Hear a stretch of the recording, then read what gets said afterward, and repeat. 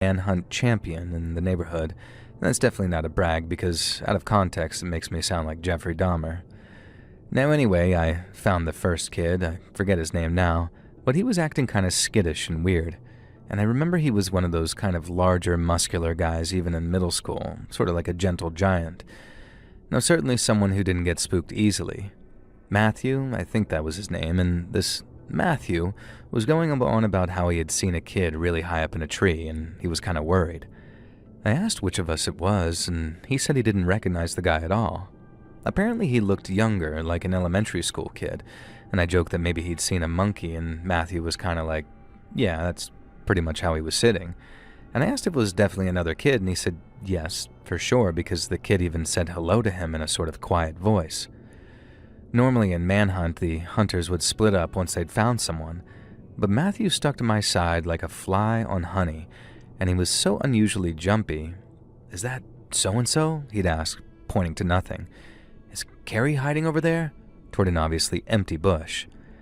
Now I kept watching him, and he kept glancing up at the tree branches too. This little kid had really spooked him, and I had no idea why a little kid, whether he was up at a tree or not, would bother big old Matthew. Now eventually we found a couple of more kids, and Matthew was incredibly eager to tell them about the little kid in the tree and ask if they'd seen him. They hadn't, of course, and they were naturally suspicious that me and Matthew were trying to mess with them. I assured them that I hadn't seen the kid either, and I only knew what Matthew had told me. The two new hunters went off scouring the forest for the remaining 4 hiders, but Matthew stuck with me. Again, he kept acting spooked and weird and jumping at little shadows here and there, and we could hear some of the other kids in the distant undergrowth, probably the 2 hiders running from the 2 seekers. Every time Matthew heard a branch crack underfoot or worse overhead, he'd sort of jump back. Eventually, I asked him why this little kid had freaked him out so much. Matthew was one of those guys who took a long time to answer, sometimes to the point that it felt like he just wasn't going to reply. Now, in the near darkness, I could see that he was working out how to explain it, though. He said that there was something wrong about the kid, like he almost looked old. And I asked him what he meant, and again he paused infuriatingly for a while, and I prompted him, "Like a Victorian child?" And Matthew said yes. But not just that. Like he was clearly a young kid, but somehow looked like an old man. I had no idea what he was trying to convey, and I was sure that he just imagined it, so we went back to seeking. Now suddenly I realized Matthew wasn't behind me. I looked, and he was some feet back, just standing there, staring. I followed his gaze, and of course he was looking up into a tree on a very high branch. "There he is," Matthew said. I was closer, and I squinted. Now, I thought I could see maybe a shape on the branch. It could have been a person, or something from a nearby tree, a clump of leaves or anything. And I asked Matthew if he could see this kid clearly, and he said, yeah, couldn't I? And I told him that no. All I could see was a sort of shadow that could have been anything, and so I started to walk toward the tree where this kid supposedly sat up in the branch, and it could have been one of the 2 remaining hiders after all. Matthew slowly but carefully darted up behind me, so silent that I hadn't even heard him. He grabbed my shoulder and told me not to come any closer. I didn't really know what to say, and I definitely couldn't clearly see this kid that Matthew was seeing, and I didn't really want to call him a lunatic. He was a gentle giant, but certain things kind of just set him off. Mental health talk was one of them, and I was alone in the woods with him, and I didn't want to start a fight with the guy on my own. Now instead, I pointed at the weird shadow that I guess could have been possibly slightly been a person, and asked Matthew if he could really clearly see this old-looking young kid up there on the branch. Matthew immediately reacted with horror. He was like, "No," and pointed to a different branch, one I hadn't looked at. I had to stifle a small scream and jump back in horror, as Matthew was right. This weird little kid was sitting on a branch a good 20 feet in the air, and he, I think it was a he, was staring at us with kind of sad eyes, and I saw exactly what Matthew meant about him looking old. He was clearly an elementary school kid, but his eyes looked ancient, like he'd seen some stuff. And the kid said hello, shyly, and then he asked if he could play with us. and he was wearing what looked like pajamas but old-style ones, sort of like a nightgown, and I'm pretty sure he had bare feet. I barely mumbled out a reply, saying that we just about finished our game now, but we played manhunt most days, so if he came and found us earlier on the ground and introduced himself, then he was welcome to join in. And the kid just looked at us for a while, clearly saddened, and then just said, "Oh, okay."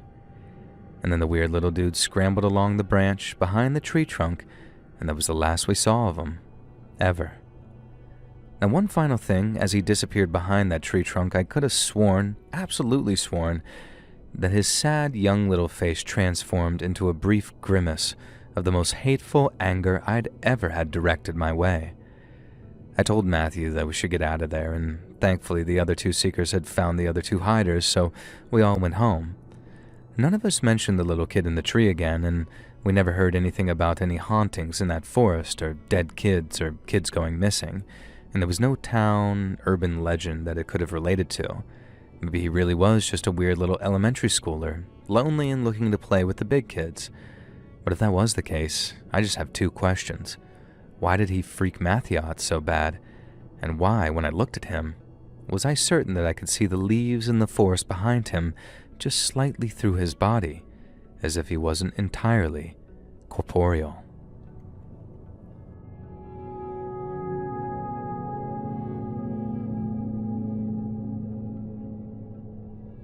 Back in 2007, I was a fire investigator for a large paid fire department.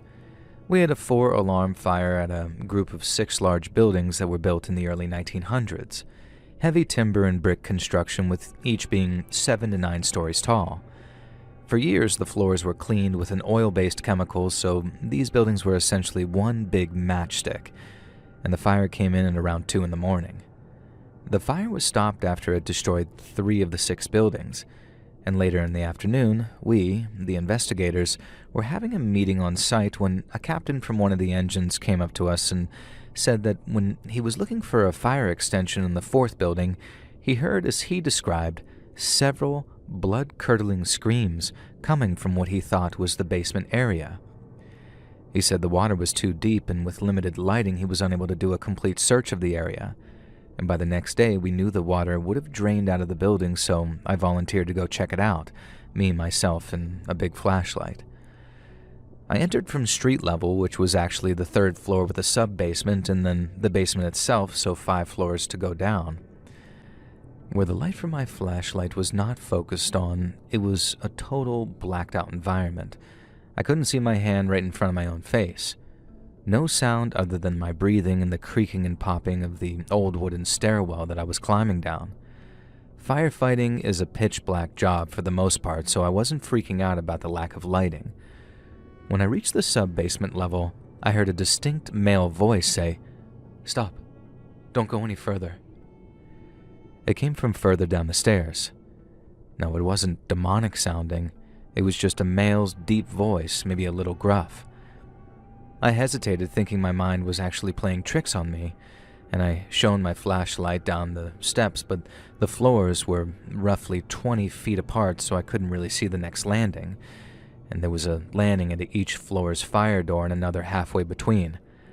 I was between the sub-basement landing and the next halfway landing when this happened, so technically I should have been able to see at least the outline of the next landing, but my flashlight's glow was just eaten up by the darkness. I remember I took 2 more steps down, and then my heart skipped a beat, or probably beats, because in a more forceful and louder voice it said, "Stop." It wasn't some quick stop, it was sort of drawn out, a very matter-of-fact stop. And that did it for me. I turned around and started making my way back up to the level I came in on. Now, I'll be the first to say that I was finally scared and doing a little full-body shaking because I couldn't go fast because I had to visualize each and every step with my flashlight's glow. I finally made it back into the beautiful sunshine and told my chief that it was just too dark to adequately do a search. I wasn't about to tell him about the voice. He probably would have told me that I was nuts. Now, later that week, we had to have that building demolished, and once the debris was removed down to the basement level, we ran a cadaver dog over the area and it hit on nothing. And then, just to say that we covered all the bases, we then had a forensic team come in and go through that area, and they found nothing. Now, I'm not sure how you would classify this type of occurrence, but I'll go to my grave knowing what I heard.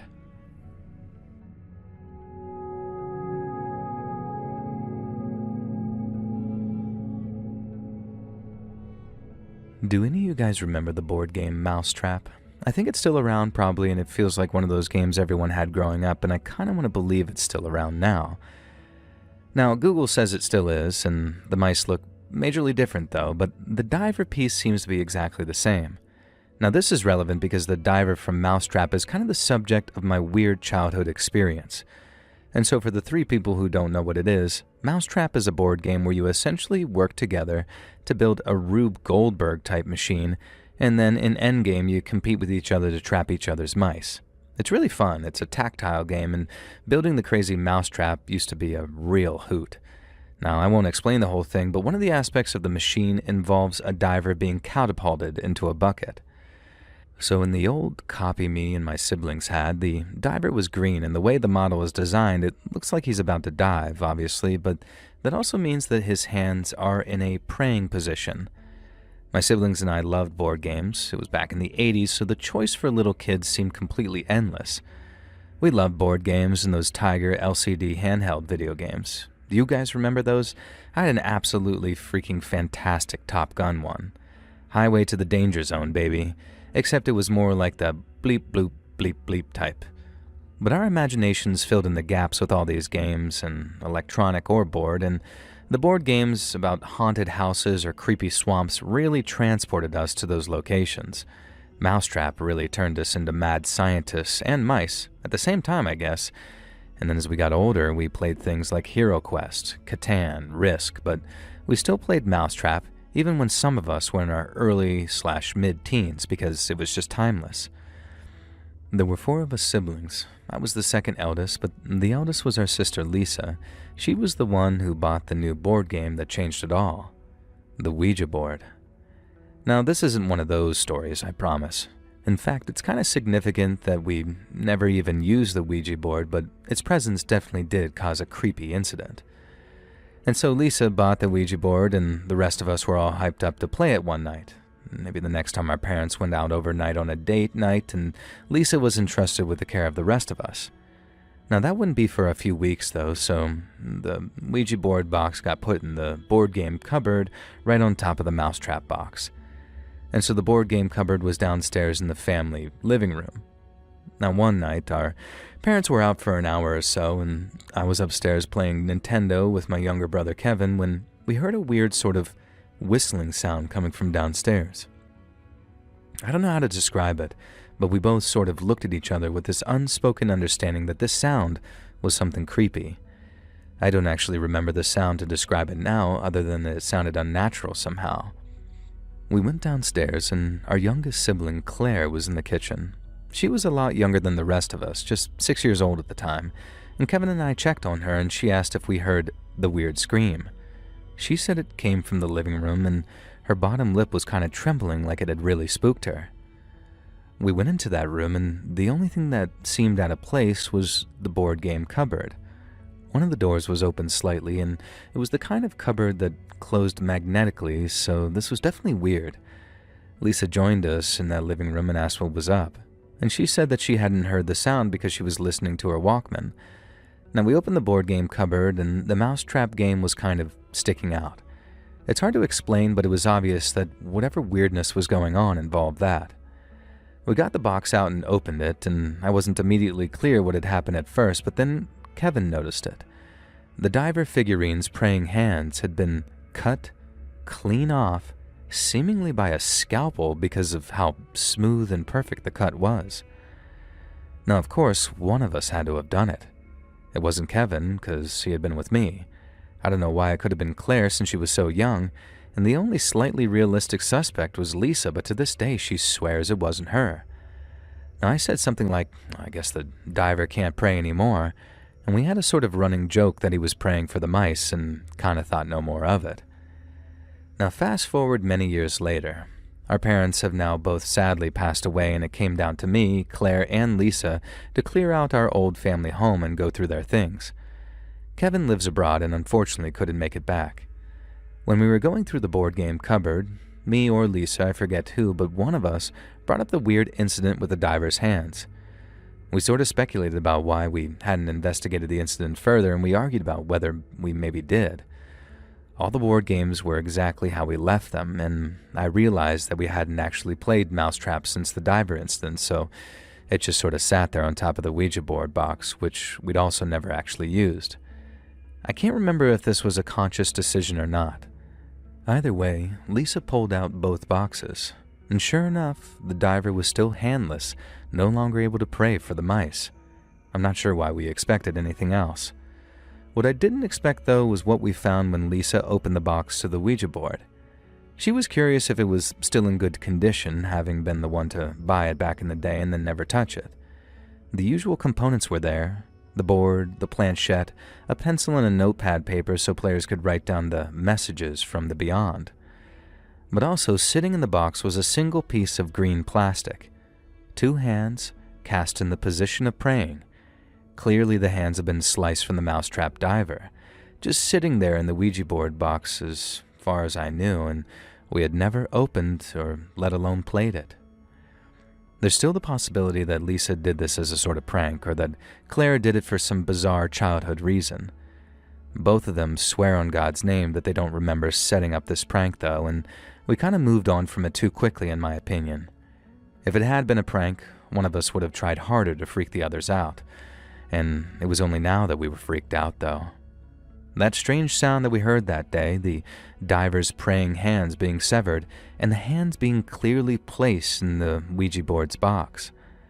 Our father, who'd passed away most recently and whose death had led us to clearing out the house, had died on that property, and we all agreed to dispose of the Ouija board and the Mousetrap box, no matter whether it was a prank or supernatural, just in case some bad juju caused any harm to Dad's spirit in the afterlife.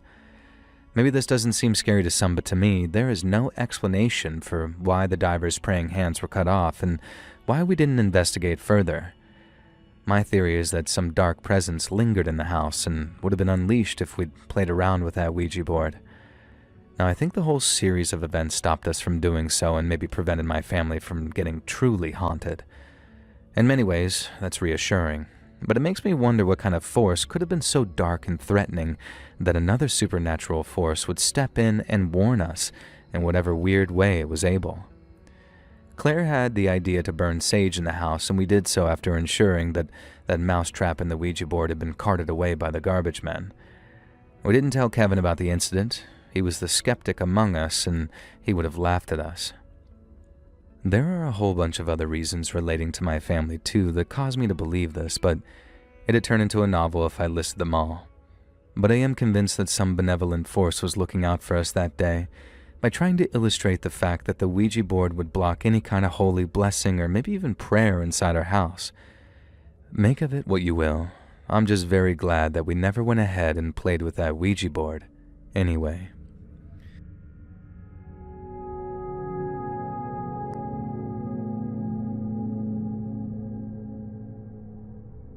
Now, I never posted anything on here before, but I'm at a loss for words this morning. Now, let me start this out by saying my son does not watch graphic television shows, nothing violent, and he's a dinosaur-loving kid and mostly watching Land Before Time and the occasional Jurassic Park or Jurassic World movies with me and my fiancé, who's a 31-year-old male. Now, we recently just bought our house, about 2 months ago now, and I started to notice little things, but nothing that was sounding any sort of warning bells. I've lived in haunted houses before, so I just went on with my day and essentially ignored it until one night at around 11:30, I heard whistling. Now, I live in the Appalachians, so whistling at night is a big no-no in my house, so I call out to my fiancé and tell him to stop whistling in the house. He'll invite weird spirits in. He comes into our bedroom and I said to him, "Why the hell are you whistling at night?" And he goes pale and says, "I'm not whistling." And I'm thinking he's messing with me, so I just say, "Yeah, okay," and go to bed. Now, the next morning I'm in the shower and he comes in and says, "Be honest with me. were you pranking me last night? And I, of course, tell him everything that happened and assure him that I was not pranking him. He is a skeptic and always has been, and he again goes pale and just says, okay, and drops it. Nothing happened for about 2 weeks until 3 nights ago I was on a phone call with my cousin and heard a loud crash. My fiance works night shift, so I immediately go into protector mode and assume someone was breaking in. That's how loud it was. I'm still on the phone with my cousin and she is witnessing everything that's happening. I call out asking if anyone is there. Now, I know, I'd be the first one killed in a horror movie, but if someone is in my house, I wanted them to know that I was coming and not afraid, even though I clearly was. I get to the bottom of the stairs and at first I see nothing, so I'm starting to feel less on edge until I walk out into my kitchen. I notice a candle, one of those 3-wick ones that you can buy at Walmart, halfway across the room. I look at the entry table where I had it sitting and a painting I also keep there was knocked over. So my first thought was, okay, the house was settling and it just knocked the candle over, no big deal. I picked everything up and set it back where I had it, though I thought it was strange that it mysteriously fell over, especially since I have a 4-year-old who runs all over the house all the time and the vibration from that hasn't knocked it off. And so I decided that I'd test to see what it would take to make it fall. I'm running, jumping, doing everything I can to try and get it to fall the way it did, and it's not budging. I even hit the table and it still didn't fall. And so of course I'm a little spooked but decided to just go to bed. Last night as I'm falling asleep, I heard loud banging coming from downstairs. Of course my fiance is working again, so I have to go down and check it out for myself. I go down and get a very unsettling feeling. All of the hairs on my body are standing up and I feel like I'm being watched. I don't know what came over me, but I just said out loud, "I don't care that you're here, but please stop doing the things when I'm home alone, okay?" And then turned to walk up the stairs. Now, you know that feeling where you have to run up the stairs because it feels like something's chasing you? That's the feeling I get. I turn around and say it's enough and that I will not be scared in my own home and walk to my bedroom. I continue to hear things during the night and my cat is very on edge. She's acting as if she was guarding my bedroom door.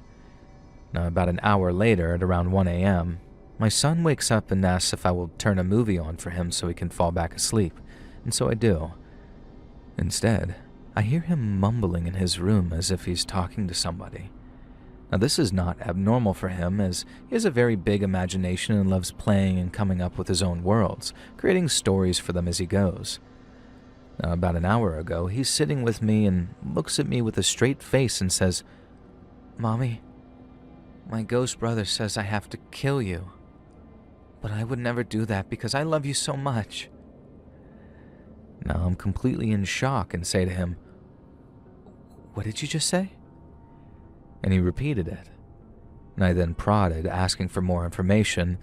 And he's been going through this phase where he's been more defiant, but again, he's 4, so I don't think anything of it. But he tells me his ghost brother tells him to break toys, hurt animals, stomp on flowers he wants to pick for me, etc. Now my son is very kind and very empathetic, and him saying all of this to me is very out of character for him. He's the child who won't kill a bug because what if they have a family and they miss them? That kind of little boy, so I'm in complete shock. I'm not sure if this is a made-up fantasy for him or if I should actually be concerned. And I come from a long line of people sensitive to the paranormal, so experiences are something I'm very familiar with, but not to this caliber. And I'm also worried for my son's safety and well-being, especially if it's something I cannot see to protect him from. If anyone has any advice, please tell me.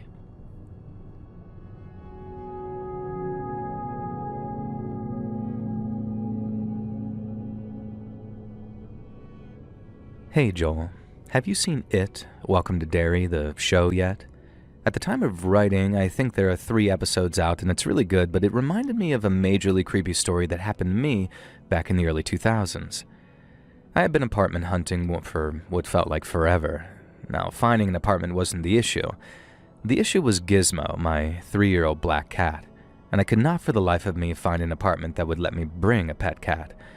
and there was absolutely no way on God's green earth that I was giving Gizmo up for adoption and moving anywhere without him, and so I spent an entire year living back in my childhood bedroom, all the while Mom acted a little too excited that her beloved daughter had come home to roost, quote-unquote. I adore my mom. Well, technically she's my stepmom and my dad, but after going away to college and then living in a pet-friendly apartment with Gizmo for nearly 3 years, I absolutely needed my own space.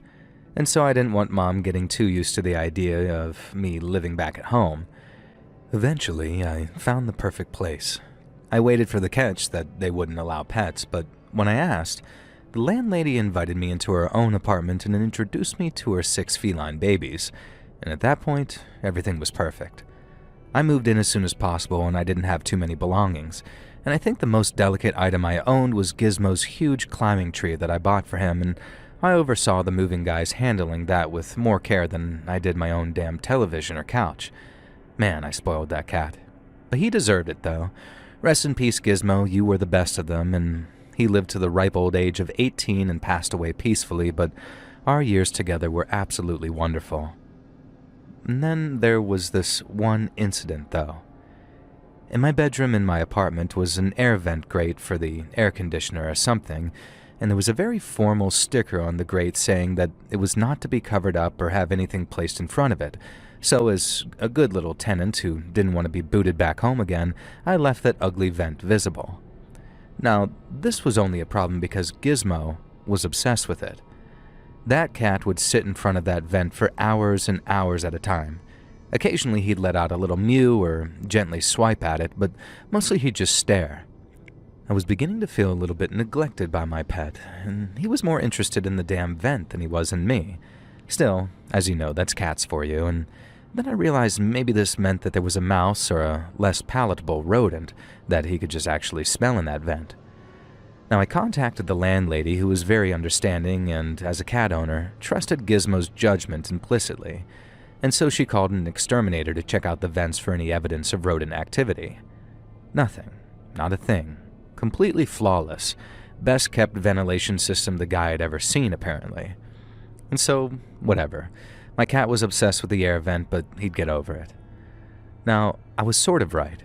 Gizmo spent less time staring at the vent and more time allowing me to pet him and playing on his climbing tree. And did I mention how ridiculously expensive that climbing tree was? Well, it was, so I was relieved when he finally started playing on it again. Occasionally, I'd still catch him staring at the vent, though, and I'll admit, knowing it wasn't rodents or anything did kind of freak me out a little. Nothing too bad, though, until that one night. I woke up in the middle of the night. Everything was pitch black, but I could hear voices and music coming faintly from the next room, the living room. Now, pretty obviously, the TV was turned on. I didn't remember leaving it on when I went to bed, as I had a glass of wine or two, but I wasn't exactly drunk. I stood up to walk into the next room, and on instinct, really, I glanced at the vent to see if Gizmo was sitting there staring at it, and he was not. But for a split second, I swear on every expensive piece of technology I have that I saw 2 red, glowing dots peering out of that vent. Now I shifted slightly and they were gone. A reflection on the metal from the LED on some devices, maybe. Probably. But of course they look like eyes. Red eyes glowing from the goddamn floor vent. And so I went into the other room. Gizmo was lying on the couch, awkwardly smushed against the remote control, and had clearly somehow managed to turn the TV on by sleeping on the remote. I looked at the screen. The 90s It movie was playing. You know the one, the Tim Curry one. And at that exact moment, it was the scene where Pennywise is looking out the sewer calling Georgie over, trying to lure him in. And at one point in that whole sequence, you can see Pennywise's eyes glowing from a floor-level pitch-black gap. Immediately, my mind shot back to that vent. I got chills in places I didn't even know existed, and I turned into the living room light and my bedroom light and then switched the channel to an episode of Frasier. No late-night horror movies for me, I thought. Now, one final thing the next day, I decided that I didn't care what the sticker said, and I placed a large clothing hamper that I use for storage in front of the vent, and that is where it stayed until my lease was up. The landlady was surprised that I neglected to renew the lease after such a short period of time, and I felt really bad. But after that experience, I genuinely started to develop a fear of the dark, not to mention the floor vents. Sure, it meant moving back into my parents again, but at least there was no creepy, potentially haunted vent to deal with. Now, I'm sure I'm an idiot, and I threw away the best apartment rental of my life because I saw a trick of the light. But one thing I learned in my subsequent years with Gizmo is this: always trust your animal's instincts. They're always right, and in this case, who knows what he saved me from.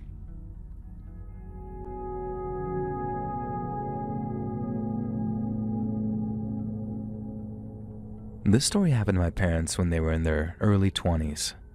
Mom recounted this story to me, and she is absolutely not one for making things up or embellishing them. And even despite the experience I'm about to describe, she doesn't really believe in the paranormal. And when I ask her to explain it, she just goes quiet, and I feel bad about pressing her on it. And so here's what happened. She and my dad, still engaged at the time, were driving home from a party right out in the middle of nowhere. We live in a countryside town, so there are a lot of properties just out in the sticks, accessible only via winding forest roads, none of which have any real lighting or safety measures, especially back then. Now, Dad was a bit of a gearhead back in the day, proper into his cars, and he would have been into motorbikes too, but Mom had always forbidden him from getting into that. Now anyway, Dad would take any opportunity he could to put the pedal to the metal and put whatever junker car he'd gotten his hands on lately to the test. And they might not have been expensive, beautiful sports cars or anything like that, but he just loved the act of driving. And back then, the idea of speed cameras was barely a thing, and certainly not on the winding country roads. So Dad's kind of barreling down these fairly wide, decently maintained yet remote roads. There are some long straights and some hairpin bends, and I've since been on the road that they were talking about, and there's a thick forest leading downward on one side and a mountainous hill on the other. They would have been on the mountainside, with Mum as the passenger closest to the mountain. Now remember, we drive on the left here with a steering wheel on the right, so she was basically riding blind. Dad was being a bit of a lad and showing off, speeding a bit. And then suddenly Mom got this feeling, like this very dark, intense feeling in her chest, and as calmly but firmly as she could, she told Dad to drop his speed almost to nothing. Now, for whatever reason, he took her seriously pretty much immediately. Mum said that there was something blocking the road around the curve of the mountain. Dad asked how she knew because she couldn't possibly see that part of the road. She said it was about 5 minutes ahead and that she just had this vision of spikes in the road. And so Dad started to drive along this huge curve at around 30 miles per hour until they got to a point where they could see that Mum was right. There very much was something in the road. It was a stag. A huge, majestic stag just standing there in the center of the left side of the road, staring straight forward.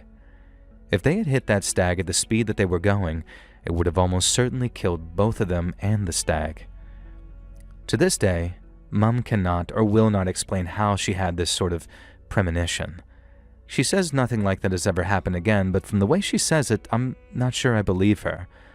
What I do believe her about is this, though. Dad swears blind it happened too, and when I was younger, when they first told me the story, they took me out to the road where it happened, and I felt this chill exactly around the spot that the stag would have been. I don't know how to explain it, but it was like a sort of ghostly feeling that I could sense related to my parents, almost like this is where they would have died, and you wouldn't have existed. Now, this is one of those stories that I genuinely don't care if people believe or not. Even though I wasn't there personally, it happened, and to me, it makes me wonder how many other messages and warnings we get throughout our lives that we instinctively act upon without even realizing it. Now, I'm not going to start a theological or quantum physics debate about what any of this could mean, but I do know one thing. I'm glad that my dad's the kind of person who can be bossed around by my mum, because that day, if he hadn't immediately obeyed her there, the events that followed would mean I wouldn't have been born.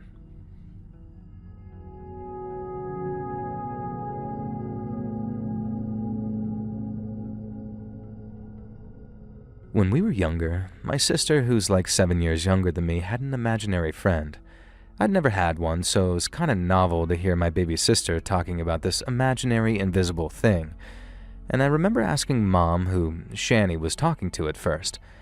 And I don't know why I didn't ask my sister directly. I probably did, and she gave some infuriating baby answer. Love you, sis. Now anyway, Mom explained the concept of imaginary friends to me and told me that it was totally normal for most children to have them. She said that she was surprised that I never had one and maybe I still would.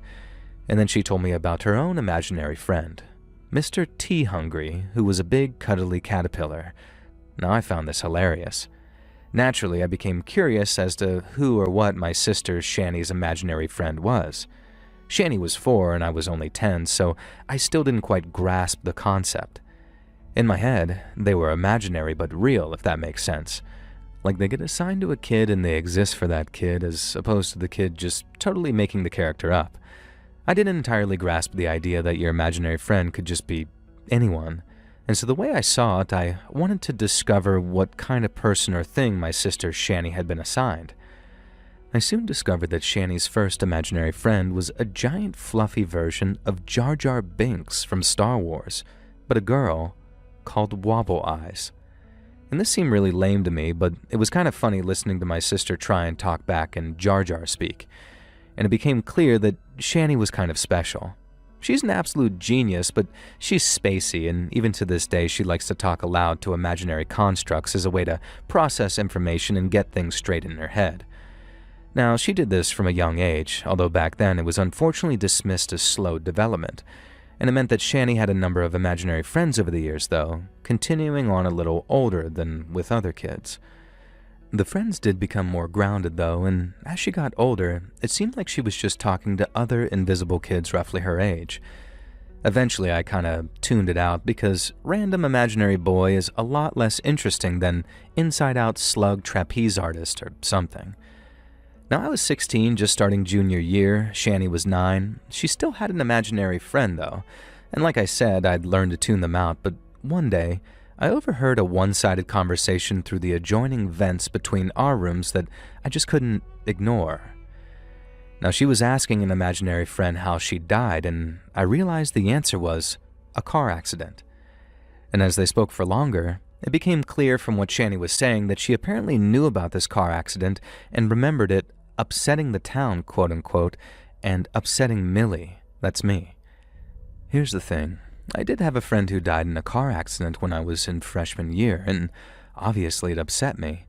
But it also upset the town because this friend, her name was Greta, was only 14 and she was out joyriding with a couple of senior boys, all of whom were drunk.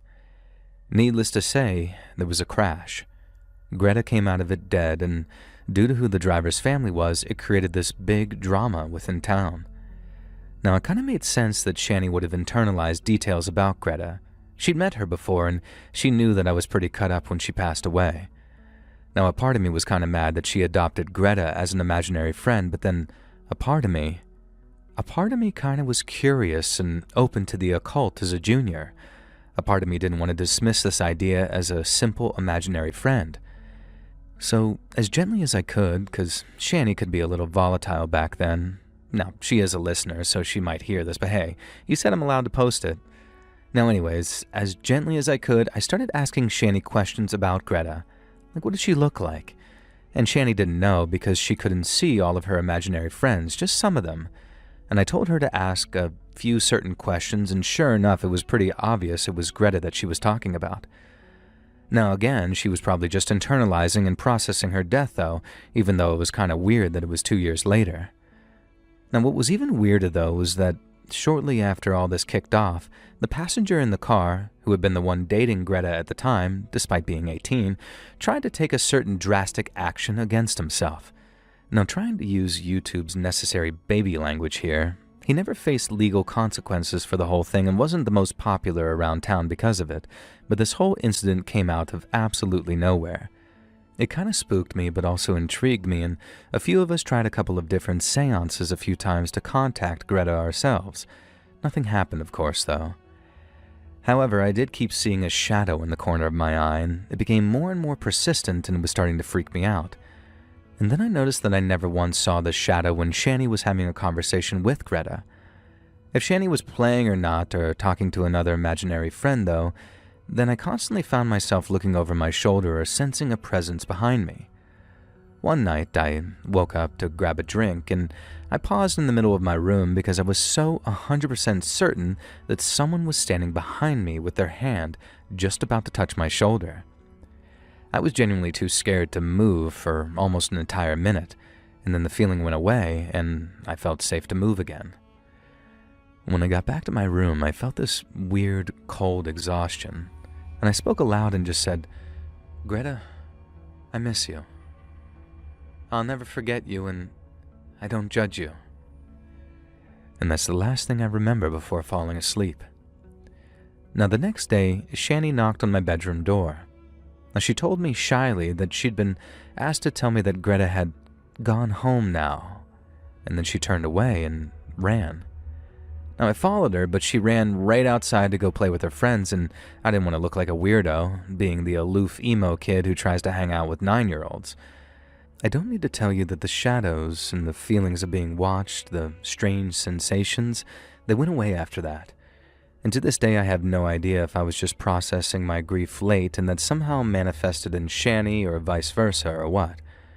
Shani, who is the most rational person I know, insists that it was not Greta's ghost and I'm misremembering or rewriting the story to be more supernatural in my head.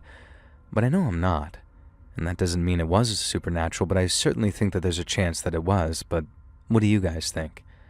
Now, one more thing before I go I'm going to add is the other passenger in the car who took drastic action, he strongly found religion literally within the month of Greta supposedly going home and has turned his life around in maybe the biggest way I've ever seen. And so again, I ask, what do you guys think?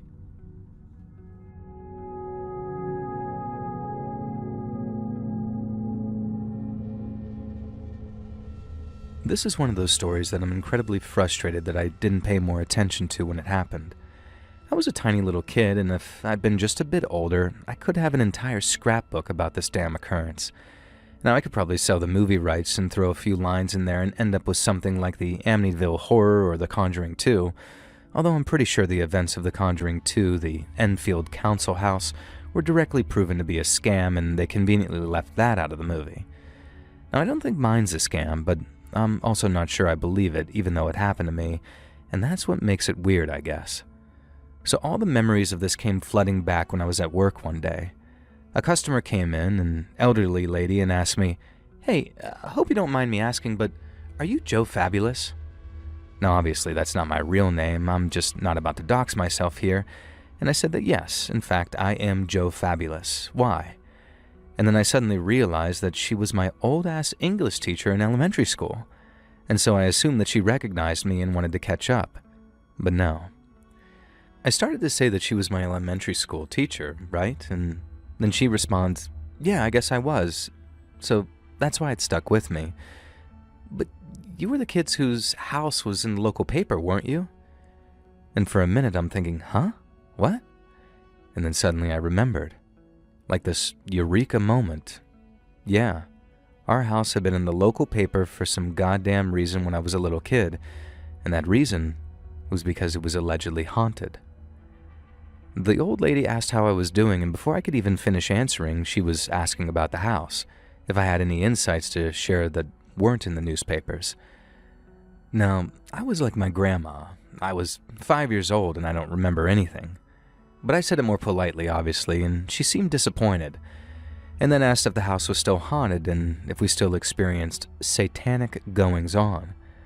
Now, I had to explain to her that I was 30 years old and we'd lived in that house when I was 5 and moved out when I was 6, so sorry, I had no idea if it was still haunted, but I'm not sure if it was ever haunted to begin with. Now, this old lady reached out and put a hand on my arm and looked at me with real pity.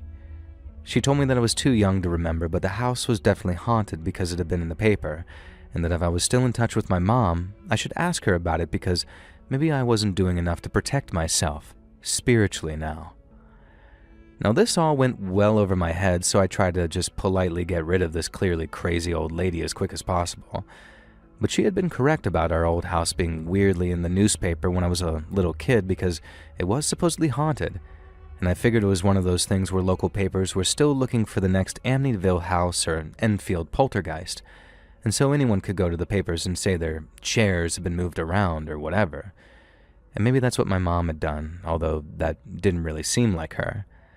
And so the next time I saw my mom, I asked her about it, and she reminded me of the whole weird affair. Now back then, it was me, my 2 older sisters, and one of my younger sisters. And the last one hadn't been born yet, and according to Mom, we all started noticing obvious ghost activity around the house. We'd come home from an evening out, and some of the pictures had been hung upside down. A crucifix kept falling off the wall. My youngest sister, who was prone to extreme imagination, I gotta be honest, claimed that she saw a black girl crouching on top of her wardrobe. Now, Mom was quick to explain that apparently this meant that the girl was covered in soot or smoke or something and not just some random black chick crawling around our house. And so my mom, who's a rational, no-nonsense woman, somehow managed to get persuaded by one of her friends to call in a local priest who did ghost cleansing, for a fee, of course. Now, he agreed to bring his team at a discount in if we allowed the local press to come as well. Obviously, it was a big hustle, and they were psyching my mom and stepdad up to believe that just some random, unexplained everyday occurrences were paranormal activity.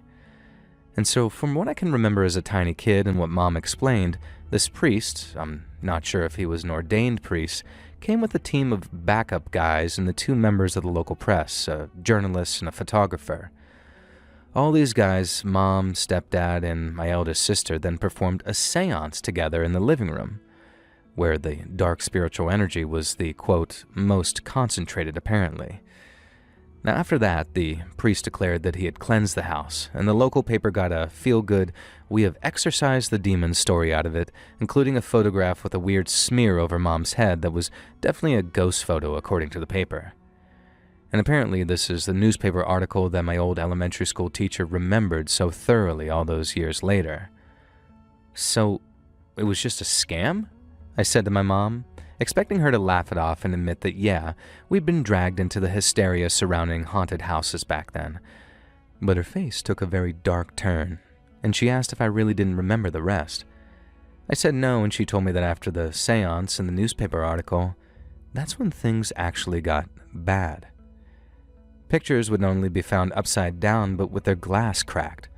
We'd come home, with nobody in the house, and find the chairs had been knocked over.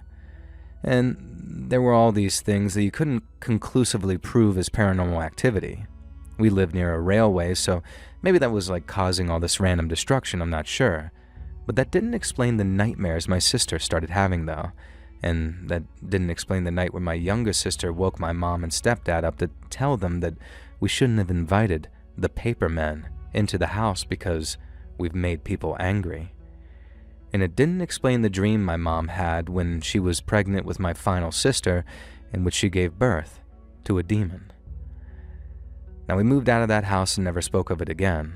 Mom did her best to avoid bringing it up with the kids, and our stepdad at the time was 2 stepdads ago, so who knows what he's up to now. And he wasn't the nicest man, so if anyone was a conduit for dark paranormal energy, it was him. He wasn't the father of our youngest sister, and he'd already left by then. And even though we spent a while living in a couple of ratty-ass broken-down apartments before we found somewhere nicer that matched the haunted house in quality, Mom says that she does not regret getting us out of there. Me, I remember none of it, and as far as I'm concerned, someone tried to set my family up as a cash cow for a Conjuring-style movie. But my mom and older sisters seemed to get pretty angry with me when I suggested this. Now, they tell me I should just take things of this nature more seriously. And maybe they're right. Maybe haunted houses do exist, and they're just not the ones that get movies made about them, and they're not the ones with embellished details. They're just inhabited by beings that are quietly, patiently evil, waiting for the right family to move in with whom they can have their fun.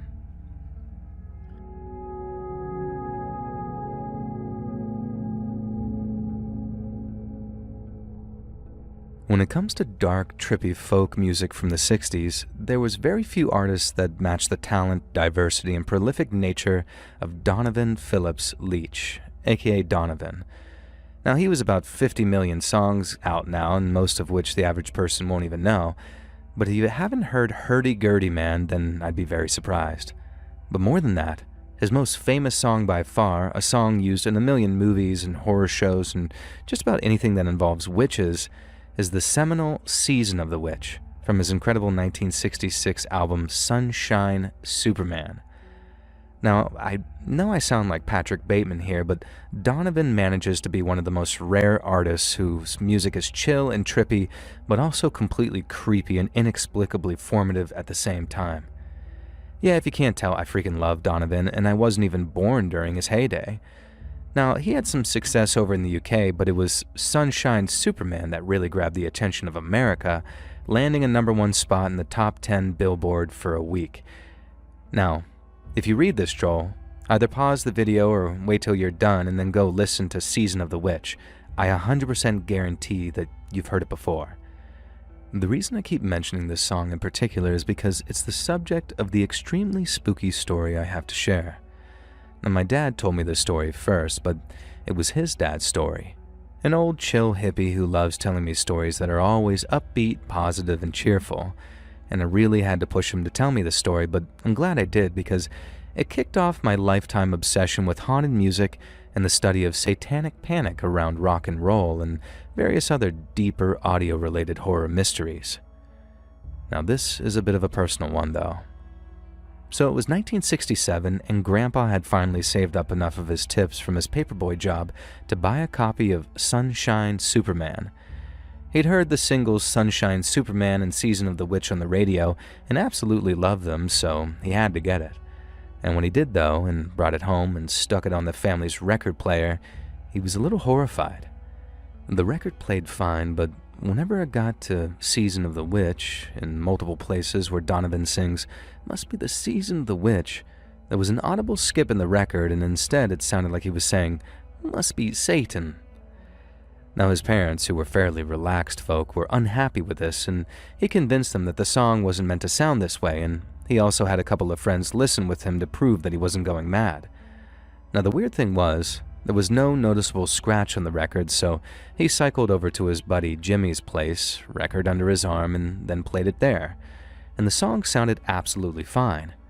And then he took it back to the store that he'd bought it from, and again, the song did not skip. And so Grandpa invested some money in a head cleaner and some new needles for the family record player, and it did nothing. Now, when he played it on his home record, Donovan sang, "Must be Satan." Now, Grandpa started imagining this witch who was in the sway of Satan, and it started infecting his daydreams. At first, he couldn't listen to the track, but then, whenever he put the album on itself, he started picturing this satanic old woman. In the end, Jimmy offered to take it off his hands for a small fee. Grandpa just gave it to him and said that it was his to keep, but made him promise that he'd melt the thing down if it started to actually say Satan. Once Jimmy had the record, it was fine. Grandpa loved Donovan's next release, Mellow Yellow, but to this day he refuses to listen to Sunshine Superman. If Season of the Witch comes on during the many movies and TV shows it gets featured on, he'll mute it or change the channel. Hearing the story from my grandpa's rich, calm, old hippie voice gave me the chills, and I still love Donovan myself, as does my dad, and I personally never had a satanic experience with Season of the Witch, but it is a creepy song, and I can't help but think of the story when I listen to it. Unlike many of the other urban legends, like playing things in reverse and Jimmy Page's shed and all sorts of things, I've never found anything else ever about "Must be Satan," and I can't explain it, and frankly, I don't think I want to.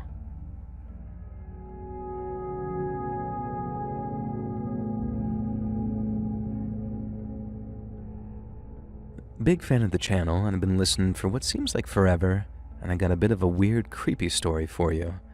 Now, I know you don't run paranormal stories very often, but I'm almost 99% sure that this is a paranormal story, so it's up to you if you run it or not, and I'd love it if you did.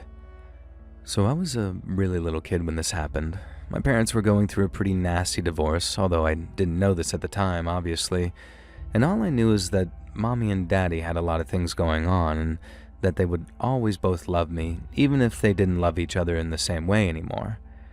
In reality, they were engaged in an absolutely grueling court case with all sorts of nastiness, but we won't get into all of that. Anyway, as far as I was concerned, this meant that I got to stay at Nona and Grandpa's house for the summer, which I loved. The house was old, creepy, and filled with dark corners and strange decorations. Now, there were at least 2 grandfather clocks and portraits of people I like to make up stories about, and there were rooms that were locked and rooms that I was told not to go into. There was an attic that I was allowed into, but I was too afraid to even head up there until I got a bit older. There was a library filled with books that made me think Nona and Grandpa must be geniuses, and there was stuffed birds and a deer's head on one wall. And in short, it was the absolute perfect house for creepy, weird little kid like me. And not that I was creepy and weird in a bad way. I was just into horror comics, goosebumps, and horror toys and all that kind of stuff. You get it. I was a spooky little boy, and so I loved going to Nona and Grandpa's house. The house was big, so my room was right on the other side of the house from Nona and Grandpa's, and there was a bathroom a couple of rooms down from mine, and I think the room in between was a closet of some kind, and that's where I'd go if I needed a drink in the night. And that one night, I needed a drink really bad and also needed to pee really bad, and the nightmare combination when you really don't want to get out of your warm bed on a cold night. Now, eventually I braved it and stepped out into the corridor, and I was surprised to see a figure further down the hallway, because Nona and Grandpa rarely came around this part of the house, and certainly not at 2 in the morning. Assuming it was one of them, I called out, and the figure turned. He was dressed in some kind of military garb, like a soldier's, but for some reason it was entirely white. His face was also incredibly pale, and so was his hair, and I wasn't dumb enough to fail to realize that I was looking at a ghost. Now, assuming that I was still in bed and this was a dream, I decided to play along. I asked the ghost who he was as he strode towards me.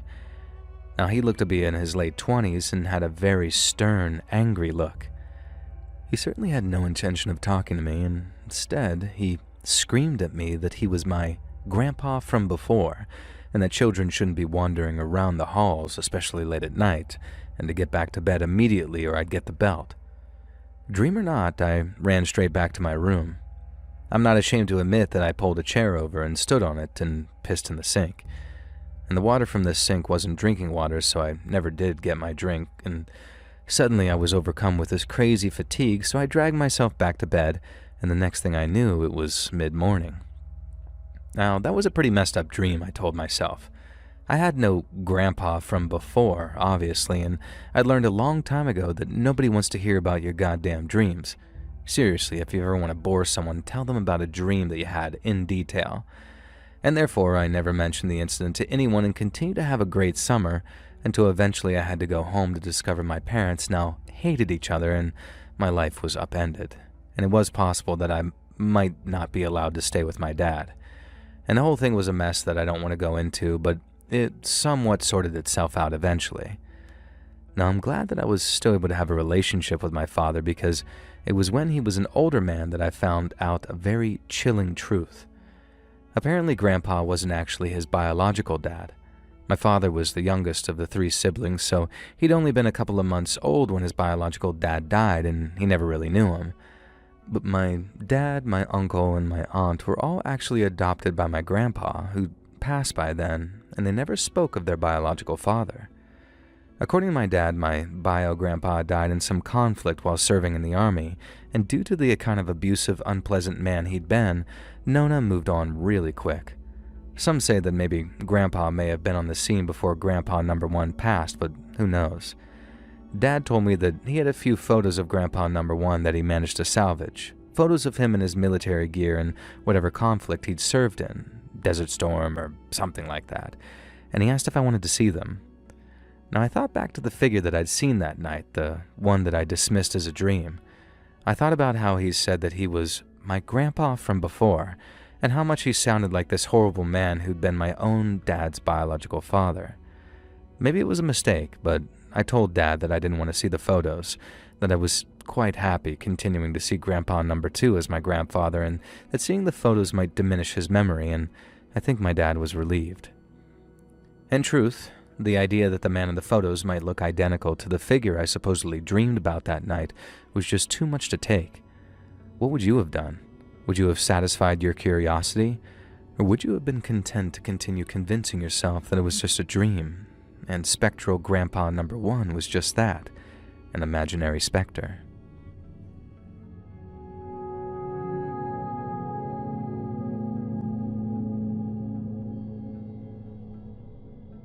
When she was a kid, my cousin used to live some distance away from a mental rehab facility, aka an insane asylum. There was a building much closer to her house that had been condemned for as long as I could remember and had always been locked up.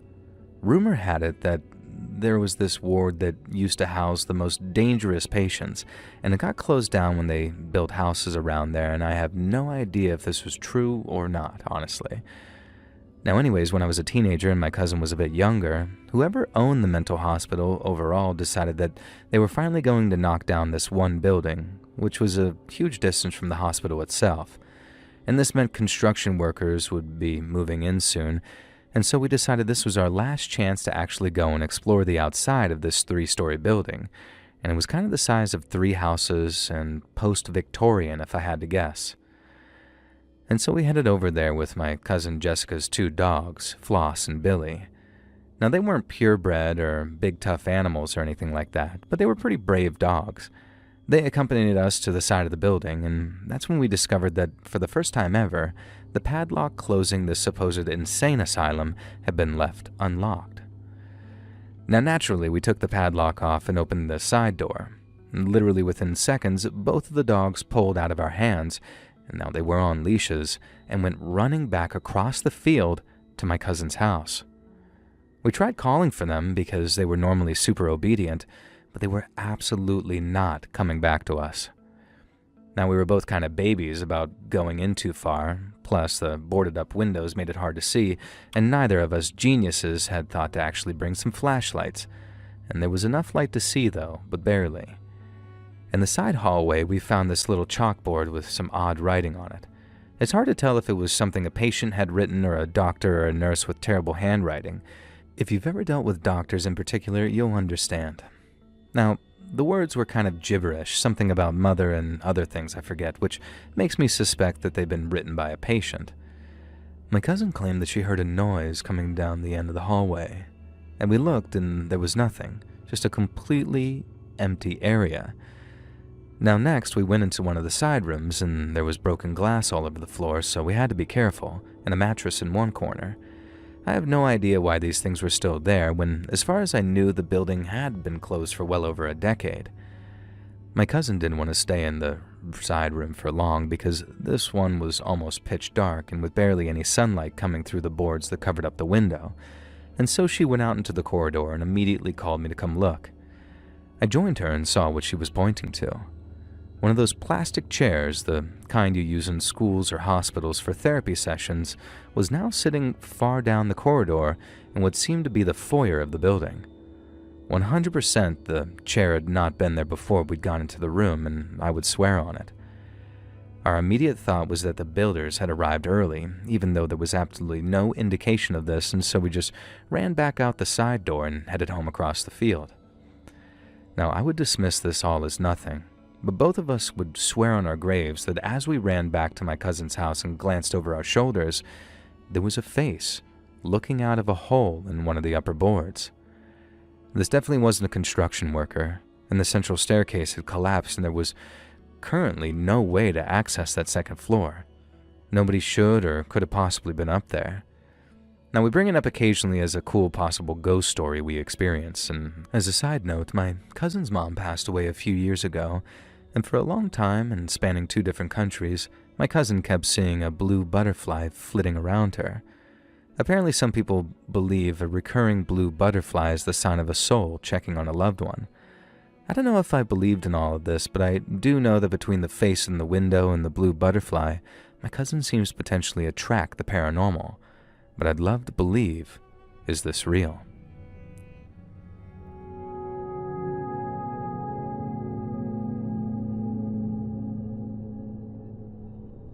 So, I'm just a normal guy living in the Pacific Northwest. I have 2 dogs and I often hike around in the spring and summer days. There is a particular hike that I like to do with my dogs because the trail is along a river and they love to swim, and it's one of those trails that no one really knows about. I've been hiking it for about 6 years now and I've never seen another person out there.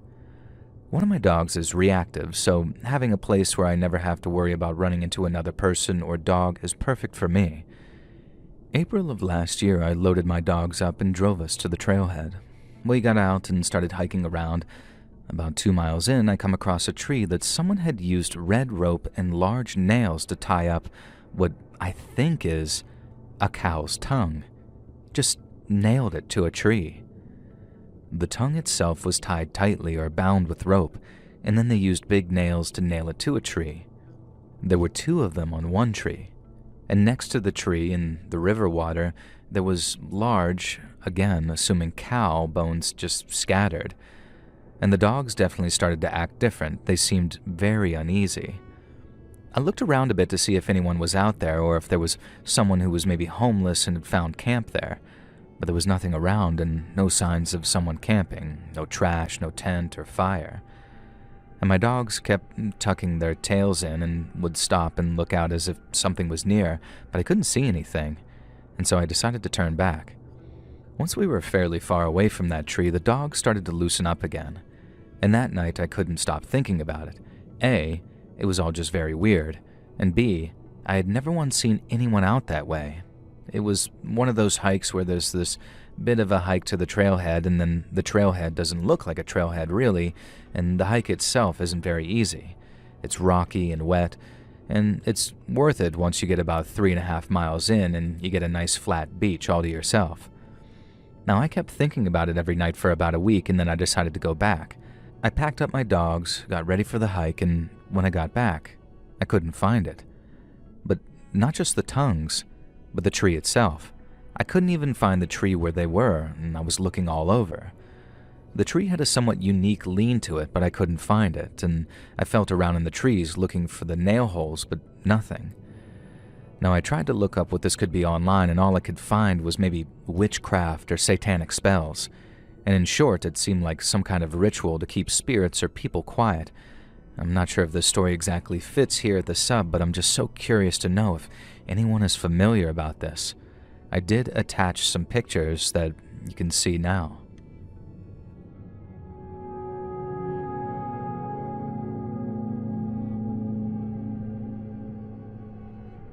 To start the story, I just want to say that I saw what I saw. I don't care if people don't believe me, and my sister saw it too, and many people in my area have said that they've seen the same thing. Now, I just want to share my experience, and if you don't like it, I don't care. So, back when I lived in Nevada, we lived in a manufactured home, or whatever you might call it, sort of like a double wide, but nicer. Now anyways, my sister and I had rooms directly across from each other. We both had windows facing the backyard, and one night I was standing in front of my vanity that had a mirror that was facing the window, and it was late at night. I saw a very tall man with a paper white head and no features skipping past my window. It moved very fast. I was only able to catch a brief glimpse, but for long enough that I could recognize these features. It was very skinny, tall, and dressed in all black, maybe a suit. Now terrified, I go into my sister's room and tell her what I saw. Now she says, "Oh God, that's scary," basically, and we go back to our rooms. And then my sister comes to my room wide-eyed and breathless and told me that she just saw the same thing. And then I saw it skip past my window one more time. My dad taught me from a young age, if that's all they do, they're weak. Don't let them put fear into you. Now, he would scream at things when I was a child like he was angry, but I don't let that stuff get to me. And also, the earth keeps spinning, I guess, so I just let it go. And frankly, I subconsciously thought that it was just my eyes seeing things, and we went about my life as usual. But I would bring it up sometimes in conversations with friends, and to my surprise, they've seen that creature as well, like apparently a lot of people around here. But I'm curious, has anyone honestly seen this thing too? Now, I call it Slender Man because that's kind of what fits the description, but I can't imagine it's truly that.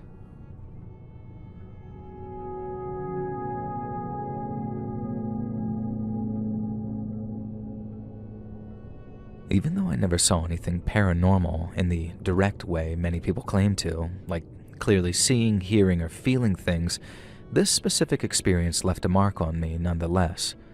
I'll keep it brief because I don't want my post to get taken down, and when I was little, my bedroom was in a somewhat isolated part of the house. Right next to it, there was a smaller room, the laundry room, that didn't have a door. The darkness coming from there was terrifying, and to be honest, I've always been a bit of a fearful person, but I couldn't call myself a coward. Now that day, I was just watching Adventure Time on one of those old-school box-shaped TVs, not like the ones we have now. And I remember I was watching the episode with the Lemonhead guy, Lemon Grab, I think. And eventually, I decided to turn off the TV, which would be a normal thing for anyone else. But that night would trigger a trauma that stays with me to this day. As soon as I turned off the TV and laid down, I hadn't even had my eyes closed for 2 minutes when a woman's face appeared right in front of me. It scared me so bad that I snapped my eyes open and jumped out of bed immediately. I ran out of the room and luckily ran into my dad in the hallway. I told him I wanted to sleep with him, and the rest of the night went by normally and nothing like that ever happened again. Now the face was, from what I remember, white and completely expressionless.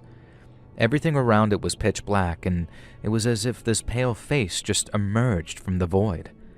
However, it only happened while my eyes were closed, and to this day, more than 8 years later, I cannot sleep without some kind of light or background noise.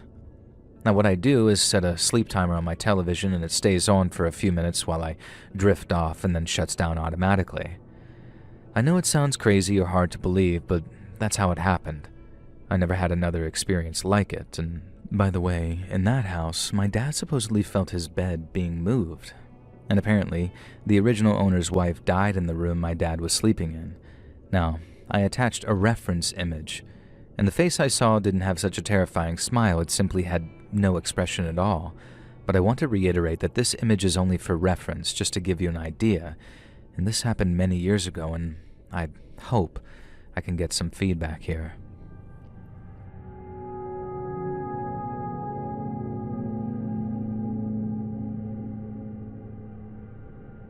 So this just happened a couple of hours ago, and I'm pretty freaking shook, not gonna lie. So I bartend at a dive bar in a pretty terrible part of San Francisco, Soma for those of you who know. Now, I was doing my usual chain smoking, nightcap, catching up on some text messages that I missed when I heard some glassware rattling in the kitchen, which is only like 30-ish feet away from where I was sitting at the bar, and so it was very obvious and loud. Now at first I thought it was maybe a rat or something, or at worst a crackhead that snuck their way in while I wasn't paying attention. But the second I stepped into the kitchen to check it out, I heard the same exact rattling sound coming from the bar which I had just been sitting at, but hella louder and way more aggressive.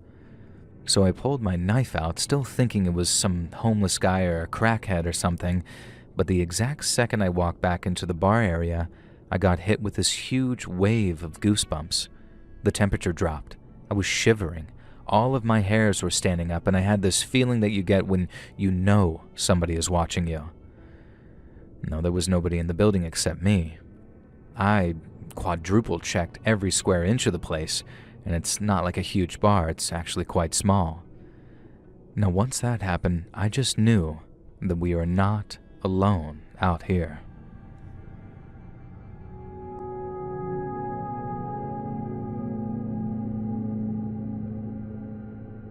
So the Bell Witch case might be the most documented haunting in American history.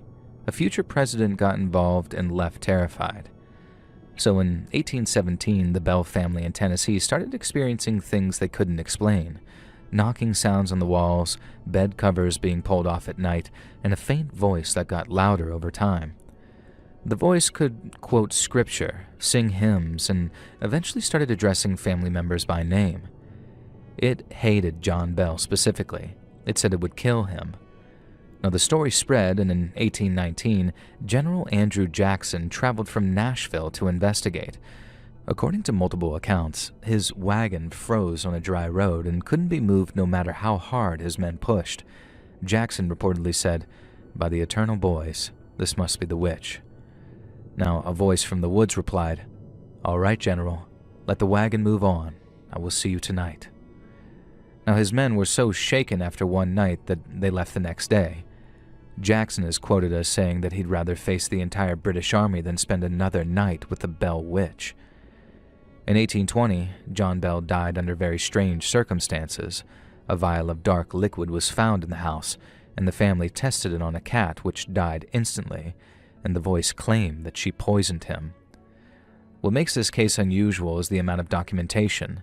There are named witnesses, dates, and written accounts from people who were there. Most hauntings from this era are vague stories passed down with no names attached, and this one has a real paper trail. The Bell Witch Cave in Adams, Tennessee is on the National Historical Registry and is still open to visitors today.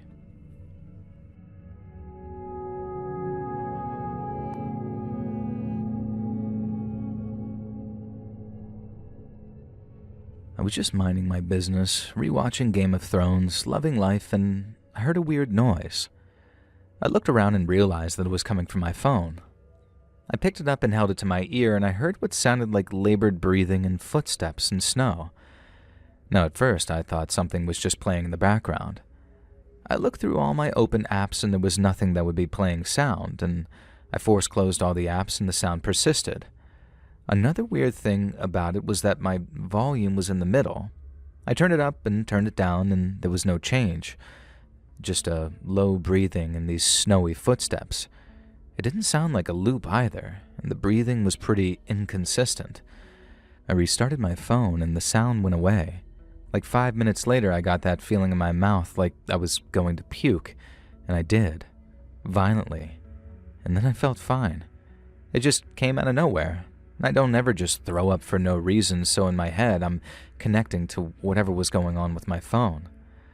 I don't know if this is related, and I kind of brushed it off until now, but the other night I was walking my dog, and I was getting closer to my house, and I heard footsteps behind me. I instinctually turned around to see who it was, but no one was there, and my dog also turned around and looked alert. Now, I'm just kind of weirded out right now. Maybe there is a logical explanation for everything, but I can't seem to think of a good one.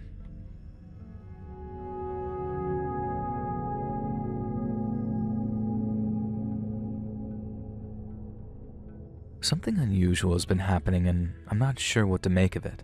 Maybe someone here can offer some explanations. And to give you the full picture, we used to live in the city, but we got tired of the noise and the prices, so we moved out of Brooklyn a little over 2 years ago and into a quiet little area about 2 hours from the city, bordering alongside Pennsylvania. Now, we're not very familiar with rural life, so it's still a bit new to us. My house sits on the edge of the woods, and we don't have neighbors on that side, just trees stretching for miles and miles.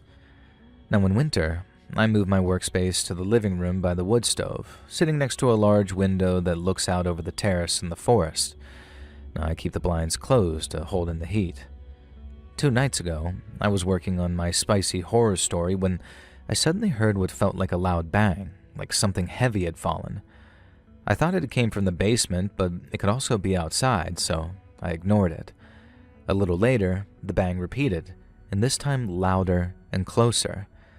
I felt the vibrations in the floors and the walls, like someone was just outside, either on the terrace or under it, hitting the wall right next to me. Now, I got scared and decided not to open the blinds and instead just go to bed.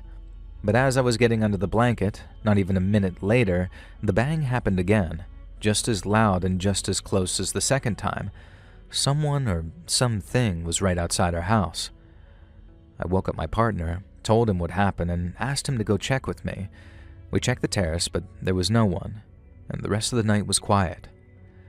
The next night, around 9 o'clock, it was very dark out as we don't have any streetlights in my area, and he went outside to grab wood from the backyard pile for the fire stove so the house would stay warm throughout the night.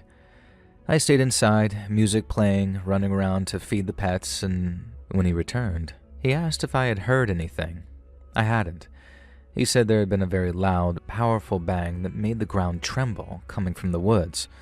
Of course, it might have been a tree falling, but there was no cracking, no rustle of breaking branches, only a sudden bang, and needless to say, we decided not to investigate. And now it's morning, and I can't help but feel a little anxious about whether it might happen again tonight. But what do you think it might be?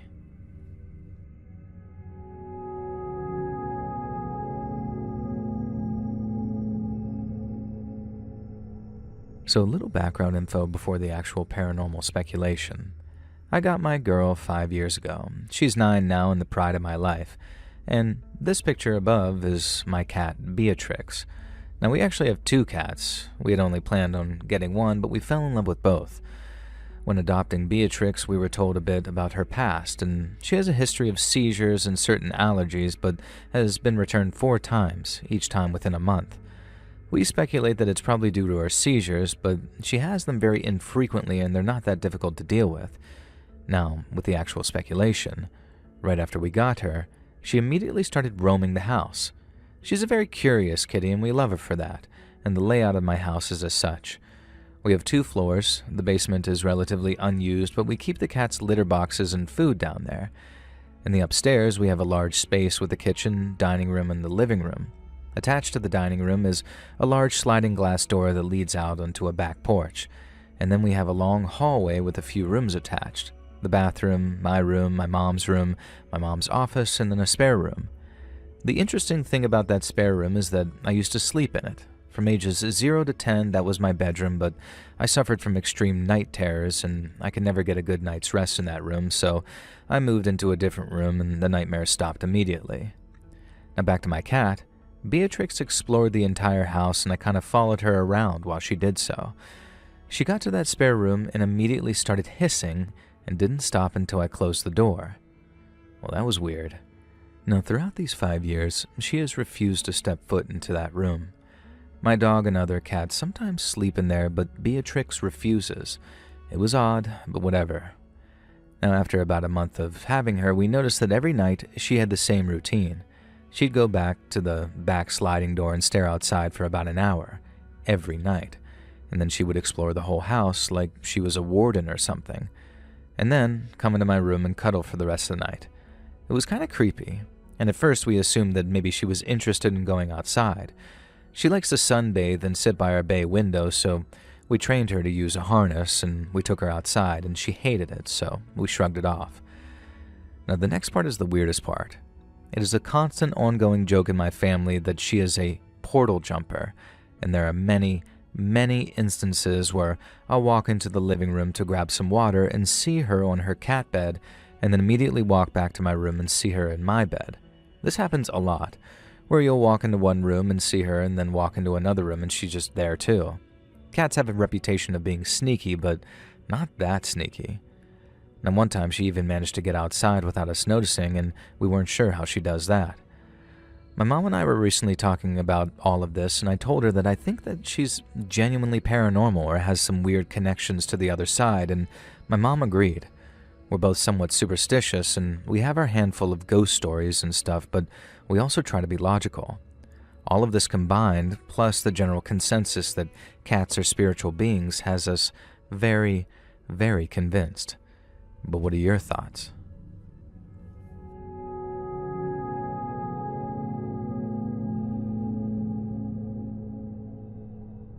The day that I become 100% a believer in the paranormal was when I went to the mall with my mother and sister.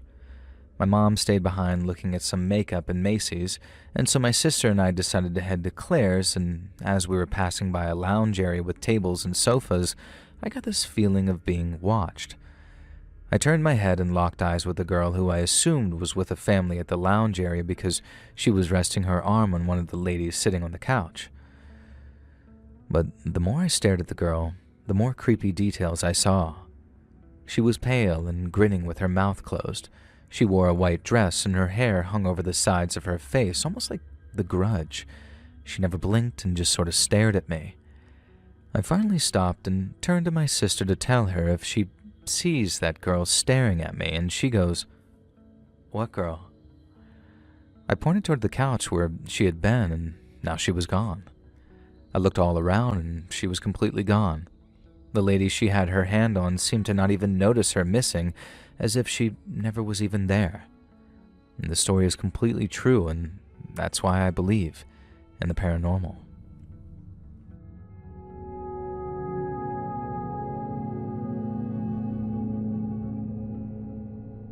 I swear on everything that this is a true story. This happened just a few weeks ago on Christmas Eve. This is December 24th, 2025, at my parents' house, and I've only changed the names for privacy. Now, for context, my brother, a 32-year-old male, is married to Amanda, a 33-year-old female. My mom wanted to bring the families together, so she invited Amanda's mother, Diana, and Amanda's sister, Isabella, to join us for dinner. Now, to organize the seating arrangements, my mom decided to be a bit formal and wrote everyone's names on little cards, placing them on the plates. She set it up so that my sister-in-law's mother, Diana, and her sister, Isabella, would be seated right next to each other. Now, here's where it gets weird. When my mom was writing the card for Isabella's seat, for some reason she still can't explain, she didn't write Isabella. Instead, she wrote the name Amber, and she just placed it on the table without realizing what she had done.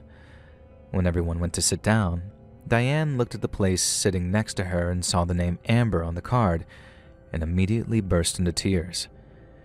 It turns out that Diana had another daughter named Amber who passed away tragically when she was only 5 or 6 years old. The thing is, nobody in my family knew this. We had no idea Amber ever existed, and my mom had absolutely no knowledge of this history. There was no way for her to have confused the names because she didn't know the name Amber to begin with, and we were all left in shock. Since there is no logical explanation for how my mom pulled that name out of thin air, we can't help but feel it was a sign, maybe a little nudge from a spirit to let her mom know that she was with us that night. Has anyone else ever experienced something like this?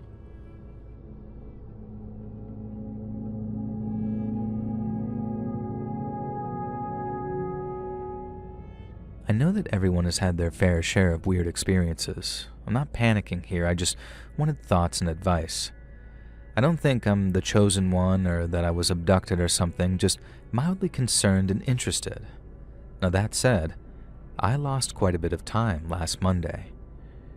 Now in the image you can see that I messaged my mom telling her that I was at Walmart waiting for her grocery pickup at 9 minutes past 4.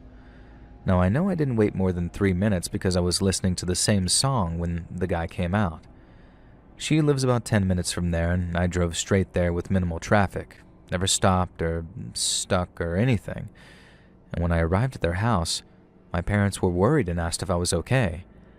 Now I'm confused and said, "Yeah, why?" And they said, "We expected you here sooner." Now I, of course, said, "Well, I texted before I left Walmart," thinking that that would be the aha moment, with them, of course, seeing that I had texted them 15 minutes ago and saying, "Oh, duh, that's right," and we'd move on to making some soup. Now instead, Dad replies saying, "Yeah, that was an hour ago."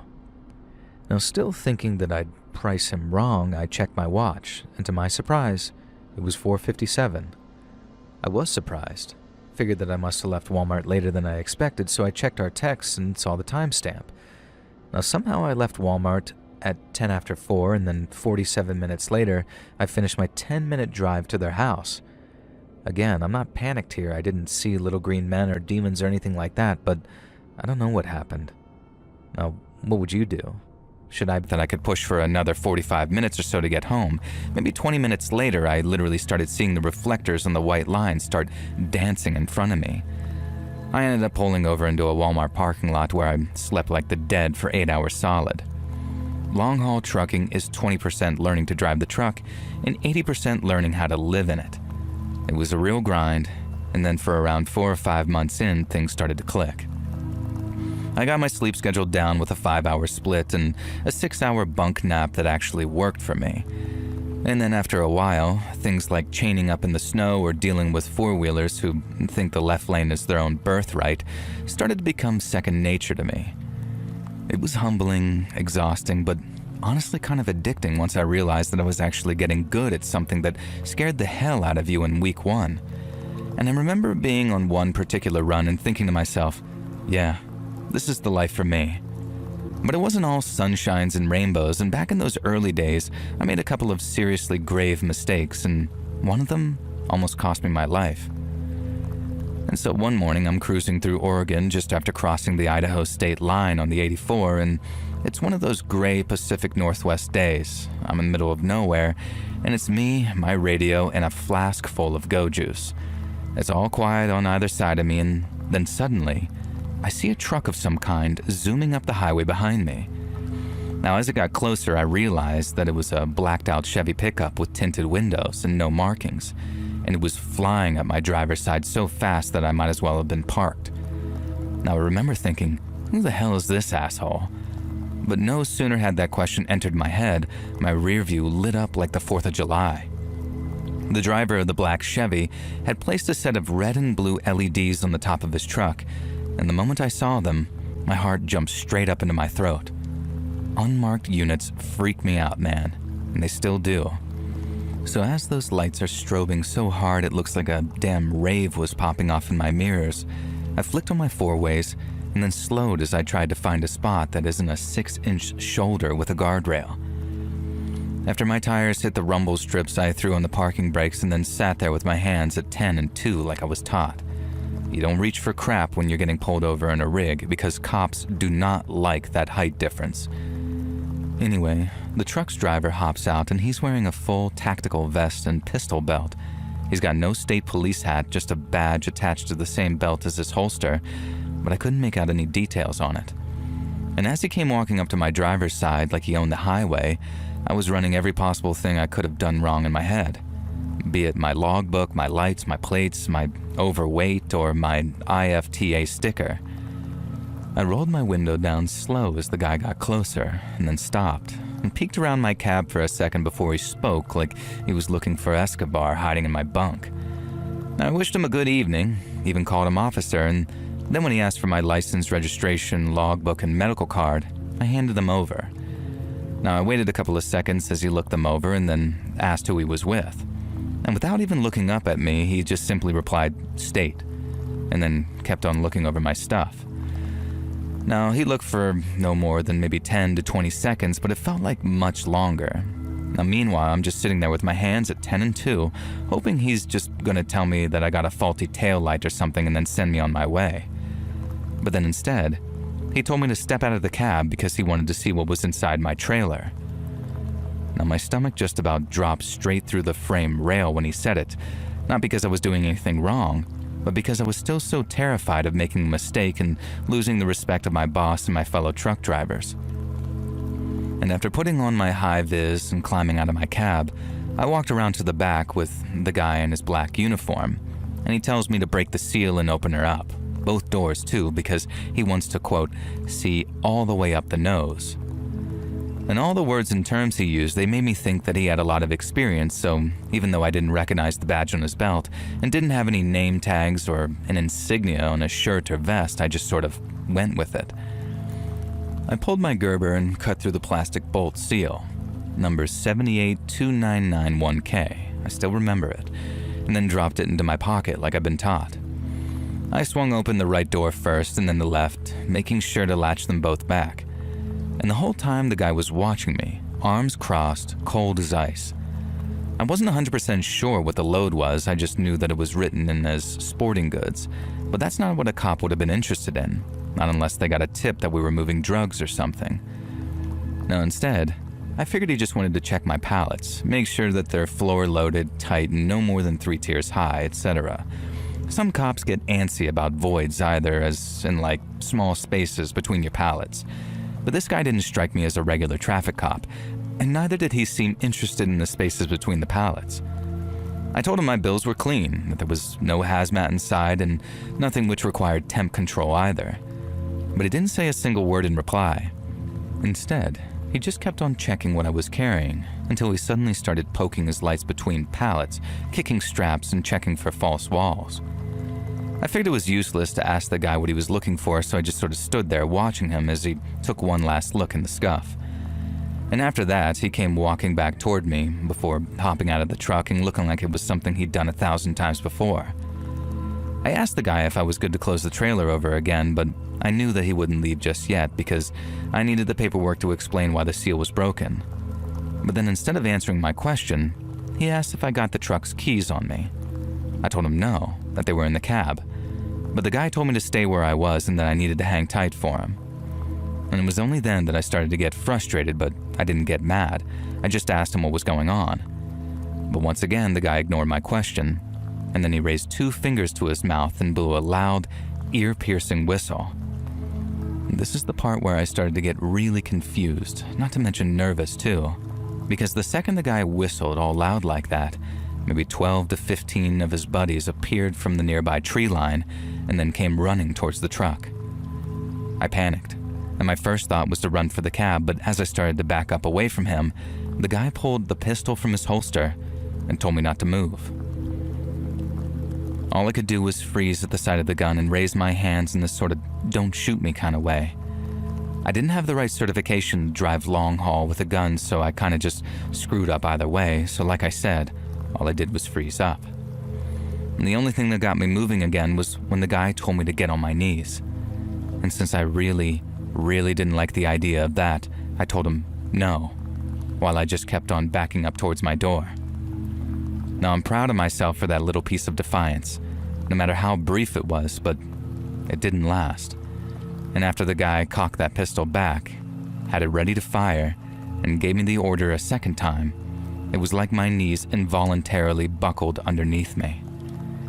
I didn't want to comply, but I also knew it was my best shot at staying alive. If I ran, I had maybe 20% chance of getting away. But lunge at the guy and try to be a hero, then I was a dead man. So I kneeled, put my hands behind my head like he asked, and then watched as he took a few careful steps towards me and put his pistol right up to my forehead. Now call me dumb all you want, I know I was, but it was only then that things really clicked for me. Not even the biggest a-holes among the state troopers or feds would be dumb enough to put a gun to a man's head, let alone an innocent trucker. Whoever these guys were, they weren't police, and I very much doubted that they worked for the government. Saying that, I couldn't rule it out entirely, not in the moment. And that's what pushed me to ask him, "Who the hell are you guys?" And as you can probably guess, he didn't answer my question. Instead, he did that same thing of asking one of his own. And with that gun pushed right up against my forehead, the guy asked if I was an American. And then when I told him yeah, he told me, not just a citizen, and then asked if I was a real American. I didn't know exactly what he meant by that, because what the hell does a real American even mean? But all the same, I told him I was born and raised in New Jersey, so yes, I was a real American.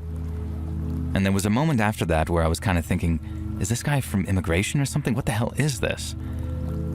But then, just from the look on his face, I knew this was almost personal for him. He didn't look at all that satisfied with my answer. And then after asking my name, he asked me, "Are you a Jew?" Now, I'm not Jewish, and although my dad was also born and raised in New Jersey, his parents are both from Turkey, and I inherited some of their darker features. And that actually wasn't the first time that I'd been asked if I was Jewish, but the first time, I just calmly explained that no, my dad was Turkish Muslim. But obviously, given the implication of the guy's question, I knew it was not a good idea to tell him that. And so instead, I thought on my feet and told him my dad was Greek. Greek Christian, too, just because I figured that that was what he wanted to hear. But again, he didn't seem entirely satisfied with that answer. Now, it looked like he was thinking for a second, and then he nodded and gave me the closest thing I got to an explanation. He said since I was a real American, I should be happy that he and his buddies were getting their hands on the contents of my truck. He told me to be a good little citizen and reported exactly what had happened so I wouldn't lose my job. But he also said that I could be happy that the goods were going to a very worthy cause, and that what might hurt me in the short term, and very superficially at that, would benefit me a whole lot in the long term. And while he's saying all of that to me, his buddies, who were also wearing all black military gear and a lot of face masks too, were busy unloading my truck. And I later found out that the sporting goods that I was trucking were more like a home defense haul, because it consisted of a lot of ammunition, a ton of MREs, and even things like bulletproof vests too. It wasn't all stuff like that. There were a lot of blaze orange hunting clothing in there too, but those boys in black seemed to know exactly which pallets they were supposed to be looking for, and once they had as much as they could carry, they hauled ass back in the direction of the tree line carrying 2 or 3 boxes apiece. The guy in front of me, who was just wearing sunglasses and a baseball cap, kept that gun on me until all of his buddies were out of sight. And then he asked me something which had my heart pounding in my chest.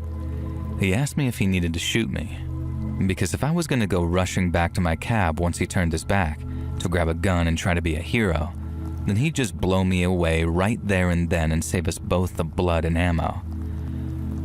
I told him I didn't have one, which, like I already said, was the God's honest truth. And he just laughed as he put his own gun away and told me that I should really see about getting something to protect myself with. Then after telling me to stay on my knees till he'd driven off, The guy walked back to his truck, climbed into the driver's seat, and took off down the highway in that blacked-out Chevy of his. Procedure stated that I was to inform the cops of any kind of robbery as soon as I was physically able to. And so, that's the first thing I did.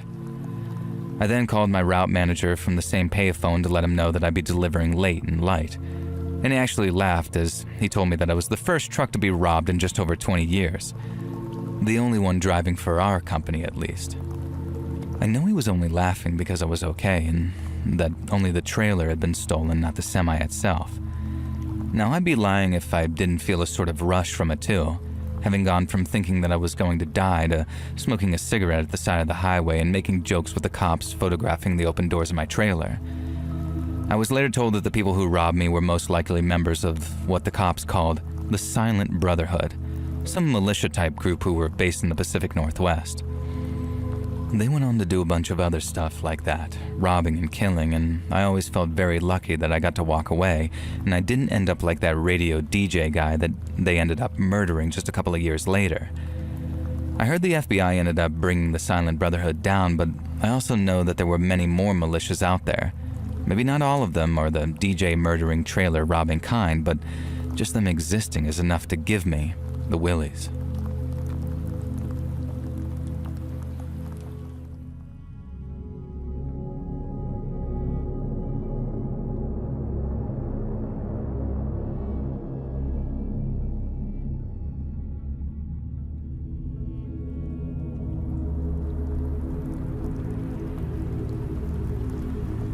A few years ago, after I'd left college and wasn't really ready to become a career adult yet, I took a job working as a fry cook at a local fast food restaurant.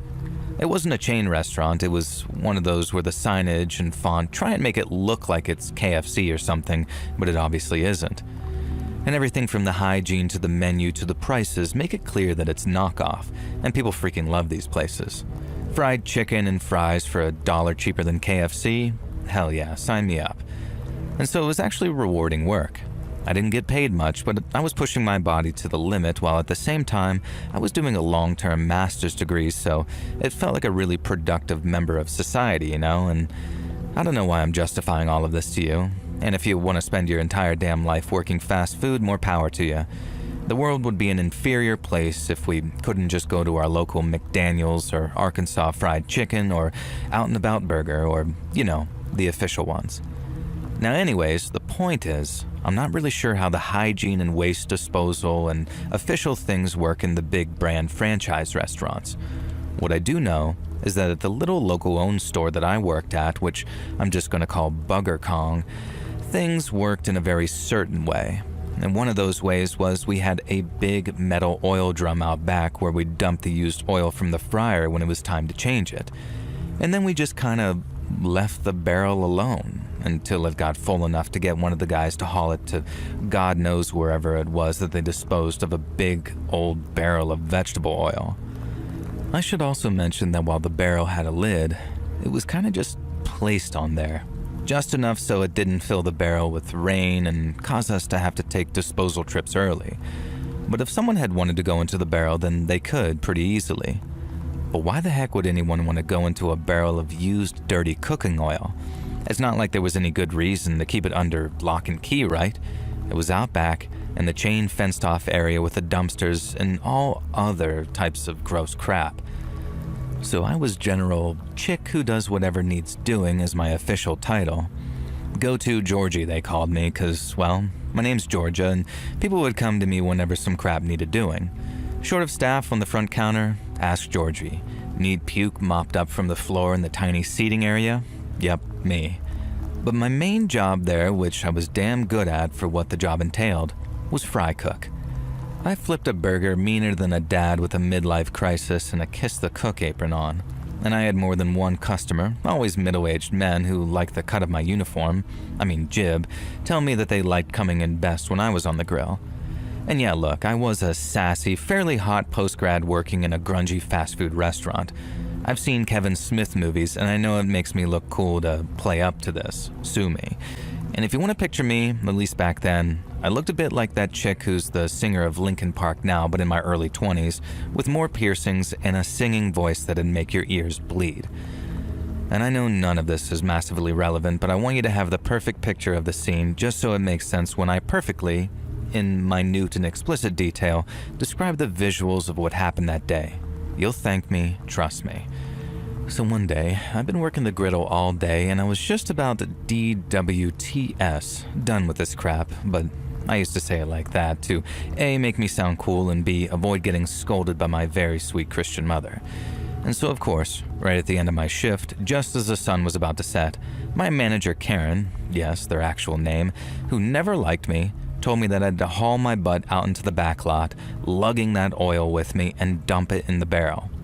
Oh, and that should be the last of it, so I had to call on the boys to come collect it in the morning. And sure, they're gonna love that. And there's a way that you drain the oil of our fryers that lets you drain the oil into 5-gallon buckets. Thankfully, it was all cooled by now because the fryer hadn't been used for a while, so it was safe to drain the first 5-gallon bucket and strain my whole entire butt, dragging it out the back door backwards. And as soon as I got outside into the little chained-off backyard that served as our exterior area, I knew something was wrong. I'd spent plenty of time out here on my cigarette breaks, and it always stank, but this time it stank to high heaven. So I placed the oil bucket down in front of the back door to stop it slamming shut, and I turned around to see exactly what had caused our garbage area to stink worse than Satan's taint. First thing I saw was rotten food just sort of strewn all over the ground. The wild thing here is our dumpster had been emptied that morning, so there was no way that the rotten food had come from our restaurant. Someone had brought it here, and that someone, well, it was pretty clear who she was. And the first thing I noted was a shopping cart, adorned with all types of trinkets and decorations like you often see homeless folks pushing around. And then I saw the presumably homeless lady herself, and she was, I kid you not, in the oil barrel. She was absolutely covered in weeks of old, filthy cooking oil. She hadn't seen me looking, and as I watched, she ducked into the barrel and submerged herself in the liquid. I actually counted. She was down in that oil for 45 seconds, and then she burst out, letting out a gasp of what I can only describe as ecstasy. Her mouth was thrown wide open, cooking oil pouring from her mouth, and then she saw me. She spat a wad of cooking oil straight at me, thankfully nowhere near close enough to hit me, but still I backed away. And did I mention that this woman was extremely, depressingly old and also extremely naked? I could only see her bare, saggy chest at this point, but I later saw the full glory of her nudity, so I can say with confidence that she was naked, diving in our oil barrel. Despite what I said, I'm not going to go into detail describing an emaciated, sore-ridden octogenarian covered in cooking oil coming bursting out of the barrel. You can probably imagine what that looks like. But when she saw me and spat the oil at me, it was like a switch flipped in her brain.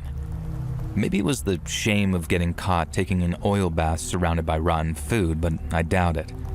She did, however, start absolutely shrieking at me and pointing a very gnarled accusatory finger.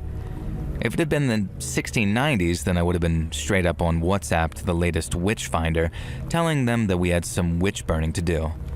But alas, this was 2023 at the time, so all I was able to do was kind of back away and say, "Hey lady, chill out. You just can't stay in our barrel of oil." And the oil lady started thrashing, shrieking about this, and I could tell what was going to happen. She was angrily reaching out towards me, flailing with rage and fury, so of course, yes, the entire barrel of oil tumbled forward, sending foul-smelling vegetable oil flooding across the lot. I tried to jump back further but hit the wall. In my infinite wisdom, I decided to kick the bucket. Not in that way, but I mean the bucket that was propping the door open. I didn't want any of this crap getting into the kitchen and giving Karen an excuse to Karen at me. And the barrel of oil managed to topple forward towards this woman, and the back door of the restaurant slammed shut, i.e. locked. And this meant that I was trapped with this oil woman in a small fenced-in area. Another thing I noticed was that the oil barrel appeared to be filled with more rotting food, And we certainly hadn't been putting it in there, and I had this horrible feeling from the state of it that the old woman had taken the food into the barrel with her and had been eating it underwater. Well, under oil, I guess. The ancient oil-covered naked woman was crawling across the asphalt toward me, occasionally trying to get her feet and then slipping each time. Now I was torn. What the hell did I do? I felt bad for this clearly mentally ill old lady homeless person covered in cooking oil and chowing down on rotten garbage, but she was also crawling towards me like some kind of disgusting fetish weirdo from the garage, and from the look on her face, she had slippery murder in mind. The fact that she was screaming at me, calling me a witch and saying that she was going to tear my insides out and fill my hoo-ha with oil wasn't exactly filling me with charity towards helping this lunatic either. And so I did maybe the most epic move of my life. I ran around the oil spill, aiming for the dumpster. I was going to climb on the top, but then leap over the 8-foot chain fence, leaving this woman trapped inside the lot, and then I'd go around the front of the restaurant and call the cops. This was mostly a good idea, except I misjudged how fast the oil woman could slide across the ground in her oily nakedness, and I was almost at the dumpster when she grabbed my ankle, her slippery hands trying to drag me into the slimy puddle that she was rolling in. Hell no, I was having none of this. And so I did probably the worst thing that I'd ever have to do in my life. I stamped on an 80-plus-year-old woman's wrist. I wasn't proud of it, but it worked, and she howled and let go. Now listen, if you saw her, if you saw how clearly strong and weird this woman was despite her age, then you wouldn't judge me. Hell, for all I know, she was in her 40s and just aged really badly from meth or some other drugs. So, as she rolled around in pain, I knocked her stupid, dumb shopping cart out of the way and threw myself on top of the dumpster and took the leap of my life to expertly vault over the chain link fence. The oil coating my sneakers and hands didn't quite allow this plan to come to pass, and I almost managed it. Instead, my pants caught on the chain link fence and I was left hanging upside down, blissfully on the outside of the yard, but somehow caught by the tear in my knee of my jeans, so I was just sort of hanging there, upside down. And there was a moment where I was considering that I could undo my belt and slip out of my pants and fall to the ground in my underwear, but there was already a naked elderly lady in gallons of oil. There was no way that I was turning this into more of an effed up, weird concept than it already was. And instead, I shamelessly and tearfully started screaming for help. Thankfully, a passerby saw me and helped me down, and then recoiled in absolute horror when they saw the scene that I just escaped from. Now, short ending to a long story, I limped my way back to the restaurant while this passerby very kindly kept an eye out on the old woman just in case she found some way to try and escape. And how she'd gotten in, shopping cart included, was absolutely beyond me, and the best I could think is that she'd picked the padlock to the yard and then for some reason locked it behind her again. It didn't feel like this was the first time that she'd taken a bath in our oil. It felt almost too planned. Now Karen handled it, called the cops, and I gave a statement, and then got sent home for the day. I never really found out much about that old lady. All I knew was that she definitely wasn't pressing charges, and she was getting the help that she needed, so I guess that was nice. Now listen, I tried to make this sound as funny as possible, but the whole thing was absolutely freaking terrifying, and the only way that I can handle the story is really by joking about it. I still have genuine nightmares about her bursting out of that barrel, oil pouring from mouth and screaming just gibberish at me. I still get sick if I smell anything rotting, and I absolutely do not work in fast food anymore. I just can't.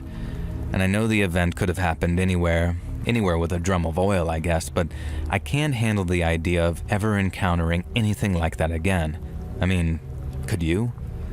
No matter how I try and turn this into comedy, it's the most horrifying thing I've ever dealt with, and I hope to all that is holy that I never, ever have a reason to share a story like this ever again. But you know, if you want to use a terrifying woman bursting out of an oil drum as the video thumbnail, I think that I'd probably be okay with that. Maybe. At least something positive could come from this absolute crap show.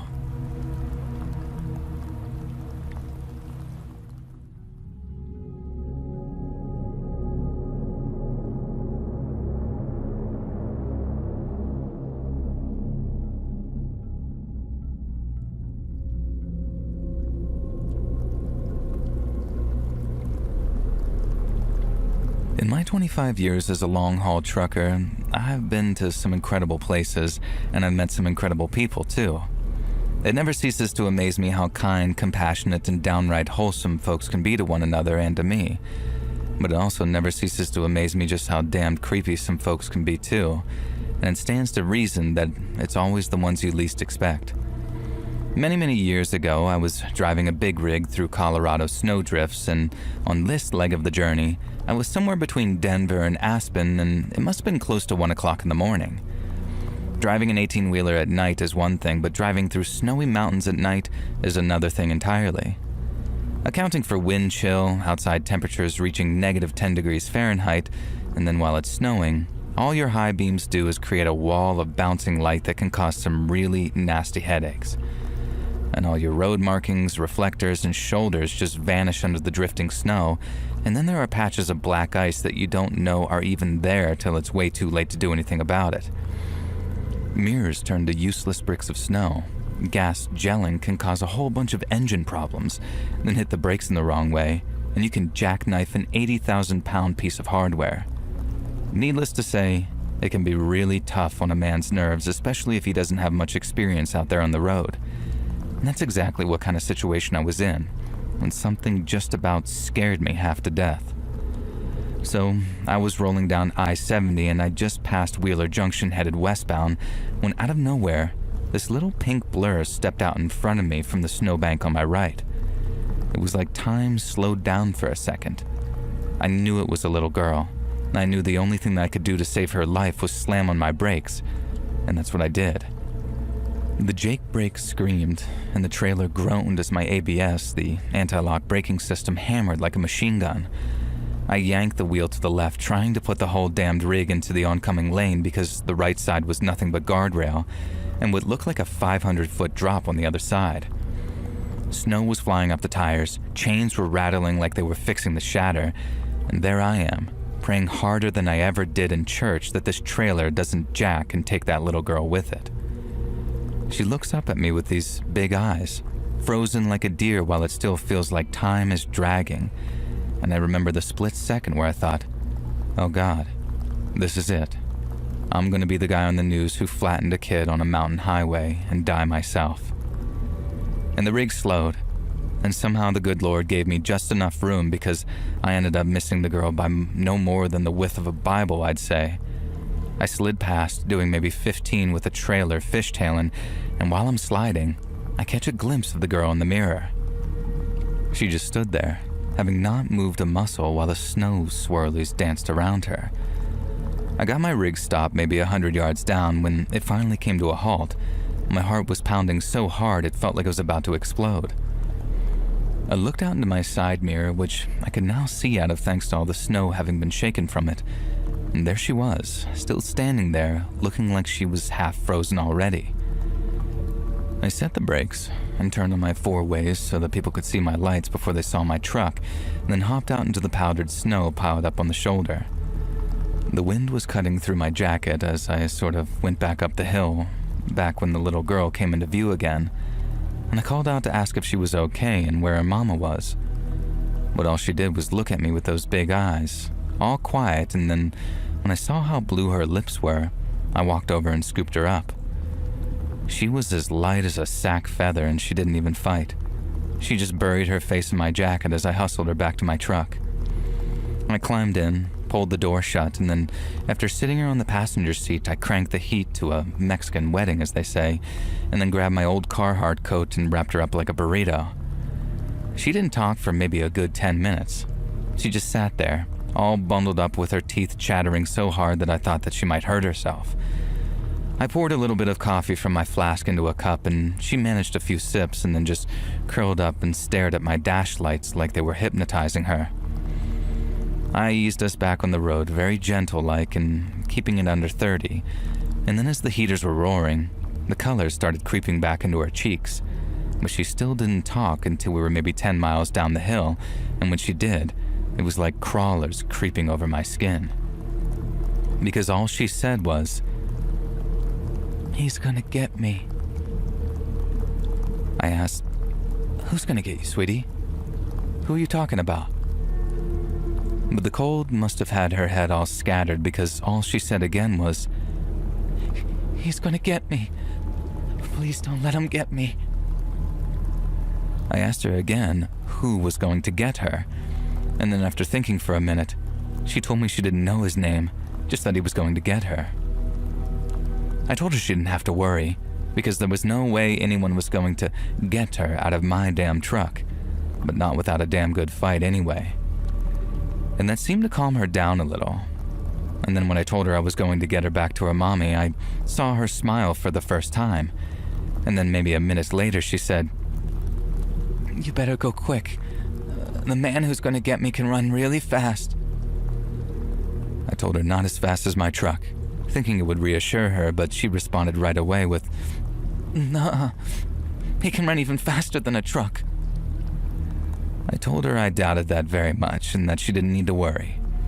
That didn't seem to satisfy her, but she stayed quiet as she screwed up her face like she was thinking something that she didn't know how to put into words. And a few minutes later, after realizing that I hadn't asked her yet, I asked the girl if she knew where she lived. She said she was from some place near Denver, some kind of suburb, but I can't remember the name. And then when I asked how she ended up in the snow, she explained that she escaped from the man who was keeping her. And it was like talking about him jogged her memory because she immediately began telling me to drive faster because if I didn't, the man who'd kept her was going to catch up to us. Now once again, I'm telling her, that's not gonna happen, kiddo. Ain't nobody driving this thing off the road. But she shook her head and told me, he doesn't need to drive faster. He can fly. And at first hearing her say that just kind of made me sad. Some sick monster had obviously tried to scare her into obedience by telling her all sorts of crap about him being able to run really fast or even fly. But then as I wondered what kind of freak would do something like that, just picturing some creep running as fast as my truck or flying through the night sky before landing on my cab, it just about creeped the hell out of me. And I'd be lying if I said that it didn't make me want to drive a little faster, even though I knew damn well that what she was saying was impossible. Now, it didn't help that I asked her if she would tell me anything about the man who'd taken her. And we'd already established that she'd been taken from the parking lot of a grocery store because she mentioned something about shopping with Mommy, and then the next thing that the man was holding her hand and telling her that they were going to find her mom. Obviously, that was a lie because she hadn't seen her mom since. But when I asked her for some specifics about him, what he looked like or what kind of house he lived in, all she said was that he lived out in the woods and he looked, in her words, real scary. Now, I know it might sound dumb because this was a kid saying it in some scared little girl voice, but when she said he looked real scary, it sent an actual shudder through me. I guess it tapped into my own long-lost sense of childlike imagination, and I guess it figured that some freak who'd abduct a kid would be real scary looking, but just the thought alone scared me. I then asked the girl if she could tell me anything about where she was kept, and when she said no, that it was always dark and she could never see anything, I just figured I better stop asking. I was taking her to the cops, who'd no doubt ask her a ton of their own questions, and I doubted I was helping any by making her talk about it. But I also had this terrible fear that for some reason she might not survive till we got to the cops. My sister is a nurse, and the thing she told me about kids that really stresses her out is how they hang on and hang on and hang on, then bang, they just slip away on you real fast. The girl was talking and she looked way better than she did out on the highway, but there was a part of me that thought, what if she doesn't make it? And not just because of the hypothermia that she might have suffered, but because the person chasing her might still have caught up with us at that point. And I knew well enough no man could fly, and that no one could run as fast as a truck either, but he could most likely drive. And if he wanted to keep his ass out of prison, he'd be on the road behind us looking for that girl. And that was my thought process at the time anyways, and as you can imagine, I was creeped the hell out on top of everything the girl had said. But no one caught up with us. The girl made it to the county sheriff's office in a place called Vale, and that, boys and girls, is where we parted ways. Now, I still think about that little girl sometimes, though. She'll be a woman by now, maybe even with kids of her own, and While I have no doubt that she remembers the trucker who pulled her out of that snow and stopped her freezing to death, I hope to God that I get to meet her again one day, so I can find out why she was out there in the first place. Now, I didn't read anything in the local newspaper about it. No reporters came knocking on my door to take a statement, and no cops either, so I don't know if they ever caught that scary-looking guy. I'm just hoping that that little girl is reunited with her mama, and that she grew up to be happy, in spite of whatever she'd endured.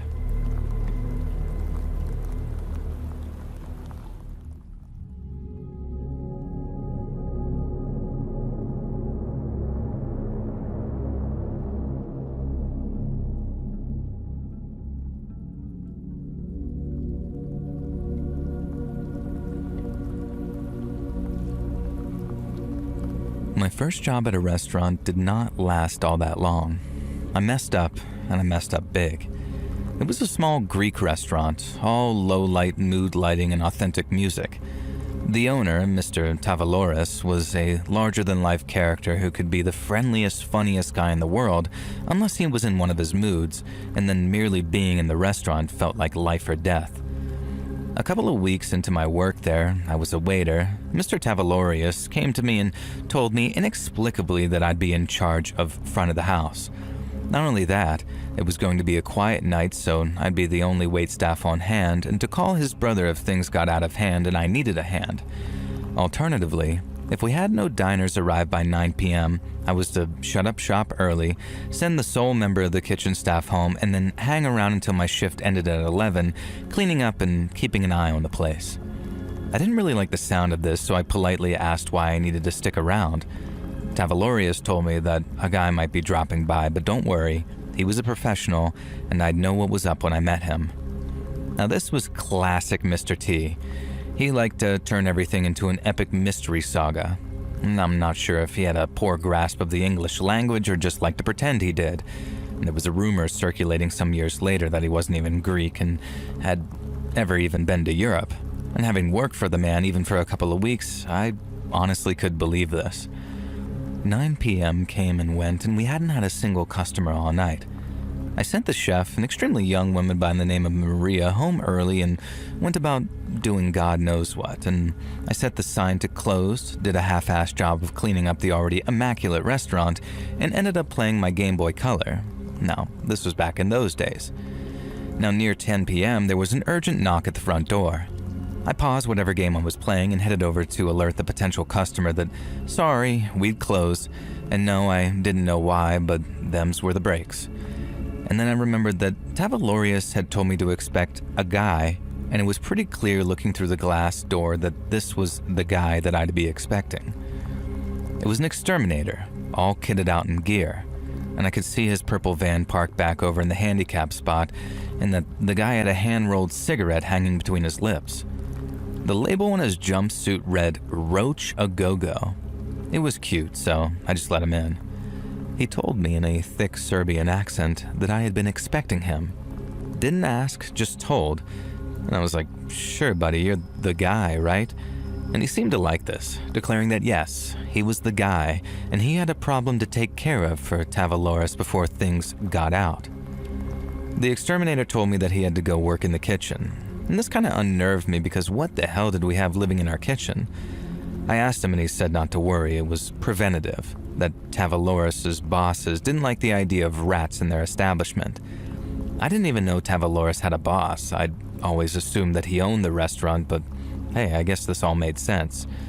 And so the exterminator headed through, and maybe my alarm bell should have rang when all he took in with him was a huge black plastic crate that he held by a handle. But what the heck did I know about extermination and laying poison or rat traps? The guy wasn't in the kitchen too long. He quickly stepped out of the door, too quickly, I realized much later, and then clicked the latch shut. The fella told me that I should just go home and leave the kitchen overnight for the poison to settle and deter any rats. None of this seemed weird to me, and Tavaloris had basically told me the same thing, to go home early, so I ushered the Roaches a Go-Go to his van and bid him a good night and got into my own battered Buick 8, my pride and joy. Now I'm just going to jump ahead a little here and explain something about what Tavaloris actually intended by having me stay alone at the restaurant. Now, he was expecting some very angry guys to show up and punish him for some transgression or other because, shock and horror, my dodgy Greek boss was in with the mob. Gasp. Who could have seen that coming? And so what he figured, I think, was that this mob boss's thugs would find me there alone, figured that I might be a big deal to Tavaloris, and dish out a beating that I wouldn't soon forget. At least I hope he only expected a beating. The idea that I was being cast out as a sacrificial lamb is a little too terrifying to actually consider. The thing is, these mob guys were smart, smarter than your average gangster. They didn't play things by dishing out beatings and burying Joe loose lips in concrete or whatever these guys usually did. They specialized in fear. I heard later that their enforcers were nicknamed the Ghouls, and I can understand why. Their intimidation came in the style of scaring the absolute living crap out of their target, and their target was Tavaloris, not me. Unfortunately, it was still me and the kitchen girl from the night before, Elle, who made the discovery. Tavaloris had arranged for us to open up that next morning too, maybe to test if I'd actually show up for work, get a vague scope of the situation. I did indeed show up to work, none the wiser, and explained to Elle as we entered the restaurant that the exterminator had been there the night before and laid down poison in the kitchen to deter rats. Now, Elle was young, probably too young to be running a kitchen, but she was whip smart, and immediately her face went whiter than usual as she told me, "Hey, that's not how an exterminator works. You can't just lay rat poison down in the kitchen where we prepare food." This was effed. We were probably going to have to dispose of any of the food the exterminator had access to. And thankfully that shouldn't have been very much since the pantry and the freezer were locked and Elle and another chef kept the key, but at the very least, we might have to replace some pans and some fresh veggies. That's a bummer, I thought as I opened the door. And then the next thing I'm doing is letting out the most high-pitched, girlish scream of my life. I slammed the door shut and began trembling, shaking like I was in septic shock. I could barely get my words out. I was almost sobbing, and bear in mind, I'm a grown-ass man. Elle was shaking me, asking me what the hell was wrong. Was someone dead in there? Did we have to call the cops? Now she moved to open the kitchen door and I just about screamed no. I think I scared her more by grabbing her than anything else, at least until she looked through the window into the kitchen. To Elle's credit, she wasn't quite as freaked out as me, but she didn't suffer from crippling arachnophobia. You see, the thing is, the kitchen was absolutely filled with bugs. These were the same type of bugs, mostly around the same size, about 4 inches long maybe, and at first I thought they were spiders. But Elle, who was able to study them a bit more, pointed out that they had 10 legs and not 8. There were hundreds of them. They were just sort of milling around the kitchen, kind of just hanging out. And at first I couldn't believe that they were real.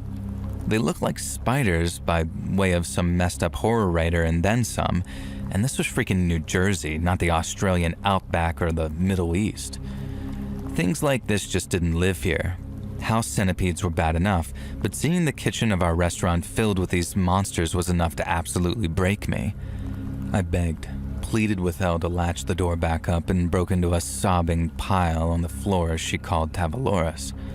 And the man himself showed up 10 minutes later, furious that we interrupted him. Of course, there weren't monster spiders in the kitchen. Maybe a handful had gotten in, sure, but we must have both lost it. I didn't even have time to tell him about the exterminator or yell for him not to enter the kitchen before he unlatched the door and stormed straight in. Now, I've never seen a fat, unfit man run quite so fast as I did then.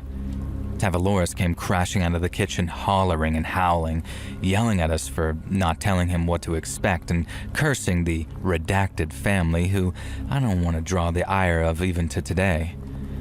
Elle thankfully had the foresight to rush over and pull the door shut, locking it again. But not before a couple of these beasts had come ambling out into the restaurant.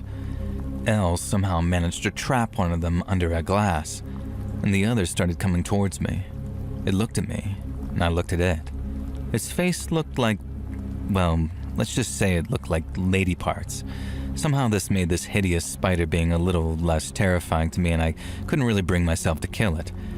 And instead, I slowly backed away and let Elle capture that one too.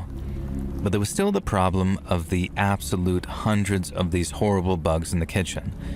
Tavaloris was just screaming, "No cops, no cops," and eventually calmed down enough to call an actual exterminator pal of his. Elle and I were sent home for the day and the restaurant was closed for the next 3. Needless to say, I didn't return to work when my unpaid, I may add, vacation was over. I was done with that job. If Tavaloris had pissed off the redacted family, then I did not want to go between him and the ghouls. Now this was their harmless warning, their opening gambit, so to speak. Things would escalate from here and I wanted no part of that. Now I later found out from Elle that the creatures were camel spiders. Not spiders at all, or were they scorpions despite their other name of wind scorpion. They're wholly their own thing. Not really dangerous at all, but they do have a painful bite.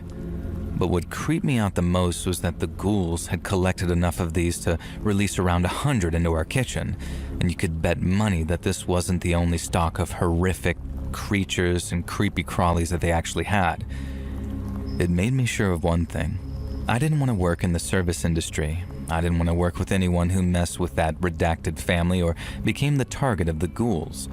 And I certainly didn't want to find out the kind of thing that they'd do to escalate if releasing 100 camel spiders into a restaurant was their initial warning. A few years later, long after I had moved out of New Jersey, I heard that Tavaloris restaurant had closed down, some kind of health inspection issue. Apparently it was really bad. A guest had found a baby bird fetus in their falafel or something. Whether this was another threat from the ghouls or just Tavaloris being a really terrible restaurant owner, I'll never know. And really, I never want to know.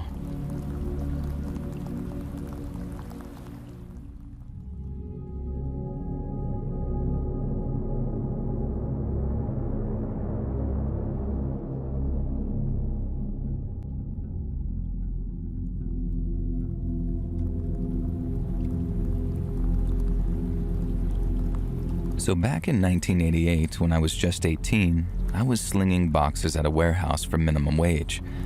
I had no plans for college, no plans to do just about anything really. Until one day, this good old boy rolls up in this shiny red Kenworth. And he seemed like a character, so we got to talking, and that's how I found out that he made 4 times what I did just for driving a big rig across the country. And I remember looking at my busted up sneakers and thinking, hell, I could do that. So I took all the money I'd saved up to buy a car and I used it to get my CDL instead. Which, for those of you who don't know, is a commercial driver's license which you need to operate trucks, buses, or anything that transports hazardous materials. And about a month later, I was driving over to my first job interview and I've been trucking ever since, coming up on damn near 40 years now. And like any job, trucking's got its ups and downs. When the freight's rolling, the money's great, and if you run hard and stay mostly legal, you can clear 6 figures a year no problem at all. Dispatch might decide the destination, but once the key's in the ignition, it's just you, the CB, and 36 tons of steel and rubber. I've seen the whole country on somebody else's dime, and as long as the load's on time and you ain't tearing up equipment, there ain't nobody breathing down your neck. Only trouble is, those damned air ride seats still feel like concrete when you're sitting on them for 10 to 12 hours a day. And then forget about things like Thanksgiving because you're eating your turkey and yams out of a Tupperware container on the side of the I-80. But if you ask me, the worst part of the job isn't the fuel prices, the insurance, or the shippers and receivers that treat you like something stuck to the bottom of the shoe. It's not even the lumpy bunks, the truck stop slop, or the showers that look like a damn crime scene. Those you can get used to. The worst thing about the job is ironically the very same thing that sometimes is the best thing about the job, and that's the people you meet while out on the road. 6 years into my career, I was hammered down and eastbound on the I-80 somewhere just west of Lincoln, Nebraska. Now it was around 2 in the morning and it was just me and my engine doing about 68 while she sang that old Detroit song of hers. My CB was quieter than a church mouse, and the only thing breaking the silence was the wind whistling over my cab. And then suddenly, out of the dark, I caught a glimpse of something pale moving on the shoulder. I slowed the rig a little and flipped my high beam down, and then there she was. A girl of no more than about 19 or 20 years old wearing a thin white sundress. Her hair's all wild and she ain't got nothing but sandals on by the looks of things, and she's sticking her thumb out, trying her damnedest to get me to notice her. Now, I've heard every scary story from here to Reno about picking up hitchhikers. The ones about scamming lot lizards, the ones about nutcases or robbers, even the old vanishing girl spooky story that every trucker must have heard 100 times by now. Usually I'd have just kept on driving. Ain't my circus, ain't my monkey, as they say. But like I said, something about the way she looked had me easing that 389 Peterbilt over onto the shoulder. And I set the parking brakes, hopped out of my cab, and then started walking back slow so I didn't spook her. And when I was close enough, I called out to her, asking if she wanted to ride. And she just nodded, and then came bounding down the shoulder toward me. Now up close, the backpack that she was wearing made her look even younger. I noticed the mascara streaks down her cheeks and the little bruises on her arms like somebody grabbed her a little too hard. And when she got close, she thanked me with a very shaky voice and then walked around the passenger side and helped herself into the cab. Now, after I got us rolling again, the girl stayed silent in the passenger seat for maybe 10 to 15 minutes. I told her that whatever ran her out there in the middle of the night was none of my business. But whatever it was, she didn't have to worry about it in the cab of my truck. She told me her name was Riley and thanked me for giving her a ride. I told her it was no problem, that I'd like to think someone would do the same if that was my daughter out there at the side of the highway. When she told me I sounded like a good dad, but that she never got to know hers, I just apologized. I didn't ask any questions, I just said the world can be a cruel place for good folks, and I was sorry her old man wasn't around for her to know. Now, I didn't know what kind of reaction I was expecting, but I sure as heck didn't expect the girl to laugh. But that's what she did. She suddenly let out this loud burst of hyena's laughter at what was supposed to be a heartfelt consolation. She'd been so quiet that the sudden outburst kind of shocked me a little, and then I stayed shocked when she told me her father was just a sperm donor, her words, not mine, and that he'd done her a favor staying out of her life. Now, I'm no shrinking violet, so I'll admit to letting out a bit of a laugh of my own upon hearing that donor line of hers. I figured that in a get tough or die sort of world, this young lady had simply gotten tough. But there was more to it than that, much more to it. I tried to change the subject away from family and ended up asking her where she was headed and if she was in school. She gave cagey answers to both and then decided to ask some questions of her own. Now, I was open and honest with her, told her where I was headed and what I was hauling. She asked what it was like being a trucker, if I slept in my truck, and if I ever got spooked staying up overnight in some shady truck stop. But then, Riley asked if I was married. It wasn't suggestive at all, just curiosity. But once again, I told her the truth and said that I'd been divorced for coming up on 5 years by that point. I put it down to how young she was, having not learned all her social graces yet. But she did not avoid the topic. Instead, she asked, "Did you love her?" And I nodded but stayed quiet, a hint that it wasn't exactly my favorite topic for small talk, and that's when Riley asked, "Did you hit her?" Now, put it down to some fatherly instinct, but my reaction as that little doozy of a question was way different than if a grown man had asked me that question. I didn't yell, I just simply told her no, and then figured the reason that she asked was because she'd seen her own father do the same thing. Riley replied that I didn't look like the type, and then there was a brief silence before she asked if I had any kids. I said yes, that I still considered myself a father, but the daughter that I shared with my ex-wife passed on about 10 years before when she was just 18. Now, I figured Riley wouldn't exactly treat the subject delicately, but I also figured maybe that was just her way. And so when she asked me, "Did you touch her?" I almost slammed on the brakes.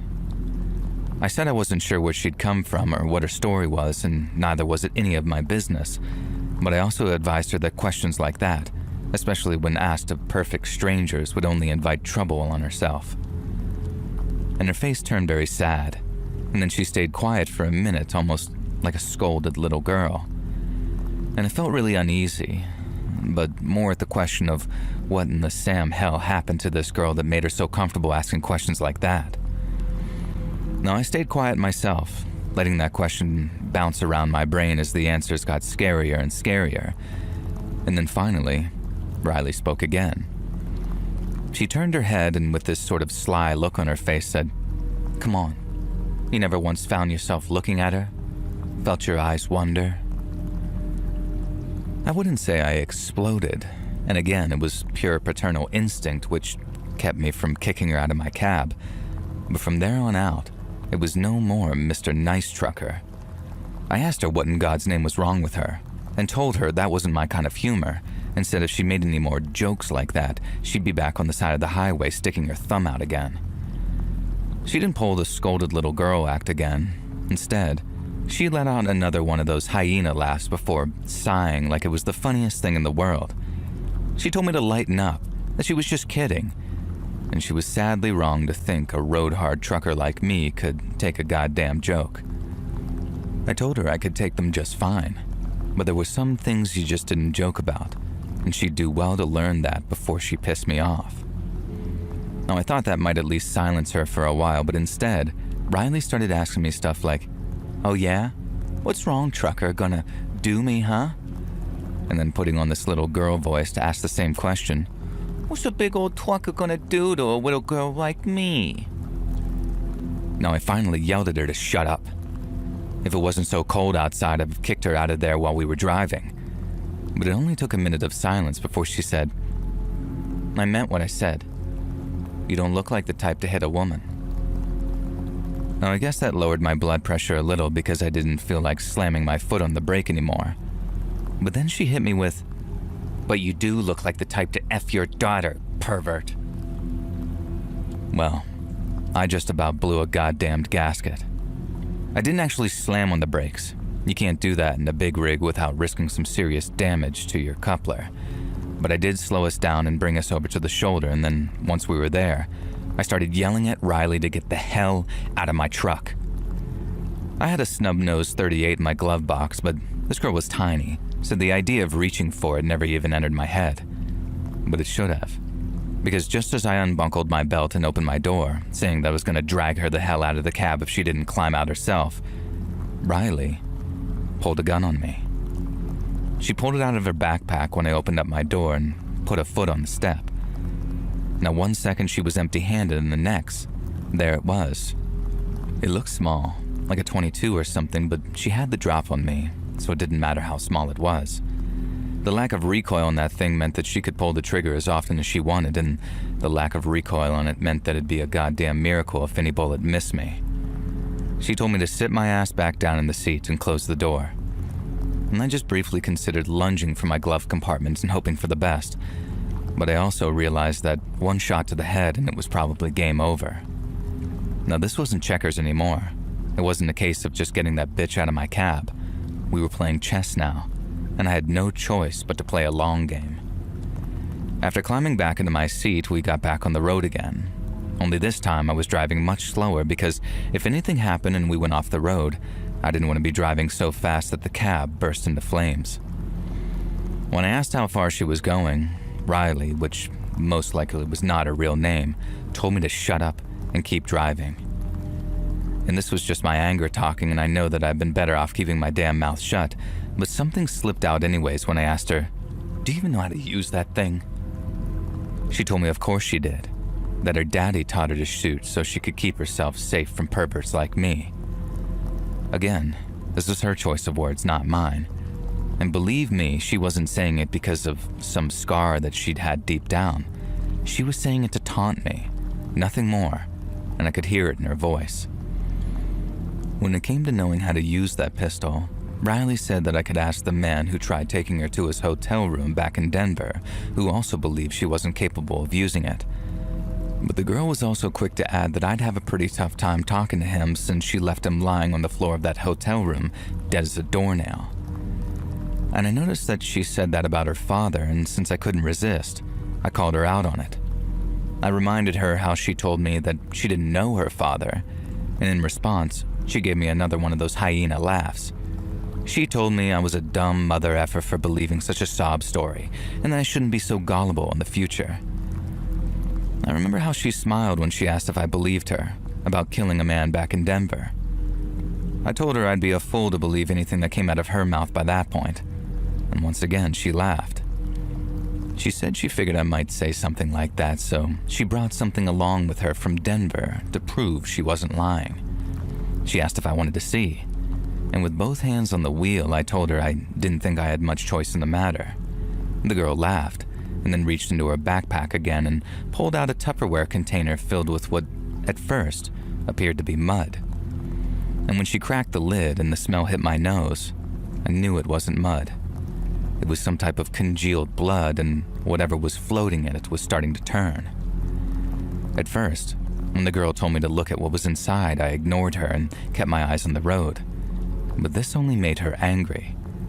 She pointed the gun at arm's length, dramatically like, so I could see it clearly. And then she said that she didn't give a good goddamn if it made us crash, because she'd scramble my brains if I didn't do as I was told, and look. Now, I can't express how certain I was when she said that she was serious. I mean, this girl sounded unhinged, truly unhinged, like her sanity was holding on by just a few thin threads. I've had a gun pointed at me maybe a half dozen times in my life, but I only twice truly believed that the person would pull the trigger. Once, I was being robbed by a meth head that I described as barely human, and the other time was in the cab of my truck with that girl who wasn't named Riley. And so, since I believed wholeheartedly that she was crazy enough to risk her own life by shooting the driver of the big rig she was sitting in, I looked at what was in that container. And when I did, I almost puked. Floating in what looked like dark red jelly were two meatball-sized oval-shaped organs made of a much paler flesh. I knew what they were from the first second I looked at them, and as I stared at them for that brief moment, the smell of them turning hit my nose, and I almost lost my stomach there. I turned my eyes back to the road and kept one hand on the wheel, but I had to cover my mouth and nose with the other as I gagged to keep myself from throwing up. The girl thought that was the funniest thing she'd seen so far, and she cackled like a witch as I coughed and retched. She told me not to worry, because she cut them off of the guy in Denver after he was dead, and not before, so I wouldn't have to worry too much when it happened to me, too. And that was the most terrified I'd ever been in my life, without a shadow of a doubt, and I'm not ashamed to admit it either. I knew that the girl had lied to me once before, and just for kicks, but the evidence of what she'd done was right there in front of my face. At least, I thought it was. Because when I asked Riley if those things in the container really were what I thought they were, she started laughing again. She said they were pig testicles, and I was a coward and an idiot for thinking that they were anything else. I knew better than to say anything by that point, and I just kept on driving. And thankfully, we didn't have to go much further before the girl demanded that I pull over at an upcoming truck stop. I did as she asked, watched as she pulled her gun closer to her chest so anyone outside couldn't see it. And then before she got out, she gave me some big speech about how she normally killed a man before leaving, so they wouldn't come after her once she got out. But in her mind, I was the exception. She said that she knew I wouldn't come after her, and that I wouldn't try to hurt her either. She figured I had a gun somewhere in the cab, and she was right. But she also knew that I wouldn't use it on a girl who reminded me of the daughter I'd lost. No matter how much I hated her, no matter how much I wanted to make her pay for being such a goddamn demon, she knew I wouldn't take away her chance to live, not without feeling like the same kind of evil that had taken my own daughter away. And the worst thing, she was right.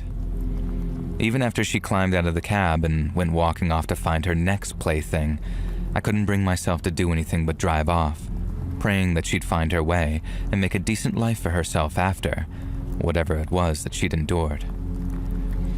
I only came out from under that spell once I was about 30 miles down the highway, and I decided the only thing to do was report her to the cops.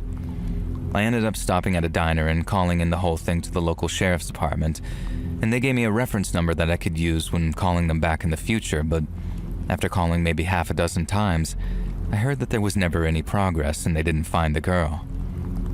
I still hope she found a way to get better. I don't believe anyone is born evil, but a part of me thinks that if that girl pushed her luck a little too far one day, that she might not even be around anymore, let alone getting better.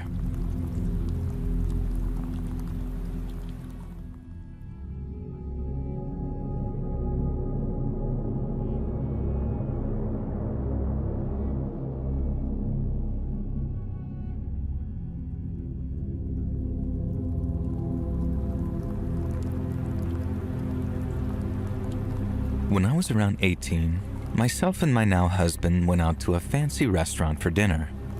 We live in a small rural town, so the restaurant was one of those which is out in the middle of nowhere and pretty exclusive. Now, this was many years ago, and my husband's father was kind of somebody in our small town, so we managed to get a booking. Now, we turned up at around 8 and were seated, and as an 18-year-old girl who grew up poor, I felt like a darn celebrity. As the restaurant was filled with other diners, mostly middle-aged, upper-class folks who definitely looked like they belonged there. And I felt a bit like a fish out of water, but I guess this is why I was so relieved when the couple seated beside us struck up a conversation. They were clearly rich and well-to-do. The one was one of those glamorous old women who look like they're the murderous widow in some drama. And the husband, though, he clearly had done pretty well for himself and clearly enjoyed doing well for himself. His fingers were very swollen and his nose was red with these sort of burst blood vessels. And he had a very well-groomed and well-trimmed white beard and this balding head, but there were nicotine stains on his teeth and facial hair that I could see, and this was back in the days before teeth whitening made every rich person look like they had immaculate dental hygiene. I don't remember what we chatted about, and frankly, I didn't care. It was pleasant and fun, though, and they made us feel extremely welcome. Well, they made me feel welcome anyway. My husband was more used to attending higher-class restaurants like this with his family. And speaking of my husband, he stepped outside for a cigarette break. You could smoke inside restaurants back then, but we always opted to sit in the no-smoking section because even back then it was pretty disgusting to eat your dinner surrounded by other people's secondhand smoke. My husband would typically spend about 10 minutes on a cigarette break before a meal, as he'd have a couple beforehand so he could go until after dessert for the next one. Food used to take between 30 minutes to an hour to arrive from the kitchen back then, and it was considered totally normal to wait for your meal for that long, so this was his first cigarette break. Now, a minute or so after my husband stepped outside, this rich wife excused herself to powder her nose, and I just sat there sort of playing with my cutlery and giving the rich husband a polite smile every now and then because I couldn't help notice that he was kind of looking at me a lot.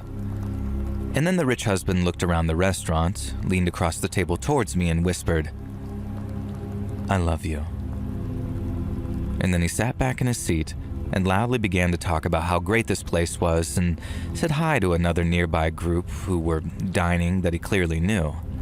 And it was so bizarre, and I almost wondered if I'd actually misheard it. I looked over my shoulder and saw my husband outside smoking, and I tried to catch his eye. Nothing doing there. Now, the wife still wasn't back from the bathroom yet, and this husband took a sip of wine, which stained his teeth red, and then he leaned towards me again and whispered, "I love you," and then went back to acting normally. His wife returned from the bathroom. My husband returned from his smoke break. 3 more times that evening, I ended up alone with this rich husband. At no point did I manage to end up alone with my husband to tell him what was going on, though. I was alone with the rich wife at one point, but she was engaged in conversation with a group of old ladies 2 tables over, and on top of that, I just felt too nervous to bring it up with her. Remember, I was literally just 18. I grew up poor, and I was surrounded by people who I could easily imagine eating someone like me just for the thrill of it. And the next time I was alone with that rich husband, he did the same thing 3 more times. Leaned in and whispered, "I love you," and then sat back with a sort of satisfied smile on his face. The second time, there were 2 "I love yous" and 1 "I really love you." Now, I was bracing myself for things to start turning weirder. You could tell from the way he was looking me up and down that pure romantic love was not exactly what he meant by his words. And the third time it was, "I love you," and then "I really love you," and then glancing around the restaurant to check nobody was looking. He directed his, and thus my, gaze to the tabletop at his waist. And I couldn't see anything, obviously, but the way the tablecloth was bunched up and the way his arm had disappeared beneath the table, he was definitely giving the impression that he was squeezing himself down there. And then he leaned across, and in the most weird and creepy whisper yet, he said it again. "I love you." And then conveniently, his wife got back to the table, and he started telling her about something that had happened at the office that he'd forgotten to tell her about, but absolutely, positively had to share with her. and I just felt frozen, sick, and scared. I had no idea what to do.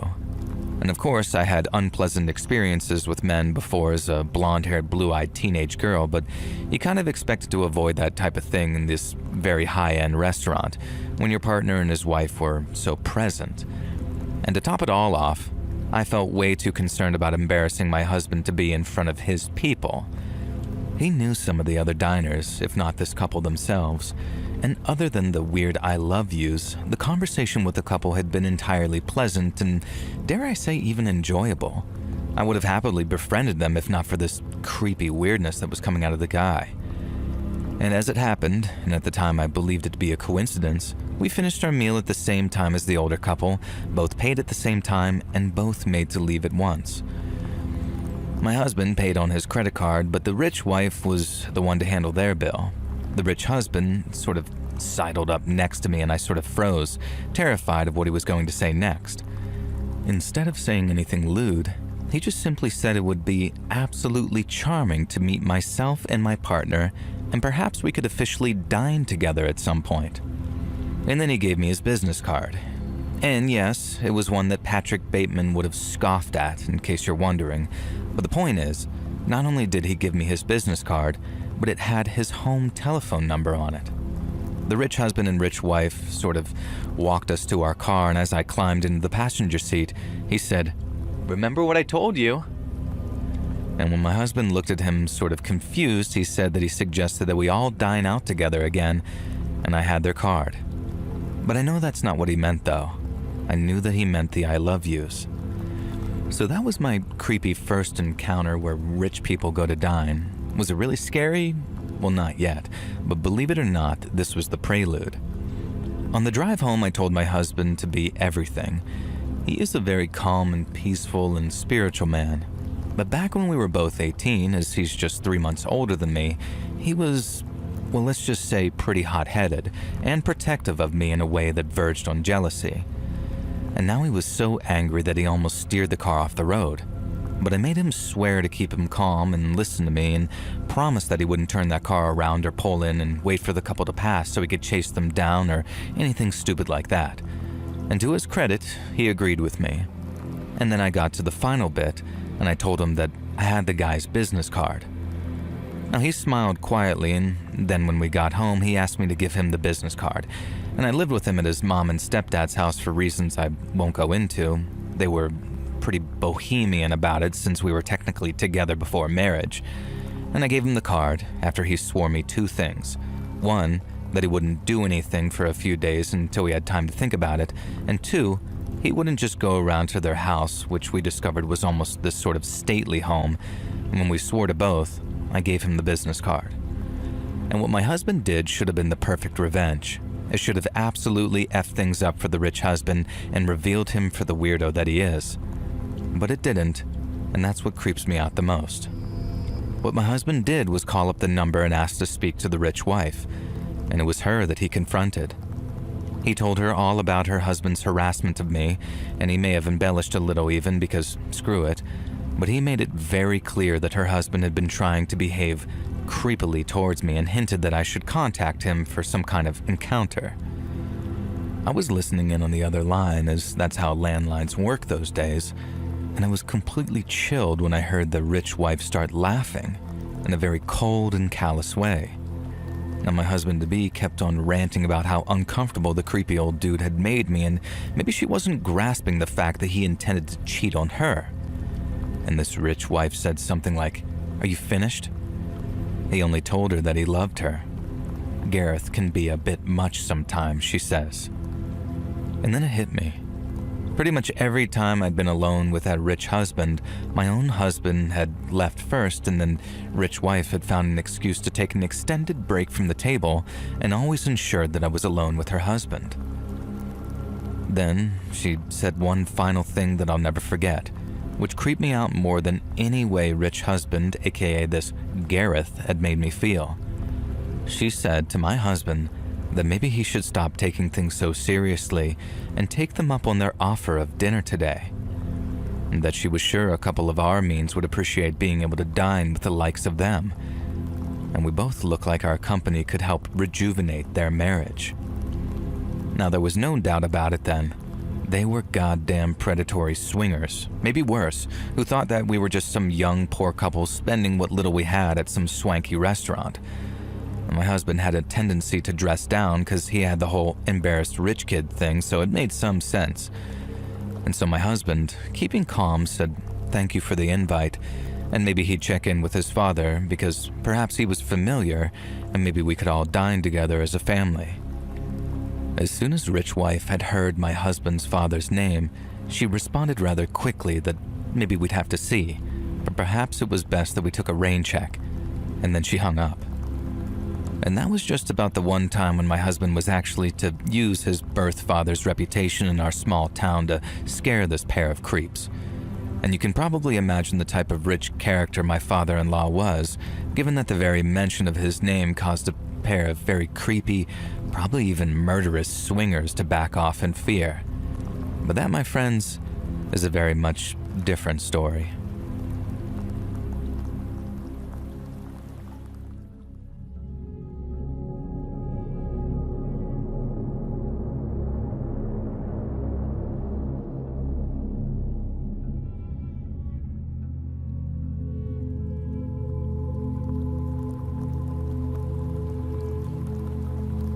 I used to work at this trucking company out in California. Not 18-wheelers though, just regular 4-wheelers that had cold storage in the back. I worked there for 4 years, never once took a day off for any reason, and that was partly down to liking my own coworkers so much. Now, for the most part, the other drivers were a great bunch of guys. Management was another thing entirely, but all the guys down on my level were great workers, and I'm proud to still be able to call some of them friends. But then, about 5 or 6 months before I quit in protest, they hired a guy named Jerry. Jerry seemed like an okay guy at first. A little quiet maybe, but he delivered on time and he didn't have any problems with anybody. But then came what I now consider my first clue to there being something off about Jerry, and that's when Tony tried showing him a picture of his niece. She just started elementary school, and Tony's getting all teary-eyed, saying look how fast they grow up, and passing around his phone to people to show them pictures of her. But when he tries showing Jerry, Jerry just gives him this icy cold, no thank you, and then just carries on with his business.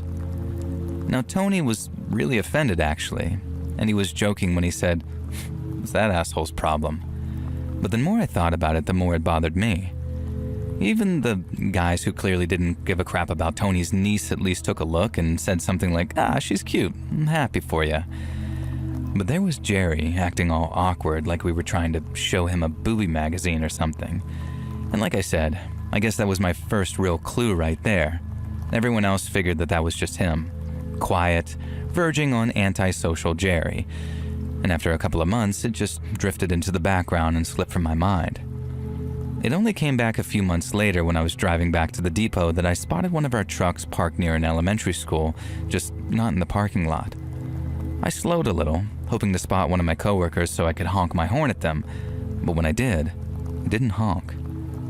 It was Jerry, and that's when I realized why his truck wasn't in the parking lot. He wasn't making a delivery.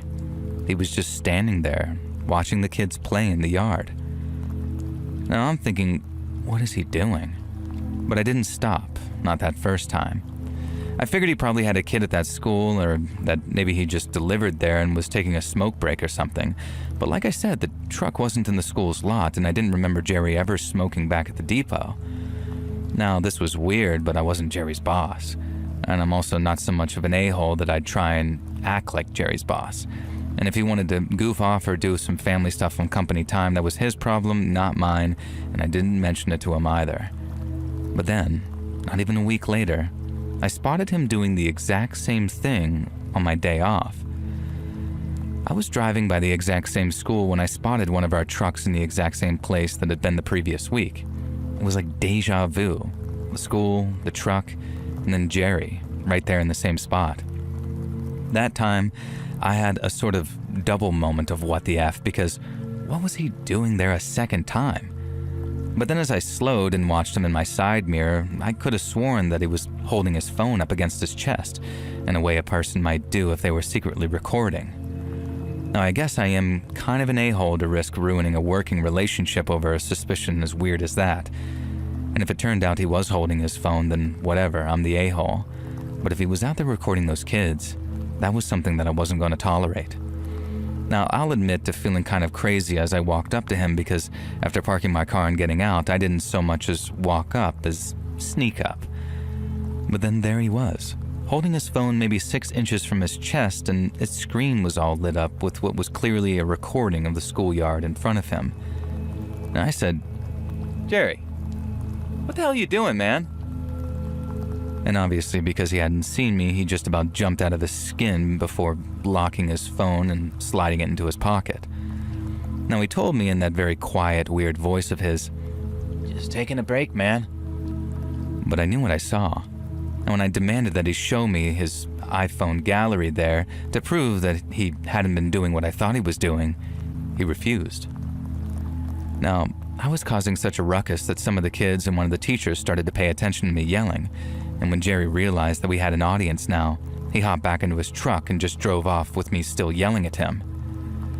I remember calling a couple of the guys that night who told me that I should do the right thing and tell our supervisor what I saw, and so I called him and gave him the full story too. Everyone was being very understanding and saying stuff like, "What the hell? That's messed up.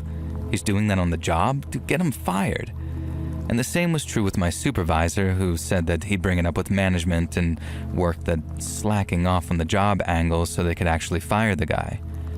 My supervisor did have kind of a warning for me though, like it wasn't all smooth sailing, because when he asked if I'd taken any pictures of Jerry and I said no, he said, "Dude, really would have helped if you did, but now it's just your word against his." Now, I figured that might be an issue, but like I said earlier, I put more than 3.5 years into that company, and I busted my butt every single day I was on the job, too. I figured that might count for something, but it didn't. And it didn't count for a goddamn thing. I had 3 days off, and I spotted Jerry on the second one, so it wasn't until a day after that I was back at work again. Now, I figured I might even stroll in to see no sign of Jerry, with his locker having been emptied. But Jerry was still there, and I barely even clocked in before my supervisor said management wanted to talk to me. I knew it must have been about Jerry. There was nothing else that I was expecting it to be about, and I was right. But what I figured would be little more than a recap of my story turned out to be anything but. I was in there for like half an hour, and a lot of crap got said, but the gist of it was this. It wasn't Jerry that was in the wrong for taking pictures of kids. It was me, because I was harassing him. Okay, so management didn't exactly say that he wasn't in the wrong taking those pictures. They just didn't see it that way at all.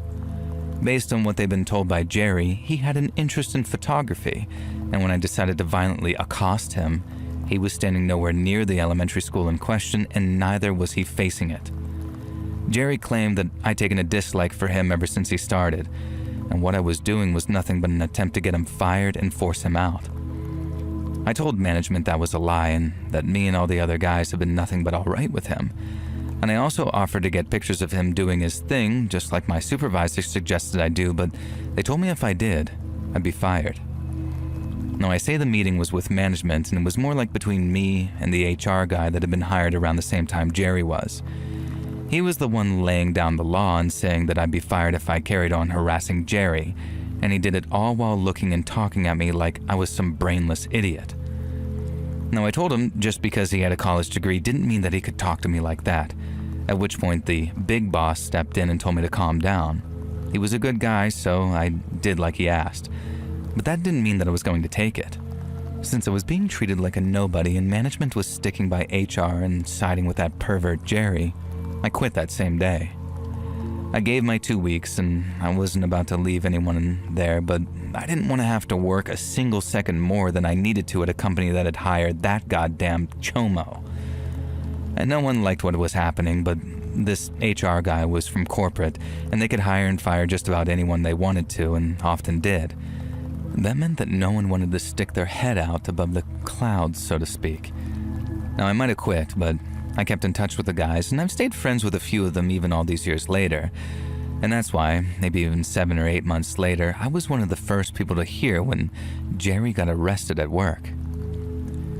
He was a part of some FBI sting involving online child predators, as in like he thought he was talking to a 13-year-old girl when really it was some FBI agent in his 30s. And well, when I found that out, I drove straight over to that old job and almost got myself arrested when I demanded to talk to the HR guy that almost fired me for pointing out who Jerry really was. I know that was a jerk move, and I ended up apologizing to my old boss on the phone later that evening. Boy, was I fuming. And I'm actually glad that the HR guy wasn't there that day and that I didn't catch him going to his car, because I really would have ended up in jail for beating his ass. Now, the guy never showed up for work again either. My old buddy said that he quit the same day the cops showed up at work to arrest Jerry, and even though he left stuff on his desk and he didn't pick up his phone whenever they tried to call. I guess he figured that they were as mad as I was, and in one case they were. But all management wanted to do was return his stuff and do a brief exit interview over the phone, but still he didn't pick up. If there's two things that the whole thing taught me, it's this. Always trust your gut, and HR people are a pain in the goddamn neck.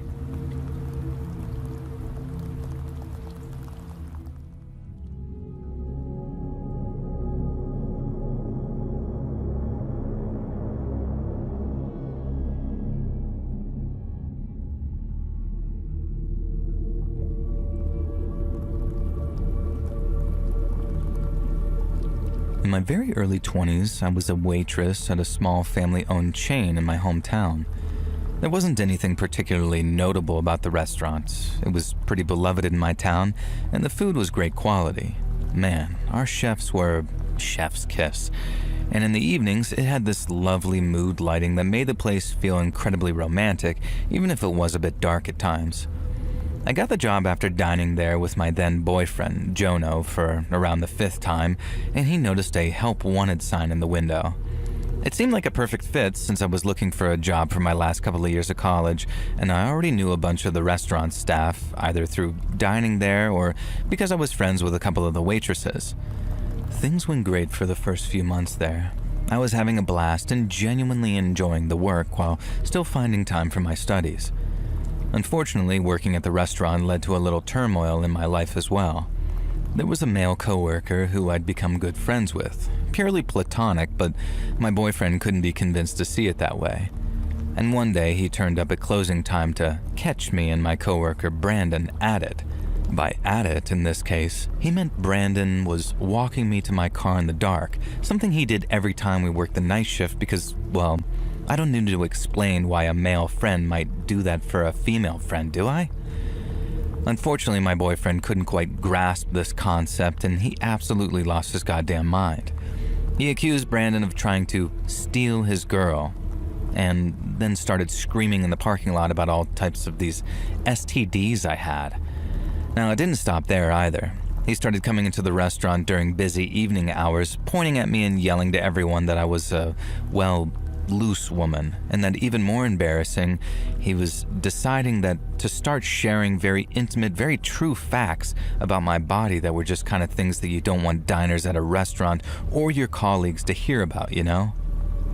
It was horrible, having someone show up out of the blue to randomly yell something unpleasant about how one of my breasts was smaller than the other and I was insecure about it, or the kind of things I liked in bed. And my now ex-boyfriend was banned from the restaurant, and I was given a couple of weeks of compassionate leave.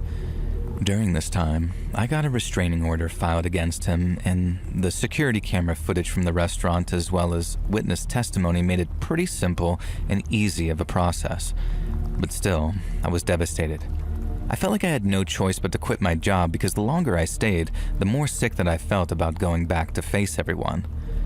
And eventually Brandon gave me a much-needed pep talk and convinced me that I was super valued as an employee and that they'd be gutted to lose me. And his well-meaning guilt trip worked, and I eventually returned to work. And now, enter the third player in the story. His name was Howie, and he was the assistant manager of our little family. Up until this point, Howie had been polite but distant with me. Not rude or anything, but not particularly interested in me as anything more than a colleague either. And on the day that I returned to work, though, he called me into his office and told me that Jono would not be darkening the door of our establishment again, and that he'd personally make sure of it. I wasn't sure how he could promise that since it would require him to work the exact same shifts as me, which surely he wouldn't be doing. But it turns out I was wrong. He'd arranged things so we worked at exactly the same times, at all times. And that was just the first red flag. The next, which I should have taken more seriously, was when he called me into his office again a few days later and started addressing the horrible things Jono had said about me.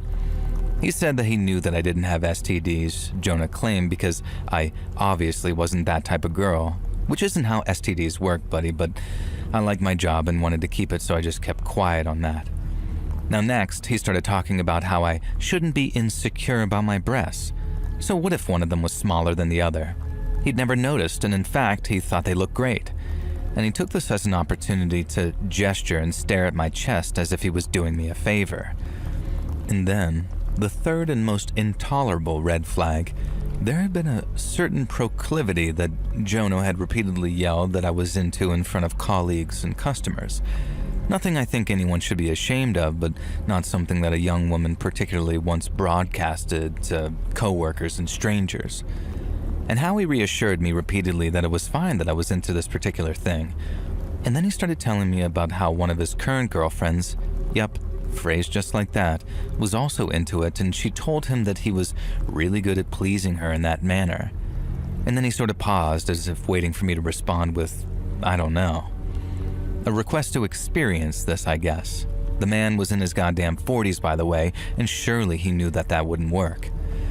And so now, I'd gone from one surprise abusive ex to a surprise creepy boss. They always say bad luck comes in threes, right? And so that night, at a bar after work, I got a bit tipsy and told Brandon everything. Brandon, who'd rapidly become my best friend, who I thought I could trust with anything. And his response, I probably misinterpreted Howie.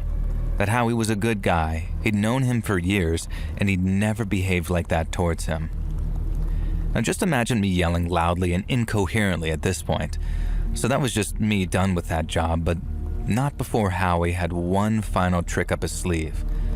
Again, he called me into his office and this time made me sit on his side of the desk, which I reluctantly did because as much as it sickened me, I needed to part on good terms so I could get the references I needed. Now I couldn't believe what I was seeing when Howie pulled up the folder on his computer. It was a series of photos of Jono taken with a telephoto lens, like they'd been snapped by some kind of private detective. And they chronicled his daily movements since we'd broken up. Now I stared at Howie, who looked at me like he was extremely proud of himself, and he went on to explain that now we had a good enough data on Jono's day-to-day activities that we could surely make it look like an accident. Make what look like an accident, I asked. But of course I already knew. Howie had it in his head that together we were going to kill Jono to restore my honor, and then what? I dropped my panties for this balding middle management a-hole because he roped me into committing murder? Now I told him that I severely appreciated the effort he'd gone to and asked him if he could just email his dossier over to me so I could spend the night coming up with a plan. And that buffoon actually did it. He emailed me the photos, his random, barely legible .txt documents about how we could hit Howie with a car or cause him to walk under some unstable structures, or all manner of Looney Tunes nonsense. But his most coherent idea by far was that we'd invite him to the restaurant under the guise of me wanting to get back together with him and then serve him poisoned food. I immediately called the cops and forwarded all the information. Thankfully, they took it extremely seriously and apprehended Howie that same night on intention to commit murder. Eventually, he entered into some kind of plea deal and it was proven that he was most definitely not of sound mind.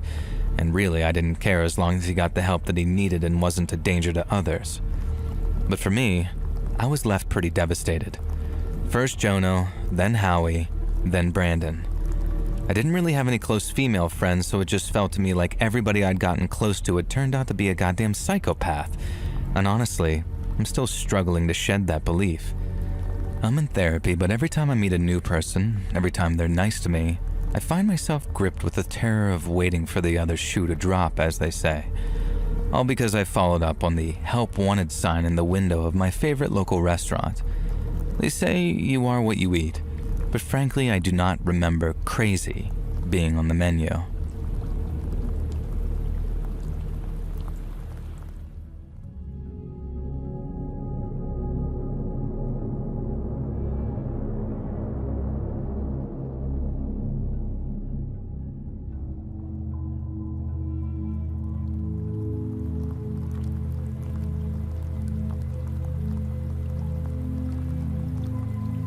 I lived in a haunted house as a kid in the 1990s, and the activity was centered around my attic loft.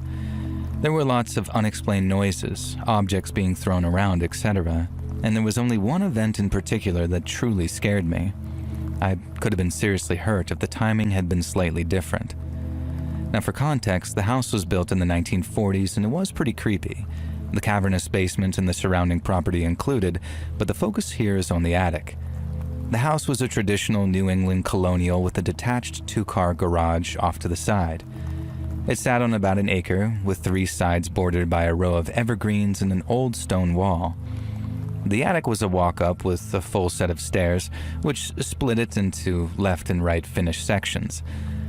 Now, I'm talking late 1970s puke green shag carpet and wood-paneled walls. A lot of the house had been renovated around that time in the 70s or early 80s. There were 2 panels, one at the top landing and another directly above the door at the base of the stairs behind you. These were removable wall panels that led into the slope part of the house's roofline, and those compartments were used as storage crawl spaces by my father. The left side of the stairs had a waist-height retaining wall/shelf, while the right side had a full-sized wall with a small closet accessible from the opposite side. Inside that closet was another small removable access panel for something or other, and I can't remember what it was for. I honestly forgot it was even there most of the time, but this is foreshadowing. Now anyways, my dad used the left half of the attic for his collectibles and storage, while I had free reign of the right half as my hangout spot once I got into middle school at around 1997-ish. And I spent a lot of time up there playing video games and building Legos. I had 2 chairs, a couch, a table, and I could pick up a basic over-the-air TV signal. And I hung out with a bunch of my friends up there, and it was great. Now, most of the time. Now, a quick tangent, I can recall one instance when I was probably about 5 years old, really young in any event, and my dad was going into the storage space at the stair landing to shuffle around some of his collectibles, a lot of baseball-related items, but I'm getting off topic. I crawled in there and started exploring to the right side, thinking that he was messing around on the left. And in the very corner of the attic crawl space, I saw these 2 incredibly intense, ice blue glowing eyes. I got this overwhelming, unexplainable feeling of fear unlike anything else, and I just turned around and booked it out of there without saying anything. And that was the only time anything like that happened while I lived there, and I'd gone into the crawl space a ton over the years.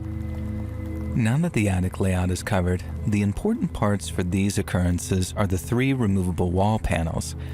These things weren't just loosely put in place. They required deliberate effort to remove. I think you know where I'm going with this. And often while I'm hanging out up there, at least the panel at the top landing would pop out of its place with enough force to slide down the stairs and crash into the door at the bottom. The panels were about 3 feet tall, and there were at least that much distance between the last step and the wall. If it was the panel above the door, on the other hand, that required even less to make a ruckus. And there was only about an 8 to 10 inch ledge next to the wall on the right that you had to shimmy across to access that panel, and I remember it being about the width of a VHS tape. Naturally, when that panel came off the wall, it crashed down 10 plus feet to the base of the stairs, making a ton of noise. Now, this was the normal version of events, and it started happening more and more the longer I'd spent time up there, from 6th through 8th grade. Typically, I'd just pick up whichever panel had fallen, put it back in place, and continue whatever I was doing. And now we're getting to the meat of the story. I was sitting in my chair playing PS1 during a long gaming sesh one summer afternoon, probably in 8th grade, and the chair was positioned a few feet from the closet directly to my left. I got up to use the bathroom on the 2nd floor, since obviously the attic didn't have any plumbing. And as I made my way towards the stairs, only a couple of feet from the chair, both the panels and the stairway suddenly flew off the walls simultaneously and collided in midair, crashing down into the stairs and the door below. On top of that, the panel inside the closet shot off the wall with the same intensity, if not greater, directly into the chair that I had been sitting in. I ran down the stairs, scared out of my mind, and didn't go back up there for hours. Aside from going back there later that day to turn off the TV and PlayStation, I don't think I went back up there again for about a week. And to put it into perspective, imagine these panels leaving the walls with roughly the same force as vehicle airbags deploying, the first generation ones, not the modern stuff that isn't quite as powerful. These were 3/4 of an inch to 1 inch thick wood panels, old school material, not the cheap stuff that you get at the store today. Getting hit by one of those would have seriously messed up a grown man, let alone a scrawny 12 to 14-year-old kid. And no, it wasn't a draft or stormy weather. This happened regardless of the conditions outside. And I remember one less intense event when I picked up the panel from the bottom of the stairs, fit it snugly back into the wall, turned around, took a few steps towards my side of the attic, and it did the same thing again. And I just straight up said, "All right, I'm leaving," packed it up, and did something else in the house. I had gotten the hint. Now, most of these events happened during middle school in the late 90s when I was allowed to take over that space. We moved out when I was entering high school in 2000, and these things also occurred at other times when nobody was up there, usually at night, and I heard a lot of crap happening at all hours. My bedroom was right next to the door leading up there, under my father's side of the attic. However, the frequency of the noises and phenomena dramatically increased once I started spending my free time up there. I know for a fact that at least 2 of my friends experienced these events while they were at my house, and so did my younger brother, who was 3 years younger than me. Regrettably, I was kind of an a-hole to him around that time, and one of my friends and I locked him up there once.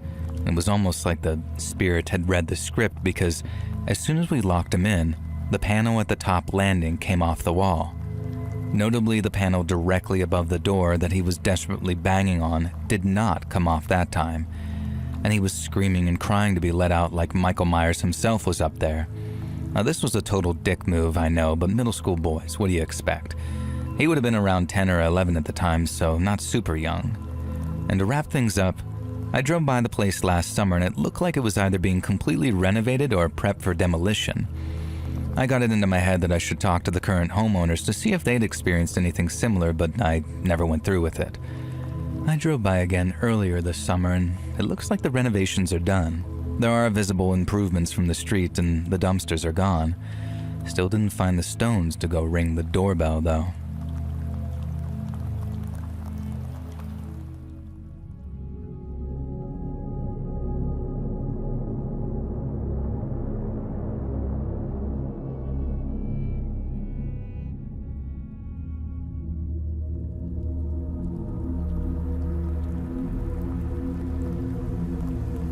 Is anyone here old enough to have been a dad in the mid-90s?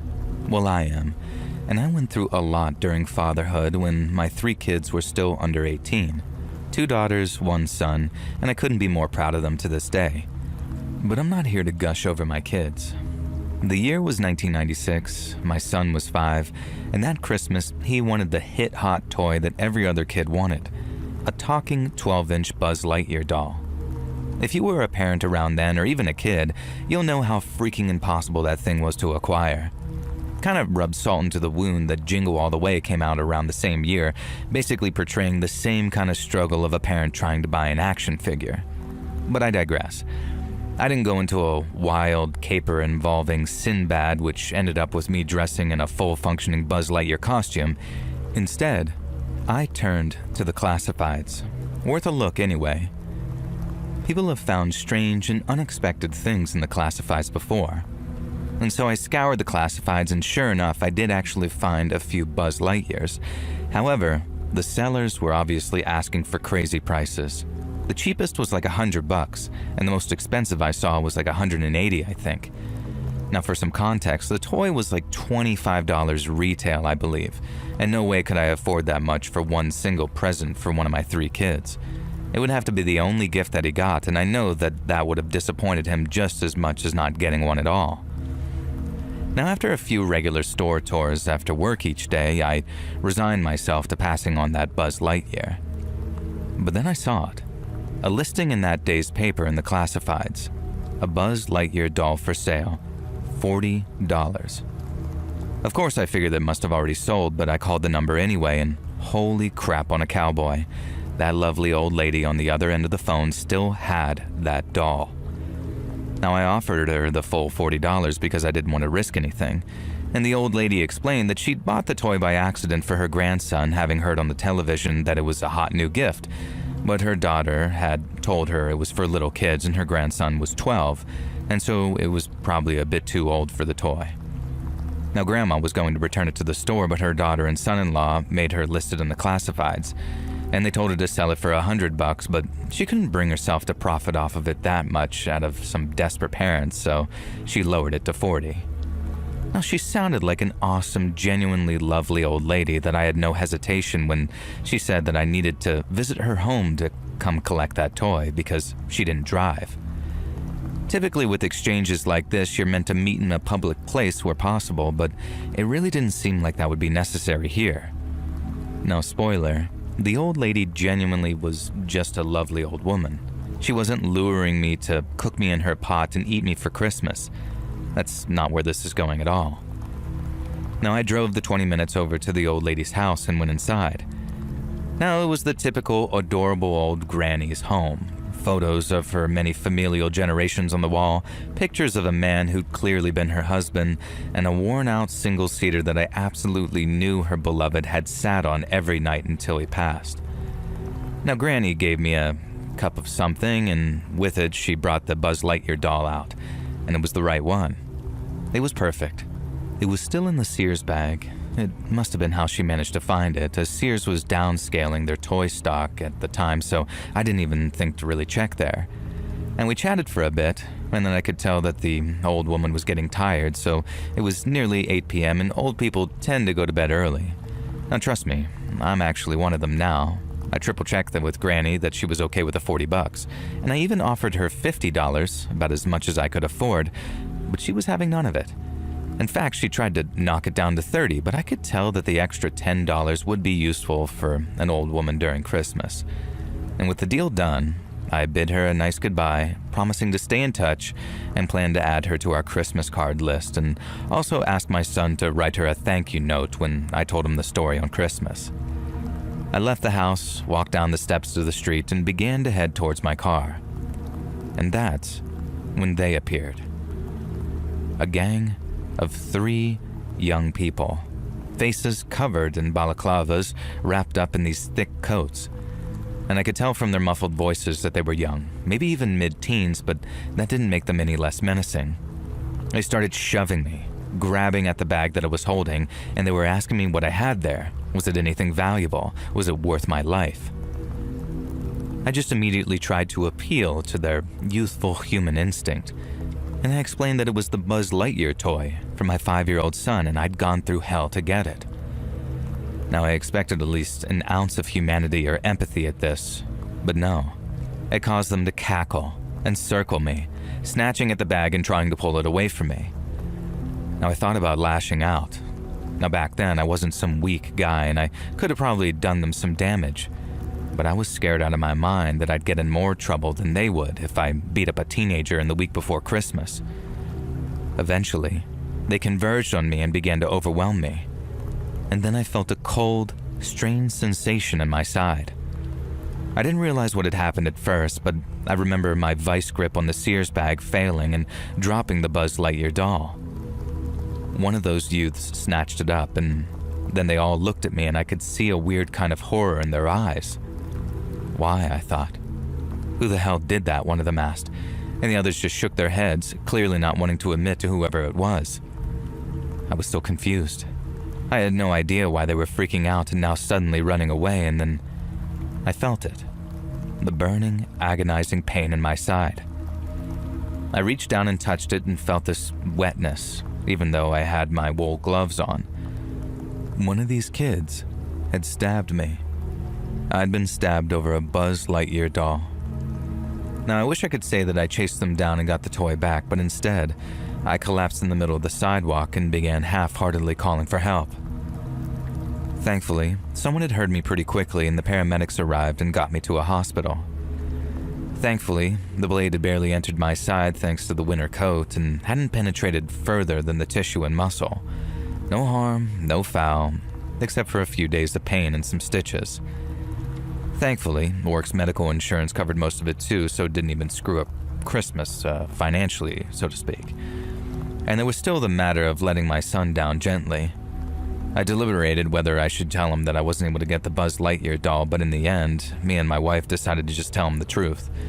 And so a few days before Christmas, we sat him down and explained everything. Why Daddy has an injury, and why he wouldn't be getting the Buzz Lightyear toy he wanted. I kind of expected tears and a tantrum because he was 5, but no. He was completely gracious and wonderful about it, and just said that he understood and that he'd be happy with some of the other things on his list, which was admittedly pretty extensive. And so my son never did get the Buzz Lightyear toy for that Christmas. I got a knife to the gut, but Christmas was still wonderful with the family.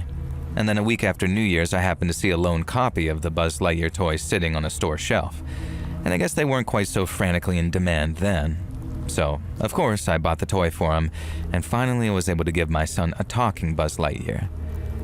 That year, I decided to make a concerted effort to get all the kids heavily into video games because you couldn't really go wrong that way. But that one Christmas, the ugly spaceman from Toy Story nearly got me killed. Be safe out there, folks, even 30 years later.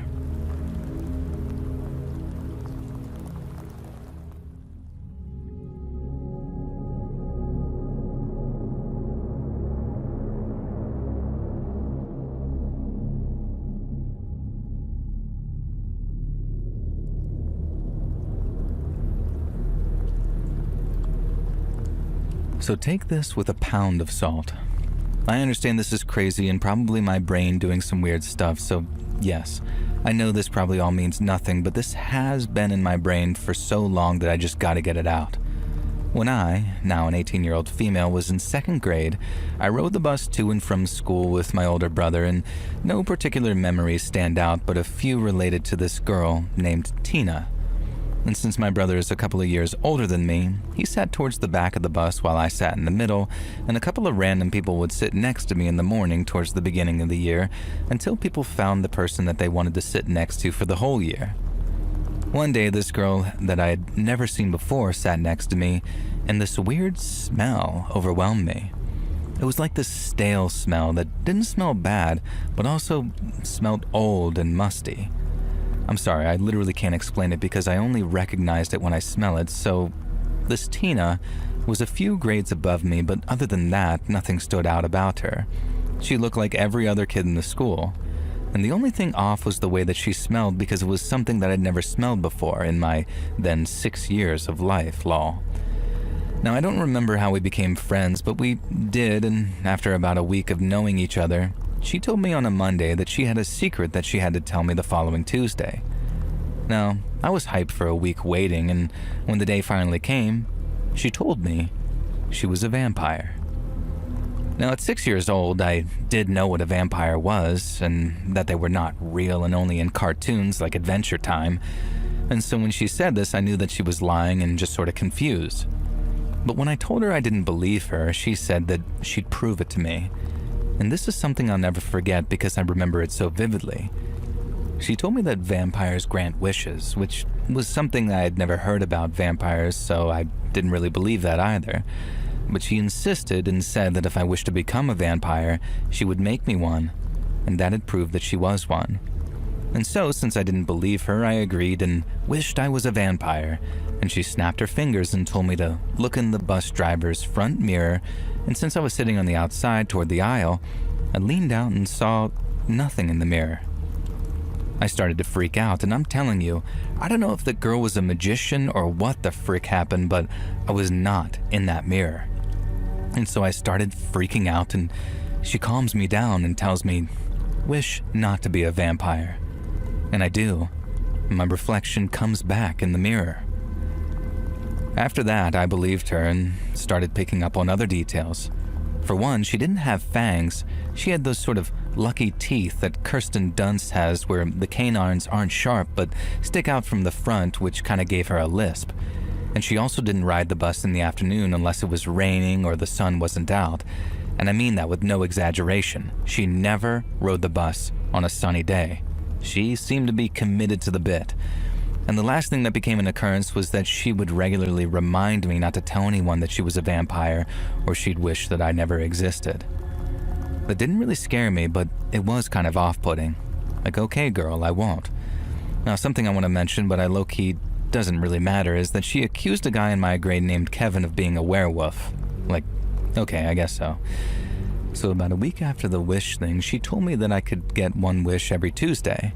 And I wish I could tell y'all what I wished for, but if I remember correctly, I would tell her that I couldn't think of a wish every time for some reason. I don't know why, I just remember being like, I don't know, let me think. And then the next day I'd have a wish and she would say, girl, it's Wednesday, so no. Now I never got bad vibes from her or anything either. It just felt like I was the only one who knew her generally, since no one else talked to her on the bus and we were in different grades, her being in 5th and me in 2nd. I never saw her once we stepped off the bus either. Generally, for a long time after all of this stopped, I figured that this young girl who had seen Twilight and was obsessed, but then I remember what happened the last time I saw her. The last time I saw her was a Tuesday, and instead of granting me a wish, she told me that there was a monster party happening that night, and she wanted me to sneak out of my house and come. Now, I was intrigued, but didn't really comment, so just went, okay, sure. And I asked her where it was, and she said that it had come to me in a dream because that's how vampires kept secrets. And I just kind of forgot about the whole thing once I got off the bus, since I had no intention of going anyway, since I was literally probably 5 or something. Now anyways, after forgetting about it all day, when I went to sleep that night, I had a crazy dream. I dreamed that I was at a party, and there were so many stereotypical monsters there. They weren't exaggerated to be scary, they literally looked like there were 1900s movie counterparts as I walked through the room, so it just looked like a bunch of monsters drinking from red cups like I saw on TV. And as I walked through, I saw a vampire who looked like Dracula. Pale skin, widow's peak, long fangs, and cloak. And as I walked through to reach him, I noticed that there was this big hole in the middle of the floor that looked like a cliff behind him. And when I got to him, he said something to me that I remember for a long time, but recently forgot. And it was nothing scary though, just sort of a remark saying, "Oh, you've made it," or something along those lines. And as we were talking, he moved in a way that I followed to hear what he was saying, not realizing that he was turning me around so that the cliff was now next to me. And at some point I ended up slipping and holding onto the cliff with both hands, begging for him to let me up, and he just stood there for a bit. There was no urgency in the dream at all. From me asking for help to him not moving to help, it all felt very calm. And eventually he bent down and started to lift my fingers up so I wasn't gripping the cliff until I eventually fell to my death. And now the way my dream works is that they play out like a movie. So they're not in first person, and while I never see my own face, I see various perspectives. And so I felt it was as if a camera watched me go down and hit the ground. The dream didn't end when I hit the ground either, it kind of stayed and I saw myself on the ground dead. Now, it was so surreal to think about because it was so randomly graphic and nothing surrounding my interactions with her before that ever gave anything sinister, besides her last interaction with me leading up to the dream. And after that night I never saw her again, and weirdly it took me a couple of years to realize her connection to my dream. That smell has never left me, and neither has that dream, since I never remember my dreams and can only recount like 5 I've ever really had. And I occasionally get reminded of this whole thing when I meet someone who smells like her, which has been maybe 4 times since. Overall, she probably wasn't a vampire, but between the bus mirror thing that actually did happen, and I can't refute, and the crazy dream, I don't know. I know the mind can make up some crazy stuff, but I remember anything down to a T like that, and I really don't know what to say. I'm not religious and have a difficult relationship with the paranormal stuff, and whether I believe in it or not, but that's probably something I'll post about later.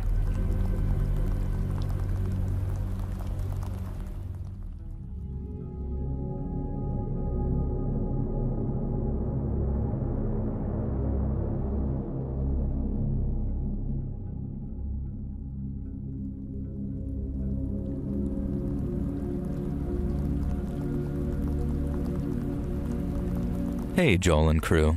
Do any of you remember that huge, horrific blizzard that happened in Oklahoma way back in 2009? I got caught up in it, if that's not obvious. I was driving home from a remote Christmas party on Christmas Eve when the snow really began to fall. What reception I could get through the radio was telling everyone to stay indoors and definitely for sure don't go out driving in your cars. Well, thanks. That really helps halfway through my journey. Now, eventually the snowfall got too heavy and I couldn't risk driving. I tried to pull into what seemed to be a safe side bank, but in fact was a snowdrift that tipped my car into a ditch. Within seconds, the whole car was covered in a blanket of white. Did you know the blizzard reached a record 14 inches of snow that year? Imagine being out in that. And so there was no point trying to gun the engine or pull myself out of the ditch. The car was kind of just sort of sideways at an angle, firmly stuck, and of course, I had no cell reception in the middle of a blizzard out in the sticks. Now, I was going to die in my car on Christmas Eve, I thought. I thought about my boyfriend waiting at home for me and the late night that we had planned, and I just sort of sat there and wept. He worked as a paramedic, so he hadn't attended the party with me as he didn't want to call off of work on Christmas Eve, and I was going to let him down by dying like a moron instead of spending Christmas morning in his arms. My teeth began to chatter, and I found every possible wrap, blanket, and piece of material I could in that car to wrap myself up in. I allowed myself occasional blasts from the heater, but I didn't know how long I'd need to conserve the battery, and I had to be careful with this. Whenever I turned the heating on, it would melt the snow on the windows just a little, and it felt like I was there forever. Hours, days, weeks. I drifted in and out of consciousness. One time I woke up and I was shivering so bad that I thought that I was going to bite my own tongue off. Now, I allowed myself an extra long gun of that engine and the burst of the heater then. Gradually, the snow melted off the windows. And I can't tell if I fell asleep again, but I had this distinct memory of seeing someone outside in the snow. They were wrapped in deer skins and just sort of prowling the forest. I know it had to be a dream, but you know when a dream feels like a dream? This didn't feel like that. This deer figure stalked through the trees, and they'd clearly noticed my car, but were pretending they hadn't. I banged on the window, shouting for help, but unable to open the door and too afraid to wind the window down in case the snow burst in and buried me. Now, eventually, this deer-clad figure did approach the window, tapped on it, and then just ran away. All I can remember is some dirty human face. I think I must have been delirious because I have no explanation for this at all, and this wasn't like the middle of nowhere, Finland. It was Oklahoma. I decided the heat was getting to me, so I just shut it off, but I still felt too hot, so I started removing the blankets and coverings that I had on. Somewhere in the back of my mind, I remembered that this was a symptom of hypothermia, that people become convinced they're too hot, but not too cold. And I began drifting, and eventually a choir of angels descended from the heavens, glowing golden and silent through the blizzard. Except it wasn't a choir of angels, it was a rescue truck, and they were here to freaking save me. Now, I won't describe the boring, elaborate process that involved getting me out of my car into one of those shiny thermal blankets and then taken to the hospital with a severe case of hypothermia. So, that's how I spent Christmas Day that year, in a hospital, making sure that I had enough fluids and didn't go into shock. My paramedic boyfriend didn't leave my side and brought me some of my gifts to my hospital bed. And it was actually one of the best Christmas days ever because the night before, I was certain that I was dead. And not being dead in a ditch is one of the best Christmas presents you can ask for.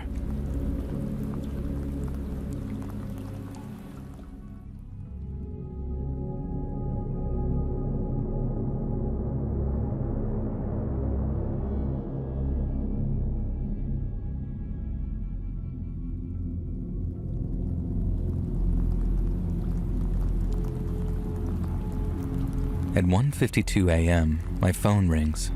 It's my husband. He had already texted me, letting me know that he was on his way home from work. Worried that something was wrong, I answer. I say, "Hey babe, you okay?" And there's silence. "Babe? Can you hear me?"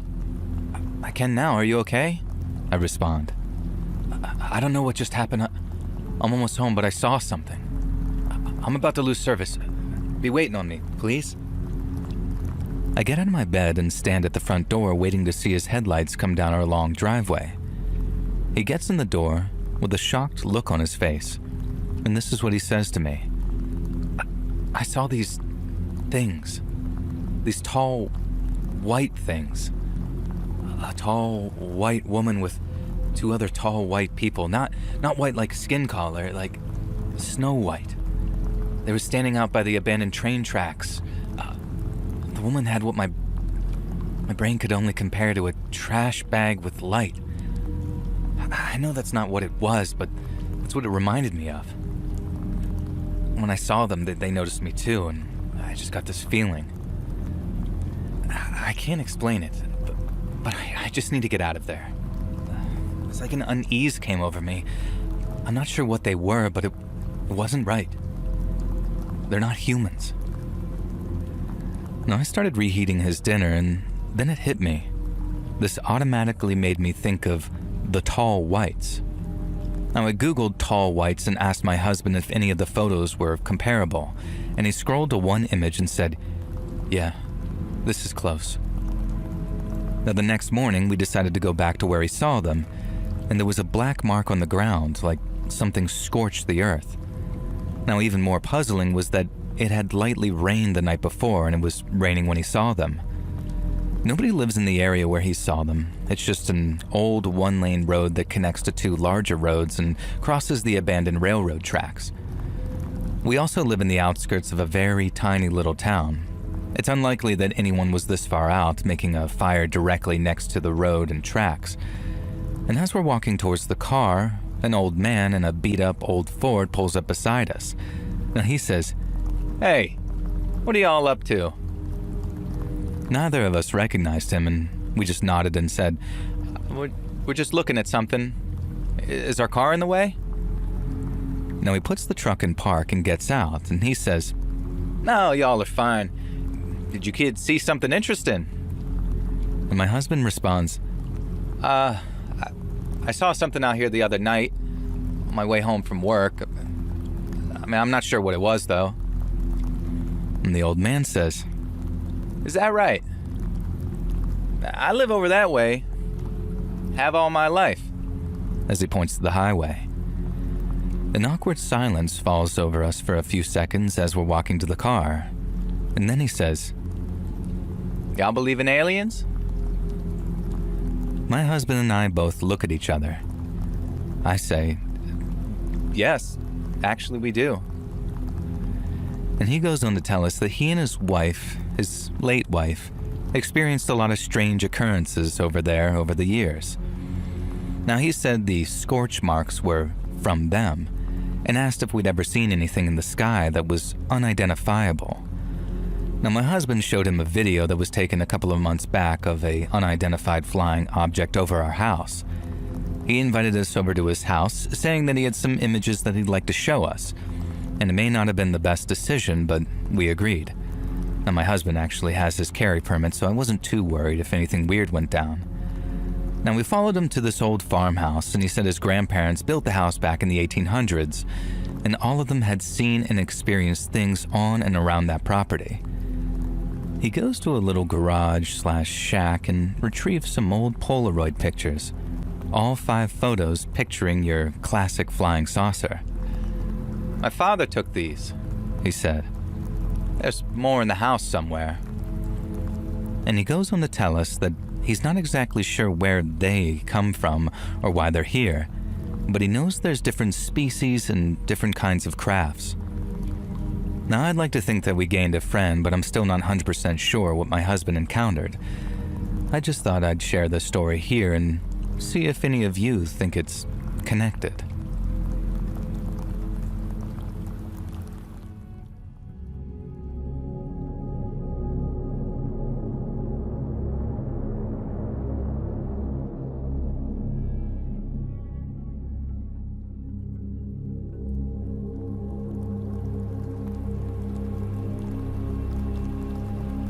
So I'm actually the son in this story, and it was a tale my dad told me many times from when I was a kid. I'm going to write it from his perspective as he dictates it to me, though, because it makes more sense listening to it from his point of view. And I asked him to write it down for me, but he said, "I'm not writing out all that crap for some Facebook Minecraft pod channel nonsense." He's 65 now, and I have no idea how he knows what those things are, but I just told him that I'd write it out for him. and he also cannot get his head around the fact that you are not Markiplier and that other YouTubers exist, so I'm writing it exactly as he dictates here. So anyways, hi Markiplier, or whoever you are. This happened back in the day. Our family stupidly decided that we wanted a real Christmas tree that year. Now trust me, don't bother. It's messy as crap and, well, I guess it could lead to the kind of thing happening that happened to us. We drove out to a certain national forest. Me, the wife, and this little bastard here writing this all down. Now please note, I love my son very much, I just like giving him a bit of crap here and there. And so we were just going through the national forest when I found it. The perfect tree. Out came the axe and I began swinging like a woodsman out of old. Paul Bunyan would have been proud of me, whacking and thwacking away at that tree trunk like a pro. And suddenly, I heard a sound. A sort of spluttering, horrified scream of, "What the F do you think you're doing?" A big, fat, older couple came waddling their way through the trees, dressed up in winter gear. The man was red-faced from exertion and years of enjoying a bit too much to drink. He pointed one fat, bloated finger into my chest and told me I was not, I repeat, not, allowed to cut these trees down. I replied that in fact I was allowed to cut these trees down, and this part of the forest allowed it. And I even produced the necessary paperwork proving it. Now in fairness, not everyone knows that certain parts of certain national forests allow you to cut down Christmas trees, so I came prepared. The man took the paperwork from my hands and instead of looking at it, he threw it down into the snow and just stomped on it, like some stupid toddler. Now my wife was seeing red. I'm the calm one of the two of us, but she comes up to this guy and started giving him an earful. How dare he lay hands on her husband, and how dare he accuse us of false crimes? Now, he began to stutter and my wife continued to yell at him, now for getting spittle on her face.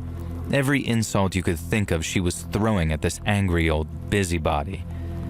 Now I looked around for my son to check that he wasn't too upset by this whole ordeal. I didn't see him, nor I realized did I see the fat wife of the angry man. I scanned the forest, and there they were in the distance, the egg-shaped woman waddle running away, holding my son's hand and dragging him along. I'm not entirely sure what she told him to persuade him to go with her, but he wasn't trying to pull away or anything. The husband realized that I'd noticed what was going on and tried to step between me and the view of his wife kidnapping my son. Well, no, I obviously wasn't having that. And without even stopping to think about the potential repercussions, I punched the fat husband in the face so hard that it sent him flying across the snow, smacking against a tree and collapsing to the ground. I was probably going to be in some trouble here, I figured. And then I remembered this was a plot to kidnap my son, so I was pretty sure a punch was fair game. I sprinted towards the woman dragging my son away. It was hard work in the thick snow, and somehow this chonky woman was faster than you'd expect. I was faster though. I grabbed the back of my son's coat and swung him behind me, throwing him backwards onto the snow. And then, determined not to let this kidnapping heifer get away, I drew on my old high school football days and tackled her in the back as hard as I could. Maybe too hard because we went flying forward and her face connected squarely with another tree, knocking her out. I dragged her back to where my wife had somehow tied the husband up to a tree with the ties that we'd bought to attach the tree to the car roof. The wife was out cold, but the husband was just sort of muttering that we got this all wrong, that they just didn't want us destroying the forest. And the forest where it was perfectly legal to farm a Christmas tree, mind you. Sure, buddy. That's why your pig of a wife tried to steal my son. And this was days before cell phones, so my wife and son drove to the nearest convenience store while I just sat guarding the couple. We had no more restraints for the wife, so I kind of just sort of sat on her, which was not pleasant to say the least, and thankfully, she didn't regain consciousness. Eventually, my wife returned with the cops, and the couple were squeezed into the police cruiser, and I'm actually surprised they fit. Ultimately, nothing came of it, though. It was their word against ours, and according to the cops, they were willing to overlook the numerous assaults that I'd committed against them, as long as we accepted that it was all a big misunderstanding. We didn't have a choice, really. No way was I going to prison and depriving my son of a father just to fight a losing battle. I do worry sometimes that that couple had done this before and did it again, but there's so much evil in this world and only so much of it that God-fearing folk like us can fight. And I hope you enjoyed my little story, Markiplier, and you read it on your radio show or whatever you weirdos do. Thanks for listening, and remember, don't be afraid to tackle a fat woman if she's kidnapping your son. Dad out. And so there we go. That was my dad's story. I have vague memories of it, really, so I know he's mostly telling the truth. I have this slight recollection that the woman promised to take me to see Santa and I somehow fell for it, but I don't like to dwell on that. The idea that I was that stupid as a little kid is almost harder to cope with than the fact that I was nearly kidnapped and probably eaten or whatever they were going to do to me.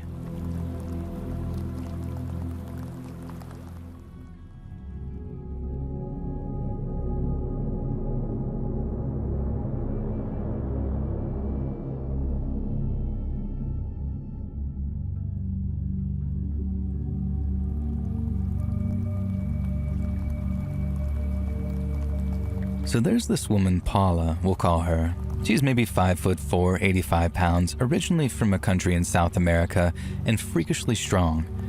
I used to take yoga with her, and we did aerials and pole together. And she's also nearing 60, but you would never guess. She's so fit and tiny and almost ageless in this very intense, wiry, even vibrant way. But I've never quite known what to make of her. I wouldn't say that we were close, though for a little while we started to get closer because we were around each other a lot. The thing is, she started subtly mirroring me, doing her hair like mine, painting her nails the same color, styling herself in ways that felt oddly specific. She even bought me clothes, and it didn't feel like some sweet gesture. It felt off, like she wasn't admiring me, she was trying to wear me or be me. And then one day, we were at open pole together with one other person there, and the studio doesn't have dim lighting, it's actually very bright and fluorescent. And when she was doing this sort of sideways pole sit, and I could feel her watching me. We are both extremely flexible, but I have this sort of connective tissue disorder, so I have a slight edge on her, which isn't a big deal, but she is extremely competitive, probably even a covert narcissist. Now anyways, I'd just done something kind of splitty, and as I turned around to smile at her because it felt like she was looking at me, and when I did, her eyes were completely black. I mean fully black. I looked for several seconds because I couldn't look away. She just seemed almost vacant. Not checked out, but absent, like she'd gone somewhere momentarily and she was temporarily checked out. But yet it also felt like there was something in her place, an almost energetic placeholder. Something else seemed to be looking out through her, but it wasn't necessarily an intelligent being. I was left with this feeling of, I don't think I was supposed to see that, and I'm pretty sure she doesn't know that I saw this, but also I don't know if she was even aware of something happening. It was like when you accidentally see a mic in a movie or a crew wearing jeans in a film set in ancient Rome. It wasn't just a weird lighting thing. Again, bring fluorescent lights at the studio, or a blink, it was just unmistakable, and I've never seen anything like it before or since, and I'm also pretty positive nobody else saw it. Now, it only lasted a few moments. I finally stopped looking at her and walked over to the table where my stuff was and took a sip, and then everything was just sort of back to normal. Now, I know how this sounds. I try to rationalize it and gaslight myself into letting it go, but I can't. Not with everything else. The mirroring, the vibe, the way I never felt entirely at ease around her. I'd really love to hear what other people might make of it because I honestly don't know if I'm reading too much into it or not enough.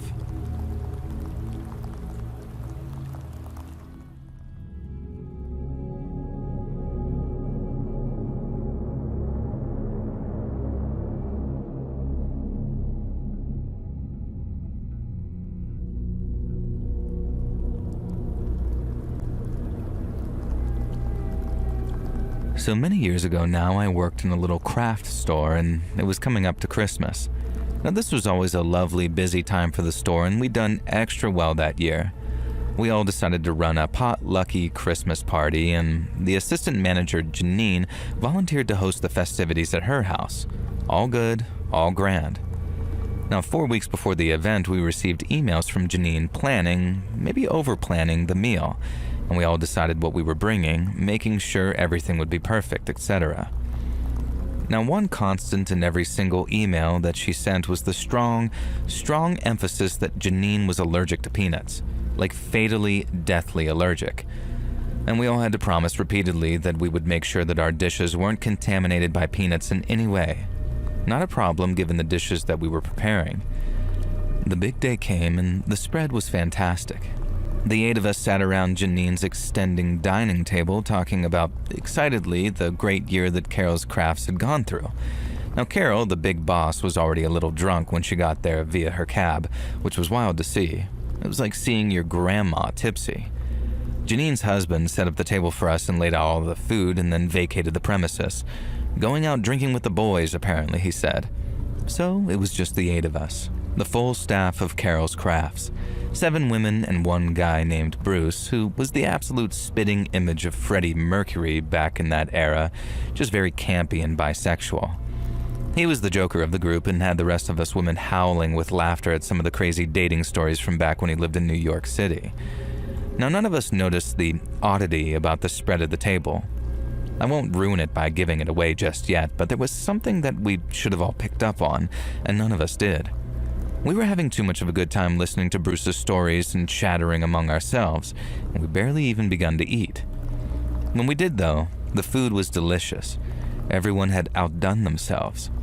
Compliments were being thrown left and right, fun was being had by all, right up until Janine started coughing, and then choking, and then her face began to swell. It was obvious what was happening. She'd ingested peanuts somehow, and she began to claw at the table, reaching for water, trying to croak out the word EpiPen, but we had absolutely no idea where she kept that EpiPen in her house. Suddenly, Carol was on her feet, reaching into her purse and producing an EpiPen out of nowhere. Later, she'd claimed that she'd always carried one with her, as the boss, knowing that one of her employees had a peanut allergy. So without any fuss or hunting for an EpiPen, Carol shot Janine up with the epinephrine, and immediately the effects were obvious. She started being able to breathe again, and the swelling stopped. That wasn't enough, though, so we called 911, and an ambulance was there in minutes, and she was taken to a hospital and treated. And that wasn't the end of it, though. Long story short, the doctors discerned that Janine had fully consumed peanuts, and that her reaction had been far too bad for minor contamination. That meant that one of the dishes that she'd eaten had contained an actual large amount of peanuts. Janine insisted on getting the cops involved because, after the repeated numerous warnings, it felt like an attempt on her life. I can't blame her. It was determined that the meatloaf contained ground-up peanuts, and more than enough to be deliberate. But therein lay the big mystery, and the thing that we hadn't noticed throughout the whole meal. The potluck should have consisted of 8 dishes, and there were 9, and all of us denied bringing the meatloaf, and we all explained which dish was ours. Now, time passed and we went back to work after the Christmas break. Janine kept dropping comments and remarks suggesting that she believed one of us had brought the meatloaf as well, and then we started suspecting each other. Had Bruce finally gotten sick of Janine's OCD and how the shelves were stacked? And what about Carol? She conveniently had an EpiPen on her person, despite having no need for one. Was it really just a thoughtful gesture for an employee, or had Carol merely wanted to ensure Janine didn't die, but let the allergy serve as a warning? And then there were all the other staff members. None of us had a problem with Janine, and we were all like family, but someone had certainly tried to harm or kill her. Carol's Crafts wasn't the same after that. We all suspected each other, and just when it felt like we'd moved on, someone would bring up the peanut meatloaf and would all start again. And this broke Janine. She started referring to us as potential killers and talking openly to herself in the break room about how her colleagues wanted to end her. In the end, Carol had to ask to leave, and honestly, we were all kind of relieved after that.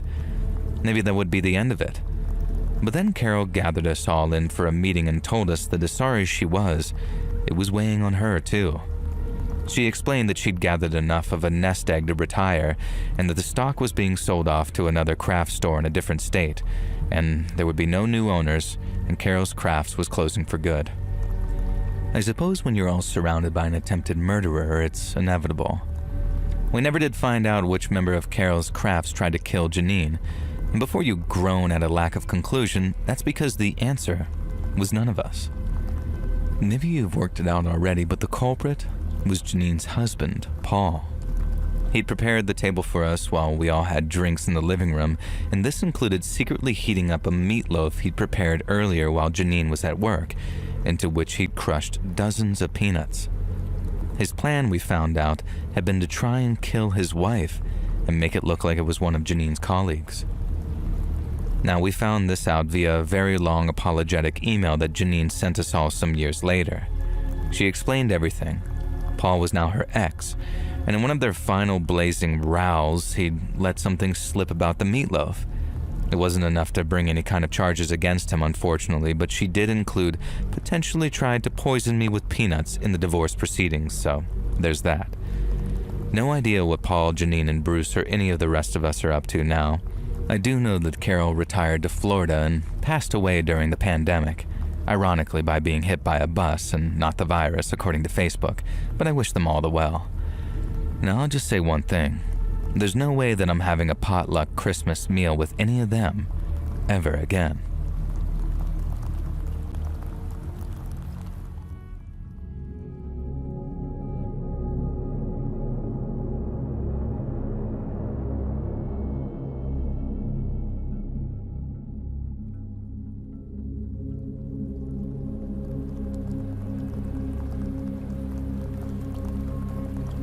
So when I was about 8 or 9 years old, I was laying in the front bedroom of my great-grandparents' large home my mother inherited. And there was an entire upstairs apartment not being used, and it was a large 3-bedroom home on the first floor. Upstairs were 3 more bedrooms, a kitchen, and a bathroom. My mom was about to rent the upstairs out, but saving it for a relative whose lease was up. And my mom and her entire family grew up in that home. And by this time, my great-grandparents had passed on, but my grandparents were still alive.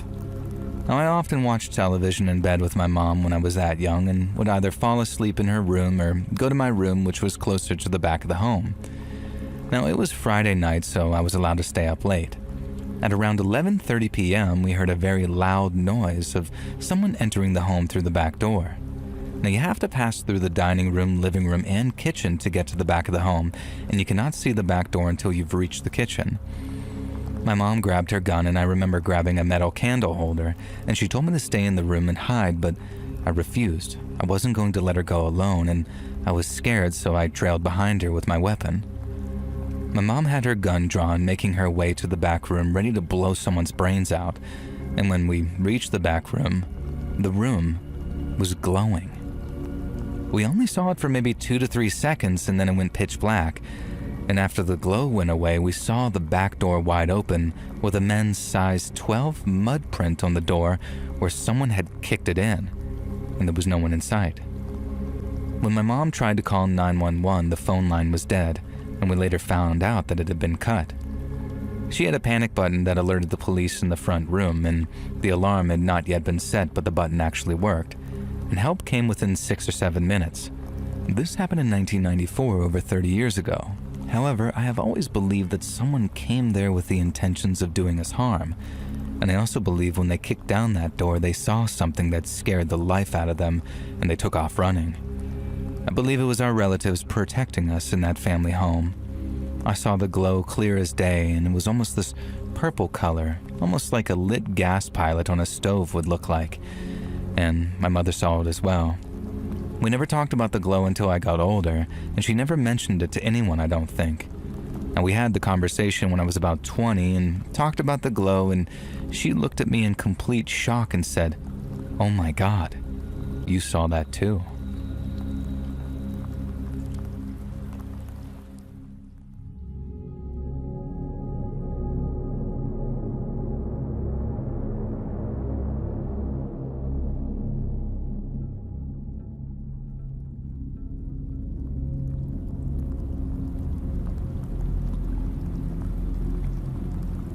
So I'm a woman in my mid-20s. Usually I live with my boyfriend, but he was away for work, returning home on Christmas Eve. And this story takes place a few days before Christmas Eve. I was just chilling around the warm, single-story house in my PJs, and the place was decorated for Christmas, and I was excited for my boyfriend to finally get home on Christmas Eve and see it. Now, I'm not sure exactly what I was doing when I first heard the noise, probably watching some crap on Netflix, but I heard what definitely sounded like footsteps on the roof. Now, you know how it's not at all weird to hear strange noises around a house. Buildings, new and old, can shift and settle, especially when the temperatures change. Plus, there could be squirrels hibernating in the roof space. Even a single-story house has one. And whatever, bros, as long as you don't bother me, I'll let you warm yourselves up there. Now, my friend called and we were chatting and gossiping about various crap, including whatever show I was watching on Netflix, which makes me think it was probably 10 Reasons Why, because I remember I was complaining about it so much that my friend laughed at me for raging like I was on Twitter.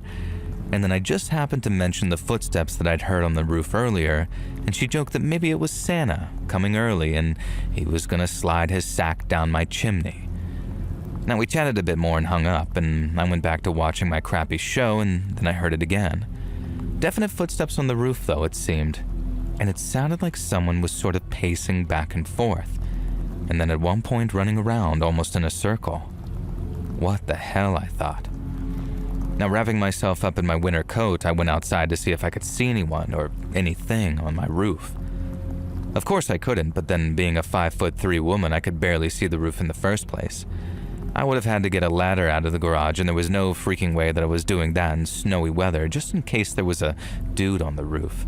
Besides, what could he actually do on the roof? So I just went inside. Big mistake, though.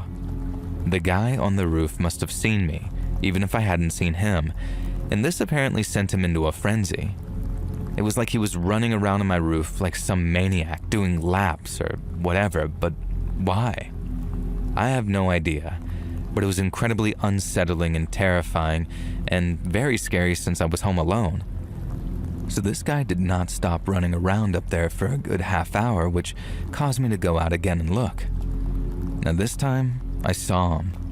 He was wearing a filthy Santa suit and had the build of a meth addict. And he saw me too, and he pointed right at me.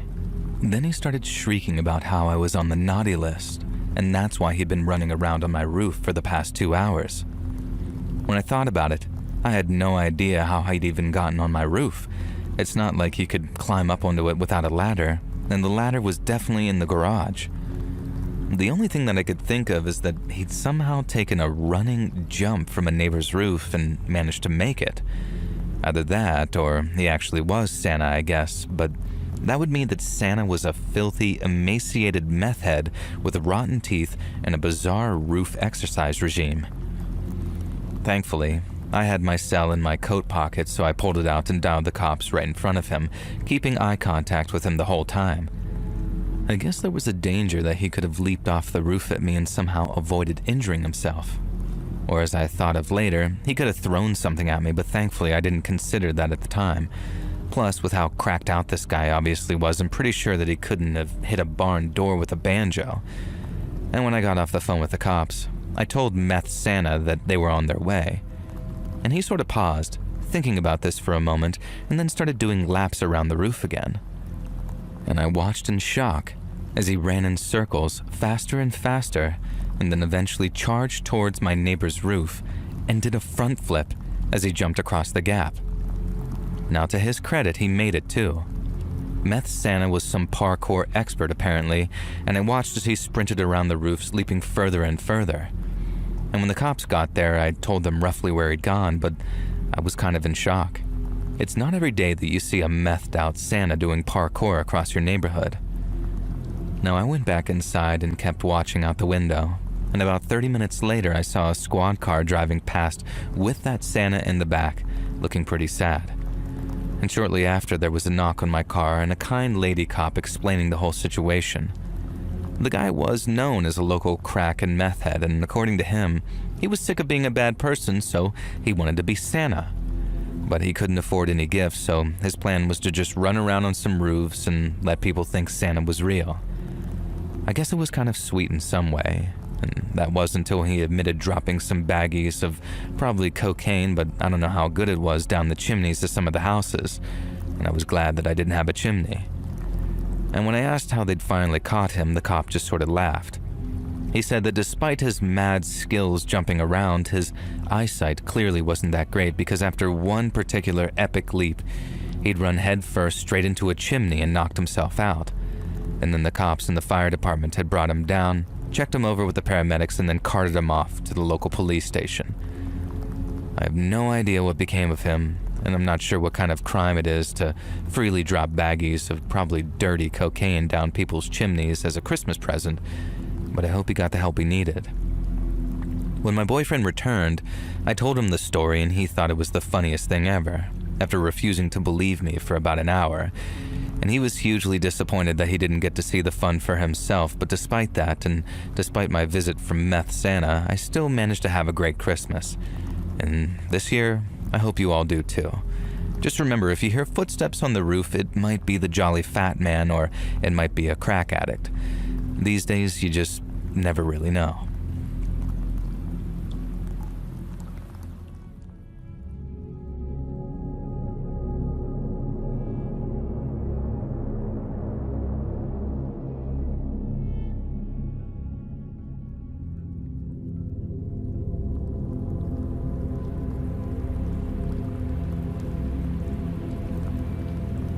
From the time I was 7 years old until I was 12, my family lived in the front house and my aunt lived in the back house.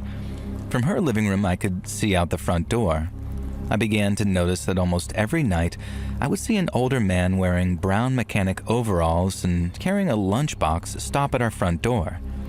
He would pause as if he were unlocking it and then enter the house. I told my aunt about the man and she told me to let her know about it the next time I saw him. The following night, she was watching with me when I saw the man walking up our driveway.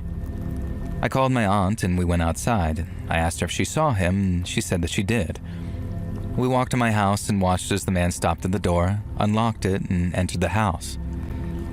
We followed him as he walked into the kitchen and placed his lunchbox on the counter. He turned around, almost facing us, and then disappeared. This happened for years until I decided to ask our neighbors, an elderly couple that all the neighborhood kids called Grandma and Grandpa, who had lived in the house before my family moved in. Grandpa asked me why, and I told him I was just curious. He told me that a man named Kenneth had lived there, and he was a mechanic and had a garden in the backyard that he loved. I asked why he moved out if he loved the house so much, and Grandpa told me that Kenneth was coming home from work one night when he died in a car accident. He never made it home. I said that was sad and that I hoped that he hadn't gone through any pain. Grandpa said that he passed instantly as soon as the two cars collided. I told my aunt what Grandpa said about Kenneth and she told me that maybe I should talk to him about it. I was 12 years old and had been seeing this man for years. He never scared me, so I decided to try. He usually showed up at around 6 p.m., so I waited at the front door for him, and when he walked up the driveway, I spoke to him. I said, "Hello, Kenneth. You had an accident and never made it home from work. My family lives in your house now. You're free to keep coming back here every night, but there's a beautiful garden waiting for you on the other side. You're free, and I know that you miss your garden." Kenneth looked at the house and then down at the ground and then up at the sky. He disappeared for the last time and we never saw him again. I told my grandma and grandpa what I had done, and Grandma said that she had seen him walking down the street, but he always looked right through her. He heard you. He saw you, she said. And that is a very special thing. Don't ever forget that.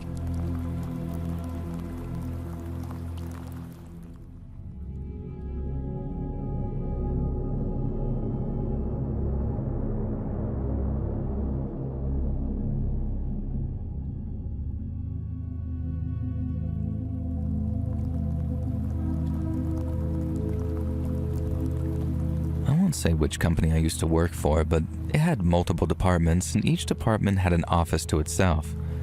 My department would always do a Secret Santa and every year it was awesome. And that was until 2015 when the guy assigned to buy my gift was the new guy, the office creep, and I'll just call him Crispin. Now, of course, I had no idea it was Crispin who was buying my gift. That was the point. In fact, we weren't supposed to find out until we took our gifts home, opened them, and then revealed who bought for who the next day at work. Now, I'd been assigned Margaret, this elderly woman who'd been at the company for years and who loved bath bombs and things like that, so she was an easy buy. Being a young woman in her mid-20s, I figured that I'd be easy to buy for as well. My Secret Santa gift felt like a framed picture, and I could feel glass on one side as I gently tapped it. Now, it was pretty poorly wrapped, with a very fragile sticker stuck to the front, and I made sure to be careful getting it home. When I arrived home, I had various things to deal with, like breaking up with a guy that I met on Tinder who seemed cool at first but soon became way too clingy and obsessive. And I put on my big girl pants and broke up with him over the phone instead of text message or email because I at least owed him that.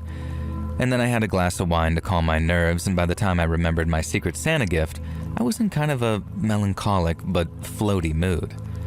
And when I opened it carefully, I thought that I was seeing things. It was a framed photo depicting a young, attractive couple on a beach. The man was wearing a Speedo that left very little to the imagination, and the woman was wearing one of those hideous micro bikinis, neon pink I might add, and that left even less to the imagination.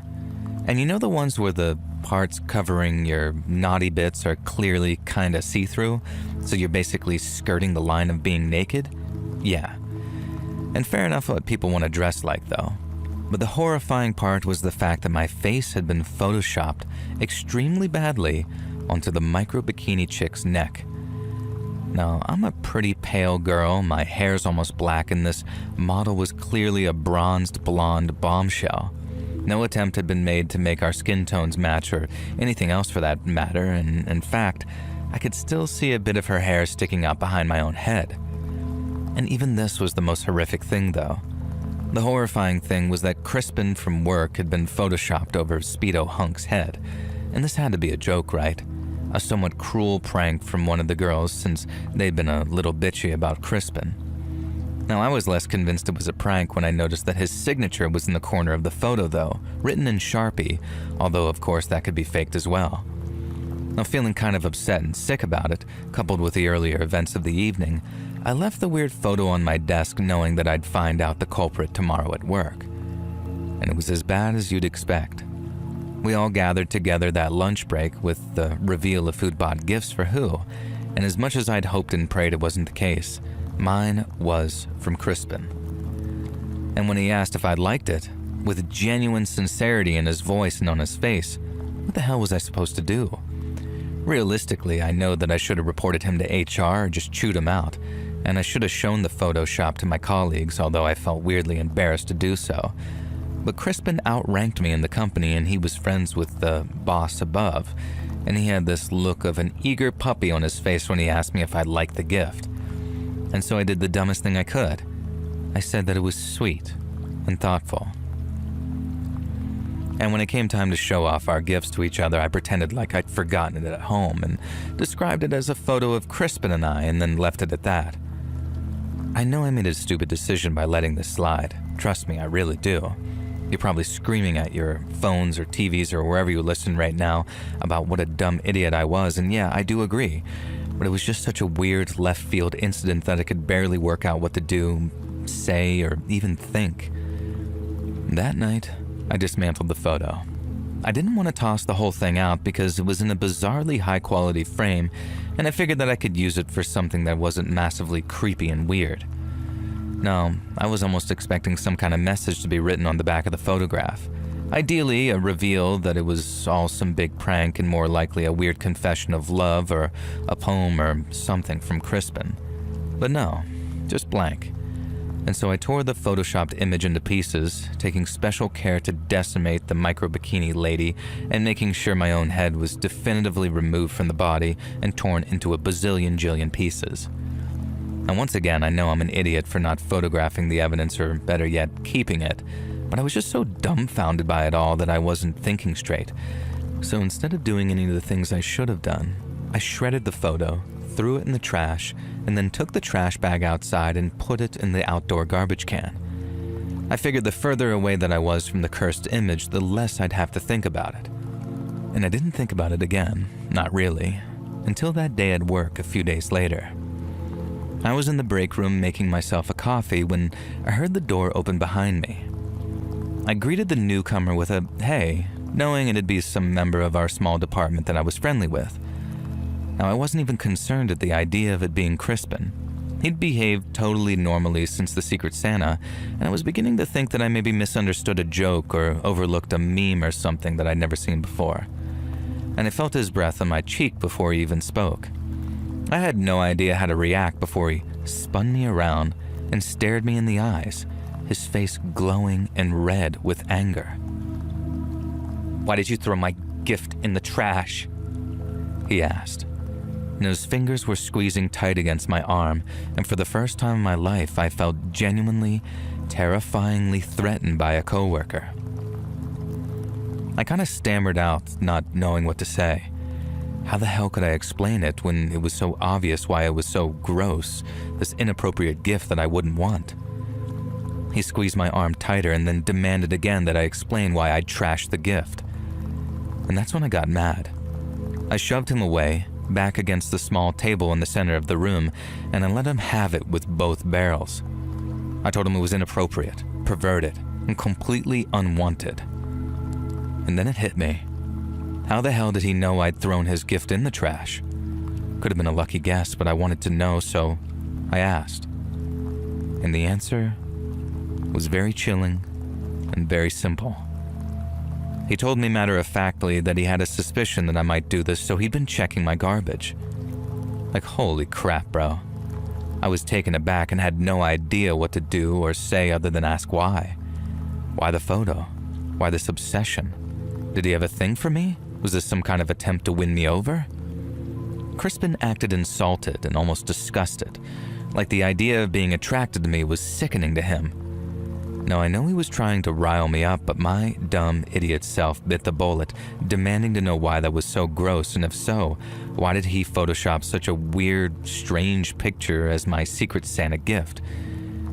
And this a-hole had the temerity to claim that I was the one sexualizing it, and that it was simply a couple of people standing together and I chose to read that into it. My fake body had been basically naked, mind you, and you could see everything through that micro-bikini. That settled it. Crispin was a creepy nutjob, and I was the complete idiot not to keep the evidence proving it. Turns out that didn't matter though, because a minute later, Crispin had grabbed me completely out of the blue and was trying to force my face towards the stovetop, which I'd just used to boil some hot water for tea. Now he was yelling something about finding out how vain I'd be without my beauty or some crap. Just an utterly insane, delusional man. I tried screaming for help, knowing a couple of other coworkers had to be nearby. Thankfully, the first person to burst through the door was a guy named Greg, the department manager, and I didn't notice at the time, but he'd had to smash the door with a fire extinguisher. Crispin had locked us in from the inside. Now, it was only my terrified screams that caused Greg to know something serious was happening. He quickly tackled Crispin away from me, slamming him into a cupboard and punching him so hard in the side of the head that Crispin just collapsed like Santa's discarded sack. I was kind of taken aback that Greg had been so keen to defend me so violently, but he later explained that A, he'd heard enough through the door to know something bad was going to happen, and more disturbingly, B, Crispin had been bragging to some of the male coworkers that the Secret Santa gift that he was getting for his unnamed female colleague was going to make her dive straight into his bed. So, a creep all around then, I guess. Now naturally, Crispin got fired despite his apparent friendliness with the boss of the company, who mysteriously acted like he didn't even know the guy. I opted to press charges against Crispin for his attempt to burn my face, and thankfully the company had a secret security camera in the rec room/kitchen area that verified my story, albeit without sound. Crispin somehow managed to get a suspended sentence, I guess because his assault ultimately failed, but as far as I've heard on the grapevine, his lunatic behavior messed up his life for years to come, and I can't say that I have any sympathy for him. I still work at that company, promoted into Greg's position eventually, who himself has risen up the ranks. We still do Secret Santa even because we all decided that we weren't going to let one insane creep ruin the festive season for us. But we do tell new employees about the one guy who took it too far, without mentioning that I was the recipient, of course, just in case anyone else gets into their head that sending the most bizarre and unpleasant Secret Santa gift is the way to a fellow employee's heart. Spoiler, it isn't.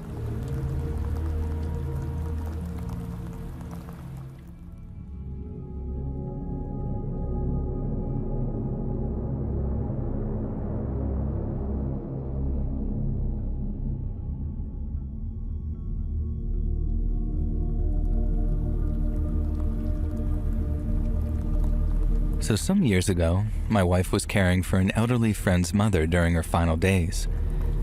My wife has worked in care for many years, and as our friend's mother had advanced dementia, was entirely nonverbal and bedbound, the family needed some professional support to best help care for their mom. And as such, it was arranged that my wife would stay at their mom's house from Friday afternoon to the Sunday afternoon, as the family already took care of her around the clock during the week. And as the family has known me since childhood, they were more than happy for me to stay there over the weekend as well, and for our daughter, who had just turned 2 at the time, to be there as well with my wife, as my wife took care of their mom, who was bedbound in the lounge downstairs. And I knew the house well from my childhood, as it was right across the road from my friend's parents' house. As the family have known me since childhood, they were more than happy for me to stay there over the weekend as well, and for our daughter, who had just turned 2 at the time, to be there as well with my wife, as my wife took care of their mom, who was bedbound in the lounge downstairs. I knew the house well from my childhood, as it was right across the road from my friend's parents' house. And as a family, we had the second double room upstairs for my daughter and I, and my wife split the night between our upstairs room and a camp bed downstairs next to her patient for her hourly checks, as she had alarms set throughout the night. My daughter would toddle around the house and ask questions about the lady my wife cared for, who my daughter ended up referring to as Nana Flo.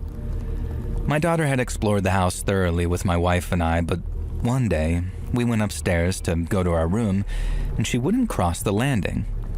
She outright refused and began to cry. I picked her up and asked her what was wrong, and she told me that she was very scared. And I asked her why, and she said that she felt frightened and sad upstairs, so we went back down and she seemed happier. At bedtime, I got her to sleep downstairs and carried her asleep up to bed. And the following day, we went upstairs after breakfast to get her dressed, and she again wouldn't cross the landing. I asked her what was scaring her, and she pointed to the box room door. And I asked her what she was pointing at, and she said, "The scary door." And the door was exactly the same as all the other doors on the landing. Dark brown, no detail other than the wood grain and a right-angled brass handle. I told her that there was nothing scary about the door and opened it to show her inside the room. It was a small room used for storing things Flo hadn't used in the years since she was bedbound. A chair, some board games, and a couple of piles of her clothes and a wooden rocking chair that used to be in the garden. I motioned for my daughter to join me in the room to show her that it wasn't scary, but she refused to enter and kept well back. Now, I was beginning to wonder at this point, as she was always very sunny, a very smiley little girl, so I asked her why she didn't like the door or the room, and she said one word: died. I left the room, shut the door, and got her dressed. 2 weeks go by and she still won't go near the door. But I either hurry her past whilst talking animatedly to her or carrying her. And just to clarify, I wasn't scared myself. Unnerved, definitely, but my daughter clearly was, and as I didn't want her to be, we just tried our best to deal with those moments quickly. Now, during one night, Flo slipped away in her sleep with my wife and daughter next to her holding her hand. We obviously didn't tell our daughter, as it would be a lot to process for a 2-year-old. I kept her upstairs, got her dressed, and packed our day bag as usual, and just got us ready to head downstairs and right out the front door so we didn't have to enter the lounge. As we got to the bottom of the stairs, Flo's adult daughter walked into the hall and saw us. Immediately seeing my daughter, she lit up and said hello to her in her cheeriest voice, considering the circumstances. My daughter suddenly took her hand and said, "Nana Flo's with the angels now." And her daughter just began crying and smiling quietly. We have no idea how she knew she'd passed. She'd passed maybe 3 hours previous, and my daughter and I had been maybe awake half an hour. And what's more, we're not a particularly religious family. My wife and I were both baptized, but we don't really attend church. And the first time my daughter attended church was 8 months later at a wedding, so we have no idea where she got the notion of angels from. And that will honestly stay with me forever. The craziest thing is that when my daughter was born, she didn't cry. She was so calm, and she also didn't cry on the way afterwards with my wife, even though all the other babies were. One older nurse commented to my wife, "She's been here before, that one." Maybe.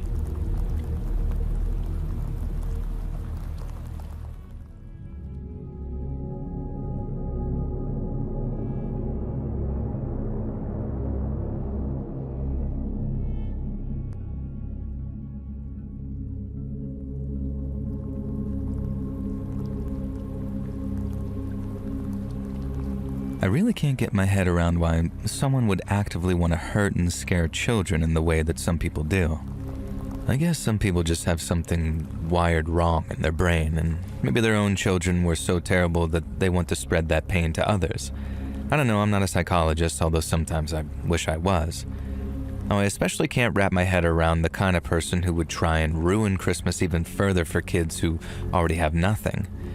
And this whole preamble is a setup for a story about an incident that occurred when I first started volunteering for Toys for Tots.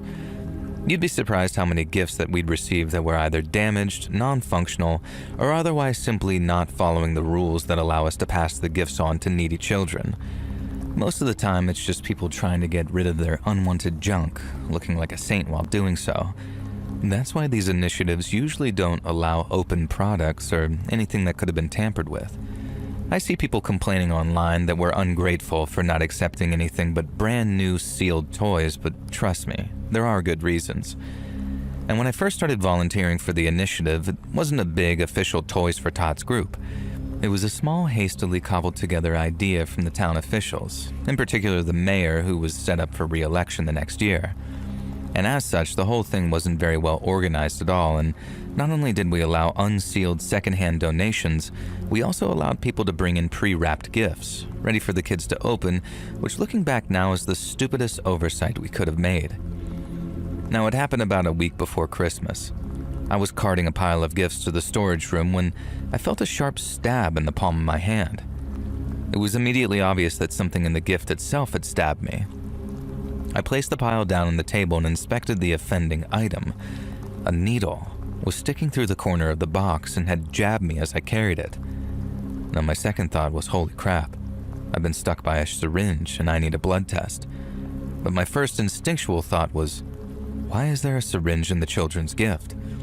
And so I opened the wrapped present carefully, and then the entire thing was a box of empty syringes. They looked like diabetic insulin needles with all the caps removed so that anyone who excitedly tore the package apart, a young child for example, would almost certainly end up stabbed by these needles. One of them had penetrated the corner of the box, which is what had stabbed me. I called my supervisors in, who immediately insisted that I go to the hospital to get checked out because who knows what those syringes were infected with. And I'm pretty sure that they were brand new needles for insulin designed to scare and hurt rather than infect anyone with anything. But I'd promised I'd go to the emergency room just as soon as we'd checked out the other gifts. Now, this part of the story isn't that exciting, so I'll just tell you now. I was fine, the syringes were clean, and my suspicion was correct. And we unwrapped every gift that had been donated pre-wrapped. 4 of the others used the same wrapping paper as the syringe box. Admittedly, it was a popular design, so we had to hope it was just a coincidence. Unfortunately, only one of the 4 was legitimate, a Bug's Life jigsaw puzzle. And here's the delightful list of things we discovered that some deranged soul had tried to pass on to children in need. At least, I hope and pray it was just one person. Firstly, we found a copy of Shel Silverstein's The Giving Tree. The first few pages were normal, but then the darkness started. All the illustrations had been glued over with adult images, some of it being pretty graphic and hardcore. Now, give this book to a little kid and it either traumatized them or get them into some heavy, weird stuff at a very young age. And next was a doll that had been scrawled on and modified in a way that I'd rather not even get into explaining. It had been placed back into the box with a blanket wrapped around the toy so the modifications weren't immediately obvious either. And finally, and most disturbingly, there was a pretty expensive teddy bear. On the surface, this seemed fine, until one of my colleagues noticed some slightly incongruous stitching on its back. We didn't unpick it ourselves, but when we called the cops and handed the offending items over, we were later told that the teddy bear contained a medical blood bag filled with pig's blood. This happened in the 90s, and security cameras and due diligence were all a bit lax back where I worked then. And we were all devastated that our good deed, collecting gifts for the local orphanage, had been so corrupted by hopefully just one person looking to absolutely ruin Christmas for kids who already had a hard, grueling life. It just destroyed us all.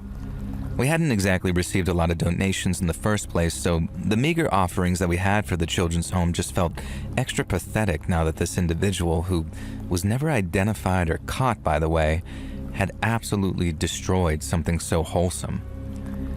We proposed to the mayor and the township that next year we'd be far more vigilant with the gifts we accepted, refusing to allow pre-wrapped gifts and insisting that the toys for the kids had to be new and sealed.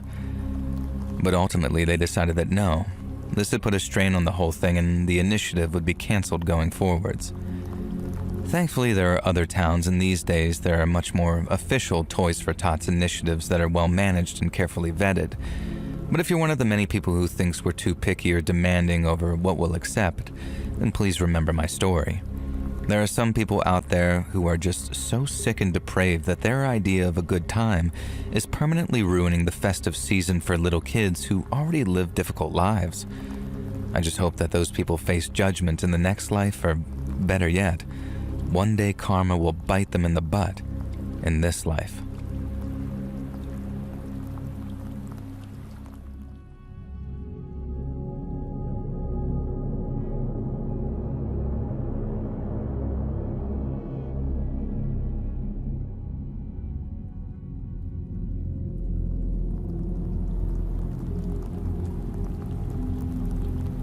So just some background on my family's beliefs.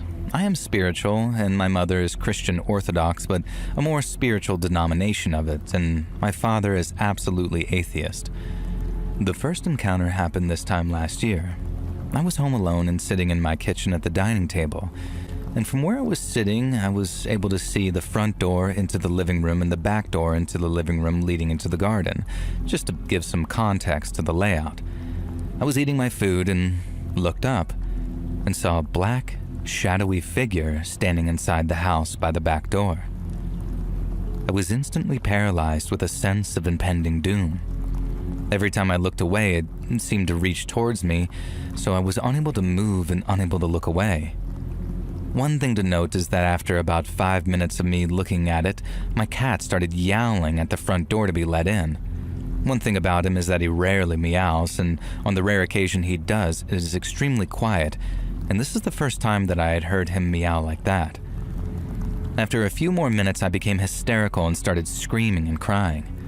And the entire thing lasted about 40 minutes until my mom came home and got me out of my hysterical state.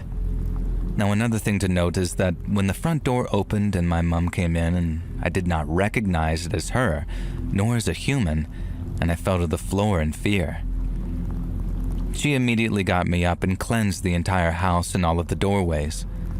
Now, I put this experience down to being a stress-induced hallucination, as I was going through a very stressful time then, or due to the new hormonal medication that I've been put on, hallucinations being a very rare side effect. Now, this was until the second encounter. I had been away from home the past 2 days, and when I got back today, my dad told me that he had seen a ghost, and when he took a picture of it, it disappeared next time he looked. Now, I was taken aback, as he doesn't believe in the paranormal at all and does not joke about things like this. I asked to see the picture, and in the picture, I saw exactly what I had seen this time last year. I will attach the image that he took, where you will see to the left of it the back door where the original instance occurred. I'm very worried, as my friend pointed out, that it has moved from the back door to the living room window, and due to the layout of my house, the entrance/viewpoint is my glass front door. And I suppose I'm looking for an explanation or any advice. I'm very frightened and I'm just not sure what to do.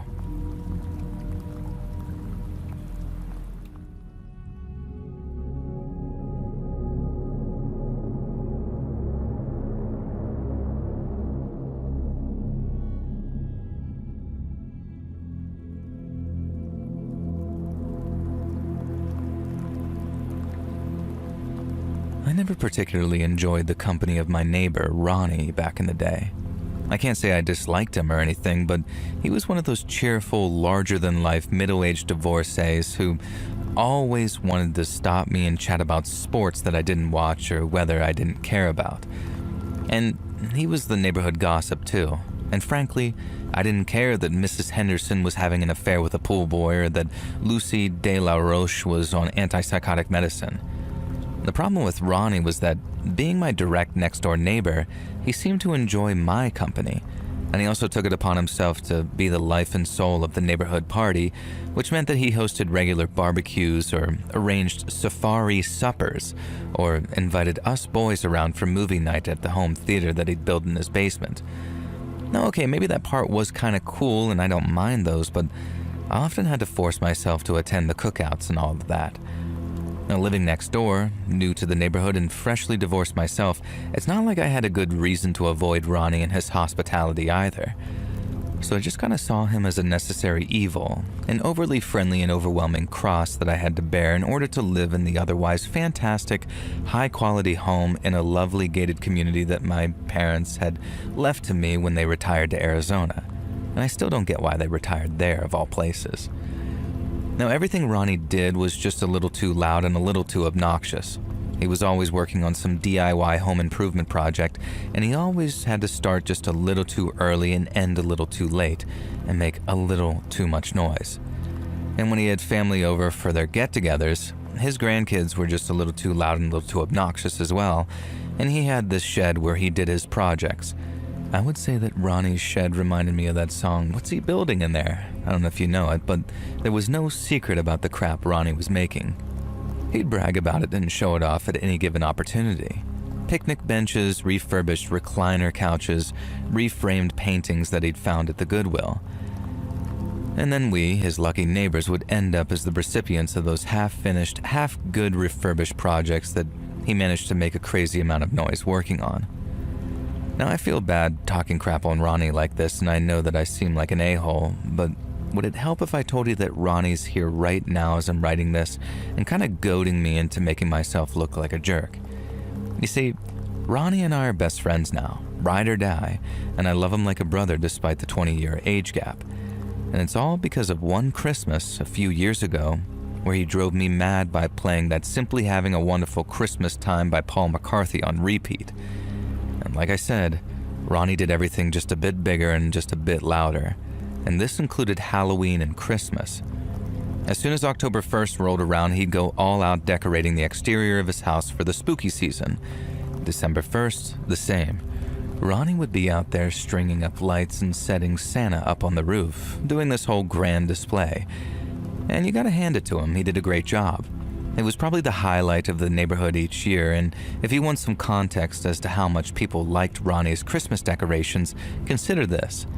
They broke numerous HOA rules, and the HOA let them get away with it without a peep. And do you know how beloved in the community you have to be in order for the Homeowners Association to turn a blind eye to something? Yeah. And so, 'twas the night before Christmas, and all through the neighborhood, not a creature was stirring, except for the animatronics on Ronnie's lawn and the glowing flashing lights. I'd learned to just tolerate it by then, invested in a sleep mask instead of being the local neighborhood curmudgeon at 27. And what I couldn't stand though was the fact that he decided to play Christmas music at what felt like a pretty unreasonable volume at 11:18 p.m. Wonderful Christmas Time by Paul McCartney, and only that song too. And I heard it on repeat 4 times. There hadn't been music blaring from his house either. Was he having some kind of late-night family party? This just seemed weird even for loud, proud Ronnie. And then the song started for the 5th time, and this time it was louder. 6th, louder still. And eventually, when Paul freaking McCartney was on his 9th loop of singing The Party's On and The Feeling's Here, my windows were rattling and I was just about ready to go over to Ronnie's and remind him about Mark David Chapman and the fate of another Beatle. Okay, maybe not quite that drastic, but I was gearing up to go over there and finally yell at the guy. Yes, even on Christmas Eve. And I could see the lights going on in other houses in our small gated community too. Silhouetted figures peering out at Ronnie's place. And as I was pulling on my coat and boots, the song looped again, even louder this time, and I knew that there was no going back. Time to pay my neighbor a visit and tell him and whatever guests he had that they needed to keep it the F down. Some of us had Christmas in the morning. From the way our houses are positioned, I can't see Ronnie's front porch from any of the windows I've been looking out of, so when I arrived on his lawn, I could immediately see something was off. For one thing, one of his beloved light-up Santas had been smashed. For another, his front door was wide open. Now, I thought about heading back to get my gun, but something told me that this was too urgent. Instead, I grabbed an axe resting against Ronnie's firewood pile and made my way into the house. The inside was a mess. The whole place had been trashed, like someone was looking for something. In particular, a lot of the pictures that he had on the walls had been pulled off and thrown to the ground. I followed that sound of wonderful Christmas time into the living room, and I'll never forget the sight that met my eyes. Ronnie was just lying there, in a pool of blood, somehow hooked up against the cabinet that held his old classic stack-based stereo system. His eyes were just sort of coming in and out of consciousness, and his hand rested on the volume knob. His fingers were slippery with blood, and he'd been trying to increase the volume to get someone's attention, he told me later. He managed to get the collar of his shirt hooked on the cabinet, so he was being held up, but I could immediately see why he wasn't able to move any more than he was. The man had been beaten within an inch of his life. Both of his legs were broken, one of them so badly that I could actually see the bone protruding from both ends of the break. One of his arms was broken too, and his good arm was just about capable of occasionally upping the volume on that player. Now, I could barely recognize the guy. His face was so swollen, caused by what I later discovered was an aluminum bat to the face over and over. And urgently I looked around for a phone, but Ronnie started convulsing and playing with the volume again. Now, I shot them this look, and through the pain I could see that it was glancing upstairs. And just when he lowered the volume, I heard it. Footsteps upstairs. Again, I tried to find Ronnie's landline, but he started acting frantic again. He wanted me to leave, but like hell was I leaving him to whatever fate the intruder had in store for him. Now, I was still holding that axe. I had no idea where Ronnie kept his guns, and to this day I have no idea why I behaved so recklessly and stupid, but it was Christmas Eve, so why not? I decided to rush upstairs and confront whoever had done this to Ronnie, armed with some rusty log-cutting axe. Now, immediately I saw the guy. He was short, and I had a good 80 pounds on him, and he was pulling pictures off the wall and opening cabinets, which I later found out was an attempt to find Ronnie's safe. I didn't even think. I didn't even feel like going down for murder by attacking a man from behind with an axe, so I flipped the weapon in my hand, and with all the force I could muster, I charged the intruder and cracked him in the side of the head with the handle of the axe. I expected him to fall immediately, but instead he turned to face me, fury in his eyes, as much as I could see through the ski mask anyway. I also saw that he was holding a pistol. Screw this, I thought, and swung the axe at him again, this time not caring about using the business end. Now, in my grand incompetence, I hit him with the butt of the metal axe, and this time he did fall. Now, the first thing I did was swipe up his gun. Next thing was, realizing I was in Ronnie's office, I grabbed up as many USB and Ethernet cables as I could and put my Boy Scout training to use, tying the guy up as tightly and excessively as I could with goddamn computer cables. I didn't really know what to do next, so I kind of just sat on the couch in Ronnie's office with the gun trained on this intruder, and eventually realized that I was in shock when one of the other neighbors was standing in the doorway, shouting my name over and over to get my attention. Now, the story's getting hella long now, so I'll just summarize the rest. The intruder was Ronnie's estranged son, who decided that Christmas Eve was the perfect time to rob his dad of the valuables that he kept in his safe. It turned out that Ronnie was a pretty rich man and kept a lot of valuables on hand for whatever reason. And for whatever reason, his son, who has become estranged through the whole series of events that isn't really another man's business to share here, decided to finally cause his old man to croak and take everything. Ronnie decided that he owed me a life debt for saving him, and after that I couldn't get rid of him even if I wanted to. And it surprised me to realize that I didn't want to. I liked Ronnie quite a lot, in fact, and eventually we became best buds. Like I said, he's here while I write this, encouraging me to do it, in fact. And now he's wheelchair bound, sadly, but his injuries really took a lot out of him, and his son won't be getting out of prison anytime soon. Ronnie struggles to be the master of ceremonies for cookouts and Halloween and Christmas now, so I help him, almost like a Robin to his Batman. And he refused to move out despite all the bad events and memories, and honestly, I'm just so glad that he stuck around. He's one of the best people I've ever known, and I still feel like a jerk having such a negative opinion on him early on, just for being larger-than-life friendly. But he says it's my penance that I have to share this part of the story, and Ronnie loves nothing more than giving me a hard time. So every Christmas now, since the events of 10 years ago, I help Ronnie decorate for Christmas. And my now wife joins in too, and my 2-year-old daughter already calls him Uncle Ron Ron. Life's very different now for both of us, and it was a terrible, harrowing experience, but we came out of it with a kind of lifelong friendship you'd be extremely lucky to find. And there's only one rule that we have between us, though. Never, ever again are we going to listen to A Wonderful Christmas Time. Screw that song. But Merry Christmas.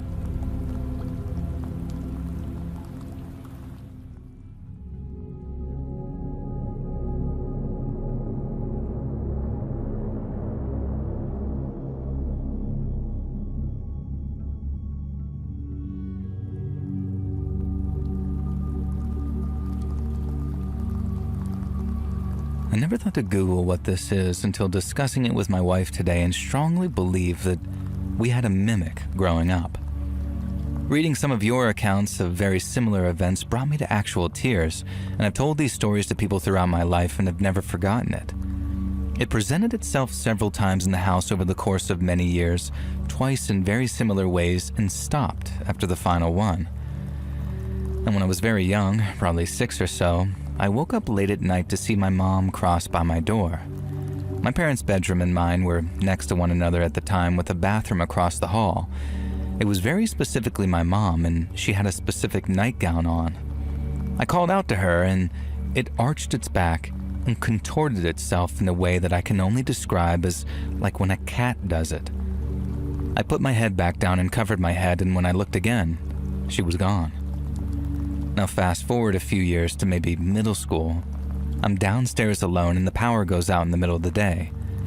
The house was a bit older and had ratty drop ceilings in the basement, so whenever I was down there I could usually tell where everyone in my family was. A second after, the power goes out. I hear a solid minute of what sounded like very heavy boots stomping around upstairs, and thuds and rattling as if things in the house were being dragged and thrown around. After it stopped and I eventually went upstairs, there wasn't a thing out of place. Now the third physical event was another few years later, near the end of high school. I sometimes would doze off on the couch in the basement on the weekends, staying up too late. I woke up, looked over the back of the couch, and what looked like my dad was sitting at my family computer. The lights were off downstairs, but I could see him in the glow of the monitor. This was pretty unusual, as my dad was not really a night owl, and I called out to him, and the same thing as the first time happened, as I can only describe it as bristling and changing its posture to be deeply hostile, looking without turning to look at me. I put my head back down for a second to compose myself and try to get a grip and make sure that I wasn't just freaking myself out or making absolutely sure that I was awake. And I got back up and was gone. Now, I was not sleeping. I stood up and went upstairs after that and was up for a while. And the last thing, after a few years ahead when I was a part way through college, I got home pretty late and the hallway near my bedroom was unnaturally, weirdly cold in one area, much more so than the rest of the house. Now, I knew full on something was strange, but tried to put it out of my mind and force myself to be rational. I got in bed and felt someone sit on the edge of the bed on the side away from where I was facing. Totally frozen in shock at this point, it put a hand on my shoulder and said, "Hey, wake up." In what sounded like my dad's voice, who was pretty soft-spoken and not threatening sounding at all. Mind you, I was not asleep at all, and I shot up at this point and nobody was there. The last occurrence felt sort of final in a weird way that I can't exactly explain. and I lived there full-time for another couple of years until I finished college, visited for days at a time often, and then full-time another 6 months a few years later when changing careers and moving back home from an out-of-state job. Not a hair out of place in the house ever again, and I never told my parents about it, but I just wanted to share with you guys, having spent some time tonight reading other people's stories and realizing that I wasn't alone in this kind of specific phenomenon. Why it presented itself in such a frightening way but spoke so gently, I have no idea. It freaks me out talking about it to this day.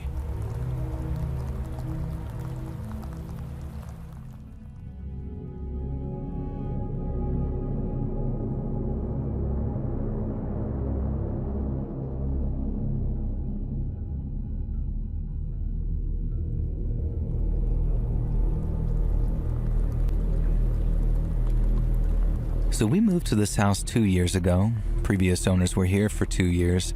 The ones before were here for a year, and the ones before that were here for a decade. They were the original owners. I'm not a witchy person, but I know that there's stuff out there that I can't explain. I know salt, ash, and blood are powerful tools, and 3 a.m. scares me. Now, I have a preschool-aged girl. My mother watches her while I work, and my mom sent me this text yesterday saying, "Creepy story. I forgot to plug in the kid's tablet and it died, and while it was charging, she was on the floor playing with her dinosaurs. She got up, came over, and asked me, 'Why did you open my door?' And her door is closed. I told her that no one opened her door and that it is closed, and she said that a person opened her door and stomped into her room and that they were wearing stripes all over. And I asked her when this happened, and she just kept repeating the story.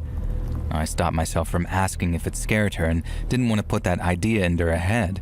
I wasn't sure how to ask her how it made her feel, and she seemed to be more curious than scared. Now, around this time last year, my kid kept walking up crying about angry eyebrows in her walls, and I had her help me rub her walls with salt and burned a candle. Apparently it helped a lot, and she hadn't been scared or said anything creepy since until yesterday. And then last night, while I was putting her to bed, she kept looking at her door and quietly sobbing, saying, oh no, and hiding her face. I couldn't get any info out of her, but I had a very icky, off feeling. Middle of the night, at 3:48, there was a loud thud picked up by our baby monitor, but nothing to cause it, and she didn't wake up. I'm trying to convince myself that this was just the cat being a cat, though nothing in the hallway was disturbed. The monitor doesn't record, and it's just a cheap one, basically almost like a walkie-talkie. But what do? What can I do? Should I get my kid into therapy? Should I burn some sage that I grew myself? Not smudging, as that's a closed practice. I just know that it's a cleansing plant. Should I salt her room again? Add ash? I tried asking in the witch subreddit and then the spells subreddit, and they both said that this belonged here in r/paranormal, instead then deleted my posts. Just help me out because I'm scared.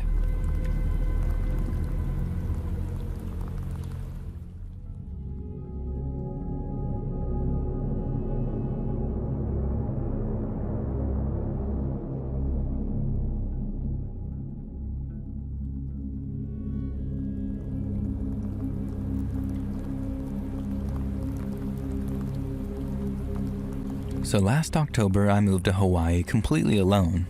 I was unhappy with my life back home and needed a change. I left behind a decently well-paying job that I hated and took a leap of faith, even though I only knew one person on the island. The transition was hard. There were days that I questioned why I had come and what I was looking for. And one afternoon, while playing pickleball, a man approached me.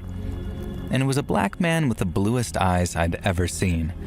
And we started chatting casually, and then out of nowhere, he began telling me things about my life that no stranger could possibly know.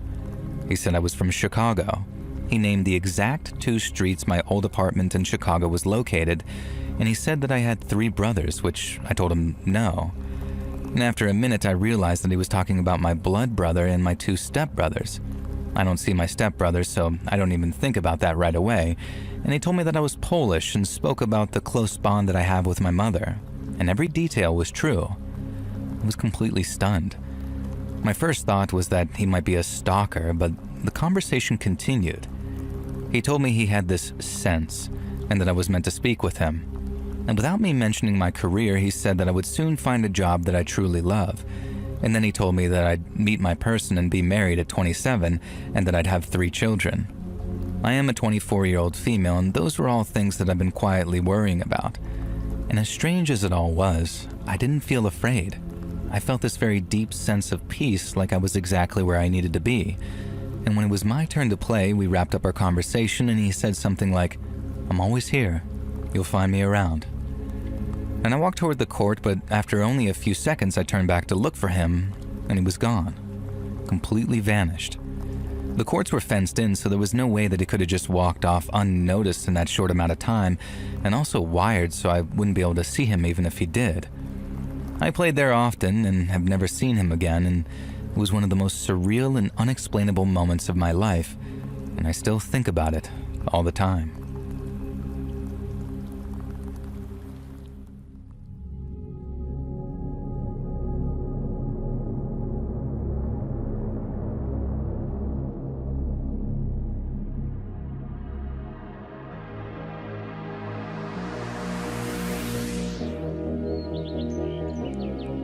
Hey friends, thanks for listening. Click that notification bell to be alerted of all future narrations. I release new videos every Monday and Thursday at 9 p.m. Eastern Time, and there are super fun live streams on Sundays and Wednesday nights. If you got a story, be sure to submit them over at my email, letsreadsubmissions@gmail.com, and you might even hear your story featured in the next video.